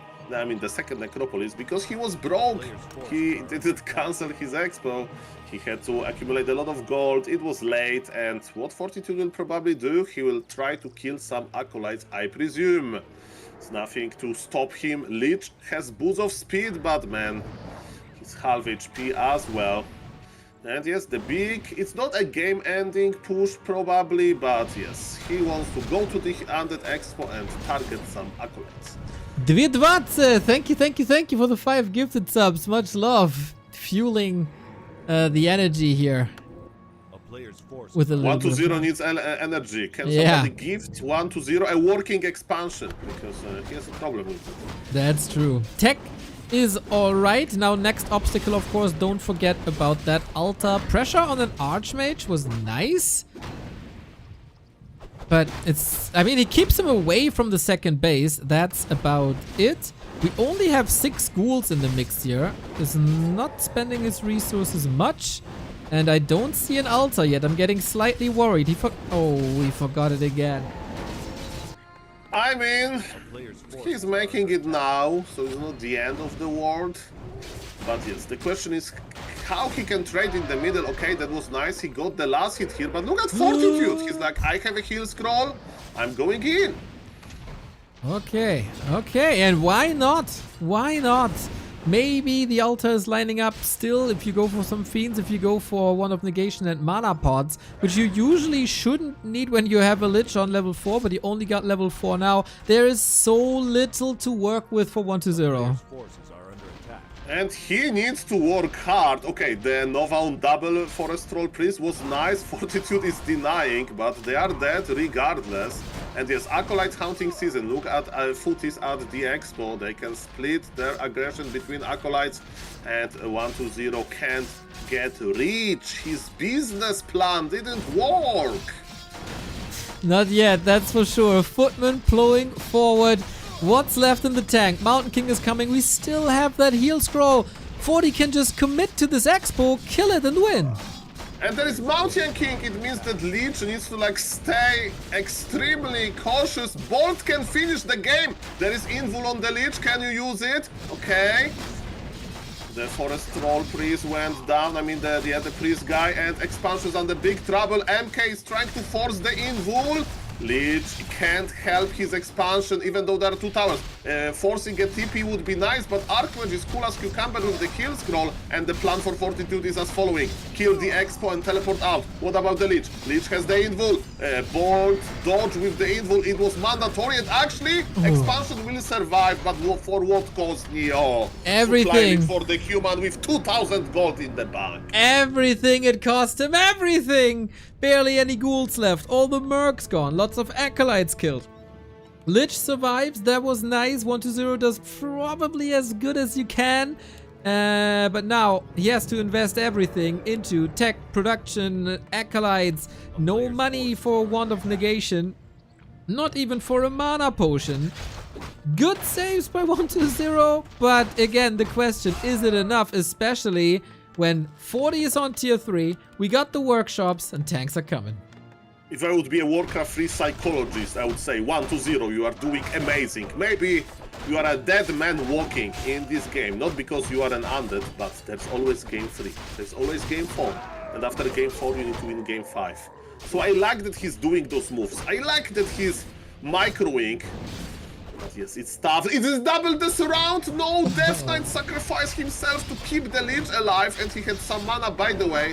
And there are already beautiful knights. And let's say bye-bye to the Lich, maybe. No, is there Bolt? Yes, there is Bolt in the chamber. We are judging Fortitude. We are judging. And that was a little bit of an ambitious Bolt. So the Lich survives.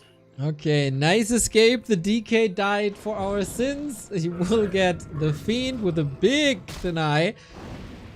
And the big mana, of course. Now, no more Stormbolt. That was alright. That got 1-0 some time for tier 3. Paladin is out. What are the tanks doing? They're coming. We have 1 upgrade on each. Attack and defense. I wonder if he's making tanks because you just finish the game faster, you know, like when you play tanks versus Night Elf, there's this long, sophisticated plan of killing Moonwell slowly so Warden can get this efficiency. And here it's like, no, I'm not going to kill like important buildings, I'm going to just kill everything because I just want to go next. I guess when there's no Crypt Lord, there's no beetles and no mass ghouls, so the normal damage is not there to deal with the tanks, and 1-0 has tank phobia and taps out right away before the buildings get even touched. Big mistake, of course. He read the statement the same. He's like, Fortitude want to squeeze me. Yep. Fortitude doesn't respect me. Okay, let's not get squeezed. Let's get to game number 3, because if the reverse sweep can happen, it should happen now, ladies and gentlemen. Brutal game indeed, but again, can we judge roughly? Huge expansion, a huge mistake, but not cancelling the expo when it wasn't even close, you know. Sometimes there's like this split second, you have 5 acolytes ready to start repairing, but it wasn't the case. It was just sloppy play by 1-0. Yeah, not canceling the expo was a massive mistake, and then you're basically a tech behind, and catching up from there, it's pretty much impossible. It is more or less exactly as expected. Fortitude playing circles around 1-0. Still gotta give him respect for stepping it up and trying something different. No Dreadlord, no Crypt Lord for sure, but 40 also has everything prepared here. And I would say, you were talking about like hiding strategies and stuff. I think so far he has not shown anything extraordinary. I mean, sometimes, meta is meta, right? So maybe there is nothing to hide. And for all of those Pala Rifle survivors, I know that you are somewhere. Maybe he's hiding Pala Rifle for the great final. Yeah, you still have hope for that? I'll leave you with that. Always, like, keep on believing. Don't stop believing, as Journey sang in the 80s. Don't stop believing that we're done with the day. Fortitude 2-0. This is match points. Everything could be over after this one. The decision will be made on Hammerfall. 1-0 was playing a nice group stage on the way back to another tier 1 top 4. And he got there, and it's good for him. But to the real world elite, to the top 3 and beyond, something is missing, and that is his lackluster human matchup. We're hoping that he can fix that. So far, it's not looking like this. Do we have any surprises on Hammerfall? So far, no that many surprises. We need to check, of course, which heroes are queued in the altar, but I presume it's going to be Crypt Lord versus Archmage again. But who knows? What is surprising to me a little bit is Fortitude altar position, but it probably doesn't matter that much. He'll still go for the Rogue Golem because humans love to creep their Rogue Golems. You can pull them, you can manipulate them, and they are not going to bolt you. It's like taming a Rogue Golem. That's what human players learn in human kindergarten. Yeah, that is one of the creep manipulations that you can apply here. And then, of course, we look at who cancelled the other one better. And that is the name of the game. How many peasants can you kill? How many towers can you kill? How long can you go for delays? But look at this. Huh? Altar position doesn't lie. It's not the Rogue Golem. The Footman is scouting. It's going to be start with either Makrura or expansion, but on the Kobolds. He's going for Makrura. Okay, beloved all over the world. So beloved that everybody wants to claim them for themselves. So not going for a very fast expo, rather creeping up to a more stable level 2 and beyond. I mean, basically, that's a statement that Fortitude will now get a green camp in front of his map, and then he'll creep the kobolds. For some reason, he doesn't like to, in this particular game, to expand nearby the Undead Expo, right? When you compare position of both human available expansions, one of them is very close to the Undead Expo, and another one is an completely opposite, right? It's like Poland versus New Zealand, very far away. So, ladies and gentlemen, Fortitude just wants to keep Undead on distance. Can't blame him for that. All right, a lot of people tried something different against 1-0, and that's be as aggressive as possible. He oftentimes showed some flaws in creep speed of that 12 o'clock. Fortitude not making use of that, and that exposes him a little bit. 1-0 crossing the map while 40 is still creeping. The Kobold should be falling though. Crypt Lord is not the fastest hero in the game. And 40 cleans it up, but a little bit of damage here and there. We have to worry. The last hit for level 3. Impale! Can he get the Impale? No! I Impale for nothing! A bit premature here, but it did a little bit of damage to the workers. He gets 1, he gets 2. Stab of Telly! Stab of Telly! Stab of Telly! Oh, Fortitude. He's like, oh, you thought that you can't travel from Poland to New Zealand? I have a private jet. Or You can go for intercontinental travel. Star Trek beaming technology. That's exactly what you want to do. Footman in position, water elementals in position, and another cancel. But as long as it's one base, everything is fine for 1-0. And look at this, Neo, like maybe expansion got cancelled, maybe actually Ziggurat got cancelled, I mean killed. Let's call it, but level 3 is on the way. Ring of Regen is a decent item, and is it one base? I think that players are thinking about one base situation now. Look at this, Fortitude is not sending any workers. He's about to start taking, I presume. Okay. Players' forces are under attack. I mean, I hope. would love to see this actually. But for now, no text to be seen. 40 is scouting that with an illusion, puts more pressure onto herd ghouls. What's 120 doing? Oh yeah, 40 is indeed teching. 2 minutes, of course, and scouted right away. Militia are ready. You can't lose any workers here now, as you can't rebuild them. 120 can tech as well. He's killing an illusion of the water elemental, and maybe he thought that he will get level 3 from that, but surprise, surprise, no level 3 is present here. Footies are getting low HP, but look at those ghouls squeezing! Nice. Continues! Those ghouls are escaping from the undead base because it's not safe in the undead base. It's a crazy world that we are living in. Fly, fly, you fools! We go for the Acolyte. There is a lot of backup Acolytes, so damage here is not that bad. One ghoul wanted to go home. He was homesick, but he gets punished for that. He gets burned to a crisp for another kill of that Archmage. And 120's attack didn't lead to much in the main. He's still in trouble in his own base. I wonder why there is militia at the expansion. Is Fortitude going to cancel the tech? Like, no way. Oh, no. He's ready to expand. He has the He's resources. Yeah, but it's weird. Okay, you spoke about hiding strategies. This is an extraordinary game. If you play one base, human is usually play. I mean, if you tech before expanding as human, you usually make rifle caster, MK second, and then you go tier 3, inner fire, and then maybe you expand. In this game, it's kind of a mix of both worlds. Tier 2 expansion, and Crippler is already here, and maybe he's shown us that it's actually not the best strategy. Oh, we'll see about that. Sock had some success with that tier 2 expo.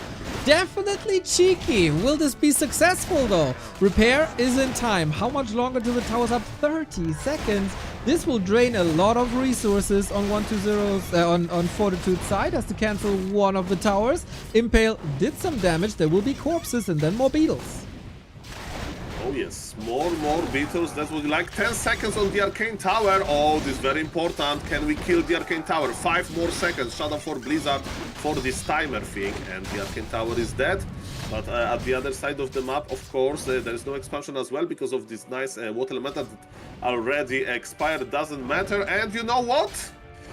As Bob Ross said, there is no such thing as a mistake, it's just a happy accident, and maybe it will like Fortitude like, okay, let's play standard. Who needs tier 2 expo if we can go for just rifle caster 1 base? Yeah, but usually rifle caster is a timing based affair, and this decision for the rifle casters came a little late, so the blacksmith is a little late. On the other side... what came late as well for the undead? Yeah, 120 had to think a long time if he wanted a second hero and tier 3 or not. And that altar, it keeps on happening to the undeads, man. It's a plague. What do you think is like the best way to not forget about something? Maybe they should make like a tattoo of like an altar, basically. For me, that is very popular to have like a tattoo on a forearm, yeah, right? Yeah. And I'm not sure if you look at your forearms during the game. I always had it posted on my screen. Okay. You can record yourself a message, you know, like, and you just every 2 minutes it's like make an altar. Remember to make an altar. Yeah, from the future. We need that. We're all getting old, okay? Our memories isn't the best anymore, but and, yeah. You know, after like few minutes, you start ignoring this message because you don't repeat, and you forget the altar, and you just left alone with annoying message, basically. So don't do it, guys. Bad idea. Exactly. Okay. Exactly. As you mentioned, timing-based thing, and can we buy a Road of Negation? Oh yes, some of water elementals are going to be detonated. This ward gives you 800. Oh, that was juicy impale, but we need to wait for the MK. Man, this squeezing! Squeezing continues, expand or not, human will squeeze you. And the water elemental is also safe, holding back mana potion available. This is the closest to the current meta, at least like the behavior at the beginning of tier 2, and all of a sudden it's not looking too bad. But Fortitude is a god in these rifle pushes, and the first rifle and priests have arrived. He's bringing militia, and as an ex-pal rifle player, let me tell you, if you bring militia, you means business. There will be shop, there will be an arcane tower, and maybe even proxy workshop. And Undead can't hide, even in his base. Okay, 120 has to survive here. This was oftentimes the better games of his when he can play defensive, unlike tier 2 play. But can 40 just kill him here and advance into the top 3 versus Happy tomorrow? Tier 3, 50 seconds. Yeah, Leech would be great here, and Militia is ready to provide some structures. There is Mana Potion on the Crypt Lord. The ghouls are slowly dying. That's not good. And it's going to be an Arcane Tower, I presume. I guess so too. Who need Blood Mage when you have an Arcane Tower? Last to my knowledge, Arcane Tower can't give you mana, unlike the Blonde Devil. You have Archmage. Okay, Archmage and Arcane Tower is better than Blood Mage. For sure. Lots of healing in the back via Priests, untouched. Good repair to keep the Crypt up. But ghouls are suffering. 120 is only at 34 food. Yeah, but 7 seconds away we are from tier 3, and of course immediately on tier 3 we'll get only a big Arcane Nerubian Tower, I mean. But ladies and gentlemen, soon Destroyer form, soon third hero, soon the Orb. Maybe there is hope. Okay, the Crypt Lord has to carry. I am noob, I am lagger. This is a very unfortunate timing. At least it's not us, okay? It is and never dot, us. Dot message is coming from one of the players. Yep. We are in the safe house. We're never responsible for anything. I mean, this is a very good player, by the way. I think it's either Warcraft 3 Orc Hero or Ice Orc. Ice Orc is Neverland, so it's Warcraft 3 Orc Hero and Orc from China. Ladies and gentlemen, yes, he lagged the game. Okay. Did that hurt anyone? Hopefully not. Impale coming in, 120. How much longer for the Lich? 35 seconds. Holding on to dear life, not only for this map, but for the entire tournament. Yes, Destroyer form is on the way, of course, versus... Okay, another juicy Impale, and give me the Lich, so Lich can put Nova on top of that, killing all of the footies. The Undead is trying to keep his ghouls alive. And what about the field? The field goes down. Supplies dropping very quickly. MK got surrounded. MK is stuffing back to the safety of Priests. But yes, big supply lead for the Human, but Human has a tier 2 supply, while Undead supply is way worth more now because of the Lich, because of potential Orb. Oh yes, we have an Orb, we have triple hero combination. Is it enough though? Can you eat through those footies?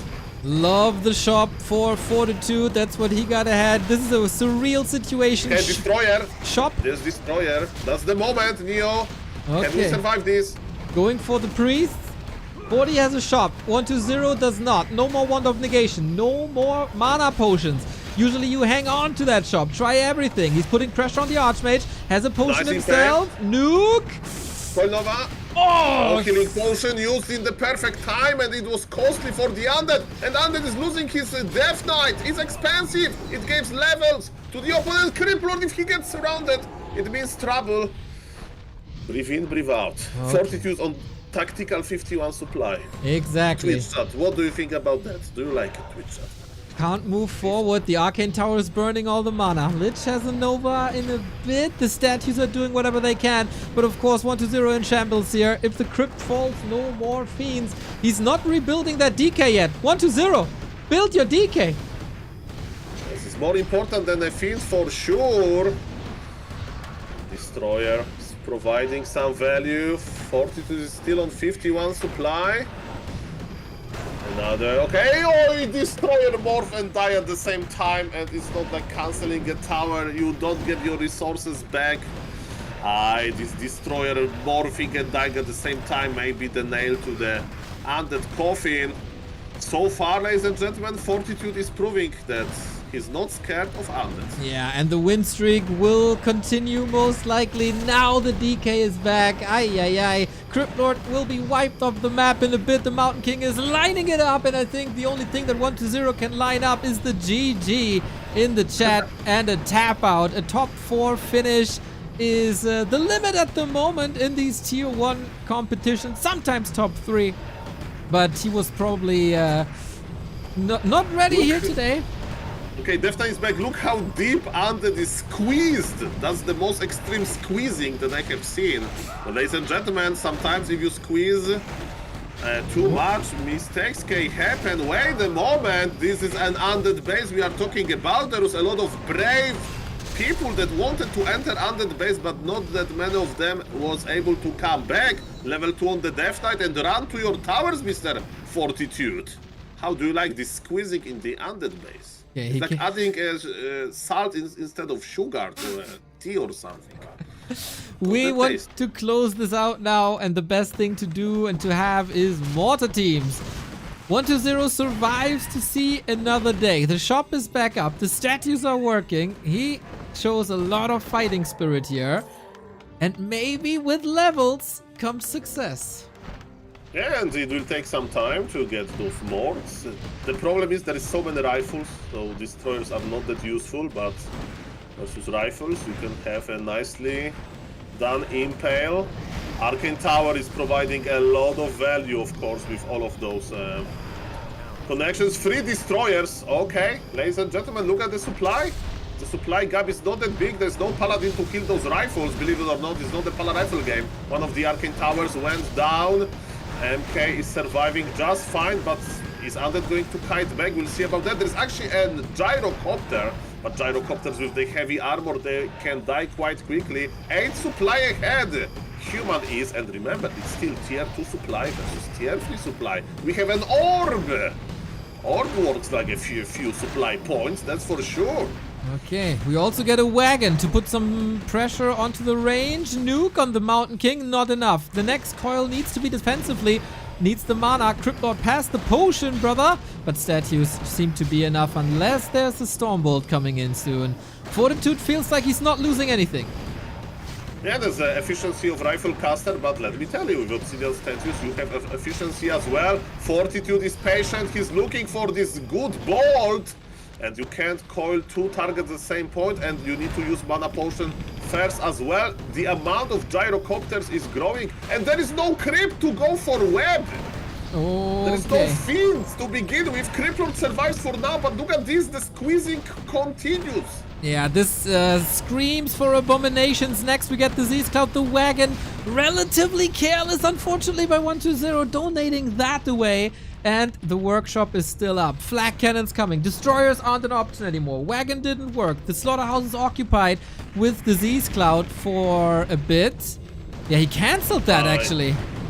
That's so genius to not go for the board. Crypt Lord goes down and GG will be called. Man, that was so clean. 3-0 for Fortitude. He's advancing to the semi-final where Happy is awaiting him. Ladies and gentlemen, get ready for tomorrow because Happy versus Fortitude is going to happen. In the semi-final, everybody, 40 sets a statement. He can play whatever he wants against whatever there is. And 120 wasn't able to threaten him too much. I think this was a fairly clean affair here. A little bit shaky on Tidehunters maybe at certain points. But early games, extraordinary. Late game fights, super clean. And 120 again, his main problem is the matchup versus human. That's the case for years, and 40 takes advantage of that and rips his head off. And Happy has no problem with human matchup. Of course, he lost to Fortitude in the group stage, but you know, it is a big tournament. Happy performs good in the good tournaments, and let me tell you, Happy is not going to lose. He is not going to lose his expansion to no cancel. Happy is very strict with that, as he's strict with his, rules in his Twitch chat, for example. So let me tell you, with this attitude, great results can appear. And Mr. New, I have something to share. I was a little bit skeptic. I was like, maybe 120 will find the way versus Fortitude, but Fortitude is proving to be like this rock, like this paladin protected by divine shield. He's just going through those undeads, and yes, the first undead, as you mentioned, destroyed without big effort even. Yeah, I agree. That was just a warm-up for Fortitude. We had to say goodbye to 3 more amazing players here today. The one that made the most people sad, I believe, was, of course, the opening match. Probably also the highlight of the day, if we're honest. Kaho and Lin go for the first time in this ascension phase, full distance. Lin had 2 match points, blew them both. It was a wild back and forth, a bare knuckle box fight, and Kaho was able to improve on his insane orc matchup once again. Lin tried a lot, didn't really work, fell into a trap, and Kaho exploited that against all odds with, of course, a strong carry Demon Hunter. Lin had a nice recovery after that disastrous start into the mid-game of the season, but I think he can only blame himself for the season, and he can only blame himself for the loss today. As you said, man, if somebody didn't see the games between Lin and Kaho, man, that's super entertaining. Let me tell you, super close games. You never know who is winning. A lot of like small details going back and forth. The Demon Hunter with level 6 trying to win versus triple the supply and barely winning. Losing, actually. I mean, Orc was barely winning. Then another series. Kaho had this super nice moment when he was like 30 supply behind and he was super efficient with triple orb and he actually held and won. But yes, a little bit sad end right to his story. What happened on Twisted Meadows stays on Twisted Meadows Warden plan backfired, and I got surprised. I thought that 1-0 will actually fight that. He was super confident versus Kaho, but he met Fortitude and he had to GG out. That's what happened. Yeah, this was a very strong 1-0 versus the Night Elves with improved ghoul control.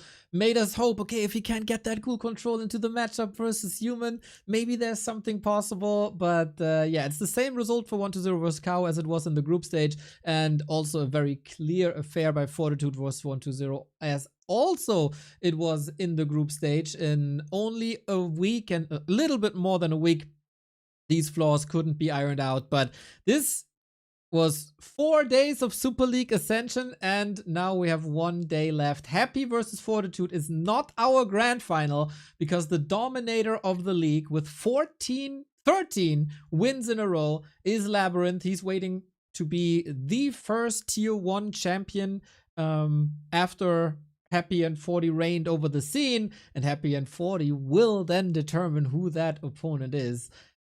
People should set their alerts. Tomorrow there's no excuse to be late. It starts sharp at 1 p.m. Central European time. It's 19 hours from now. Don't miss a single second of this. And it's best of 7 because I get familiar myself with the rules as a co-caster. And according to my knowledge, it's going to be best of 7. So you have 2 games, I mean 2 matches, but 2 series, but best of 7. So definitely we can't say this item fault. It's going to be a lot of map plays between them, and hopefully the better player will win. And then, of course, we need to ask, Soul Prediction Man is summoned. Who's going to win everything tomorrow? I'm predicting 0 Polar Rifle games. That's my prediction. And who I would like to see winning, sorry, of course, Labyrinth, because Labyrinth is practicing hard. I remember like watching Happy playing on KK platform. He's playing versus Undead. It's Labyrinth. I'm like 30 minutes later, I'm just tuning into Happy stream. He's playing versus Undead on KK. It's Labyrinth. Not custom games, just ladder. Labyrinth is often in those game lobbies. He's often like observing, he's analyzing.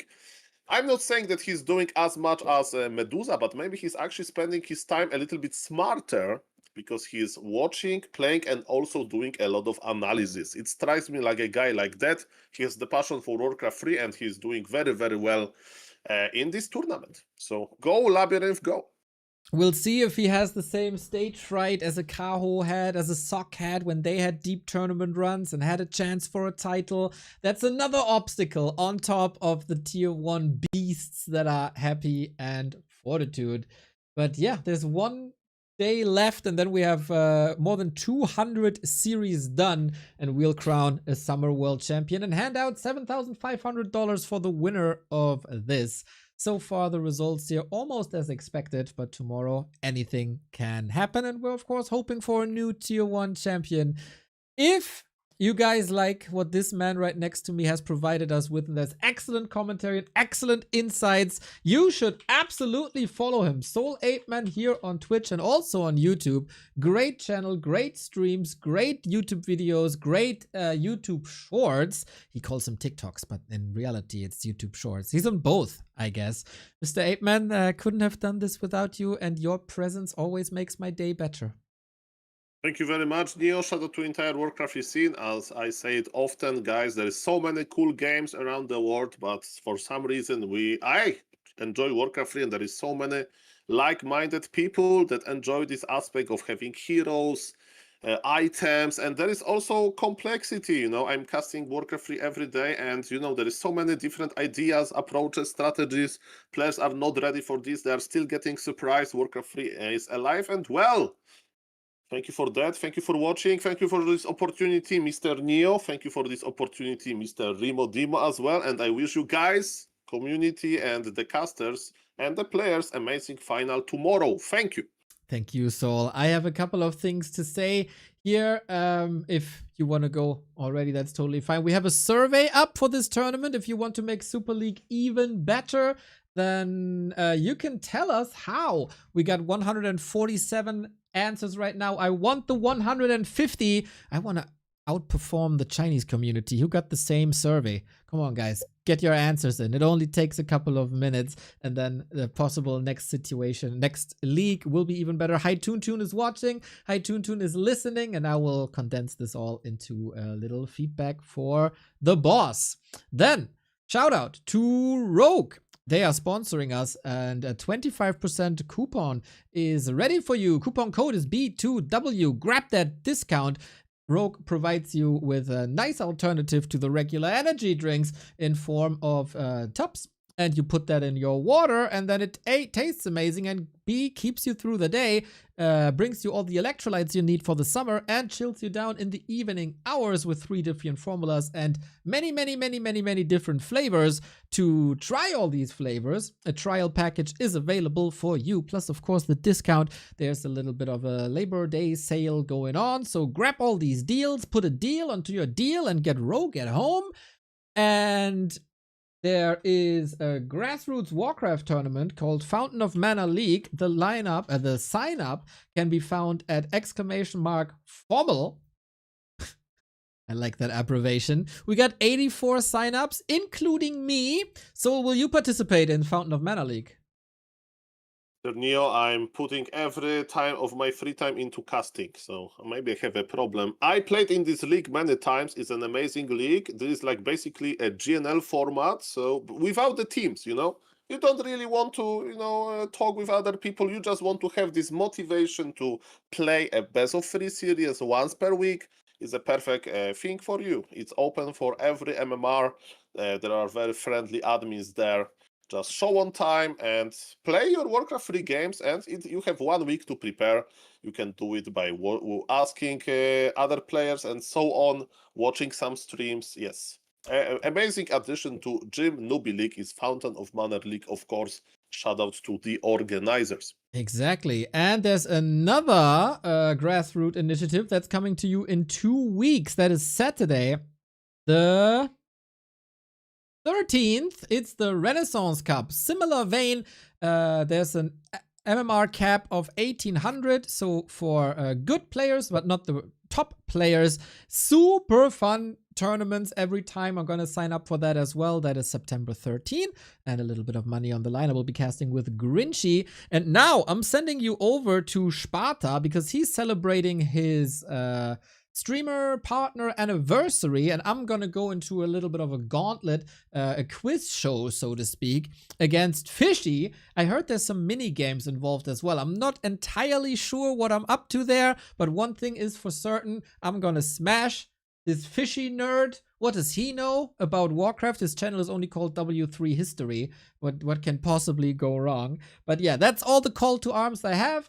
Special shout out to GrabTap, and September is going on. So if you want to reward us for the coverage that we do for over 205 series in this tournament, a tournament where we had to pay the broadcasting license for, you can help out with backtowarcraft.com/support. Take care, everybody. Tomorrow, Happy Verse 40, 1 p.m. Afterwards, the grand final, best of 7 with Labyrinth gunning for his very, very first Tier 1 title. See you then. Thank you, bye-bye.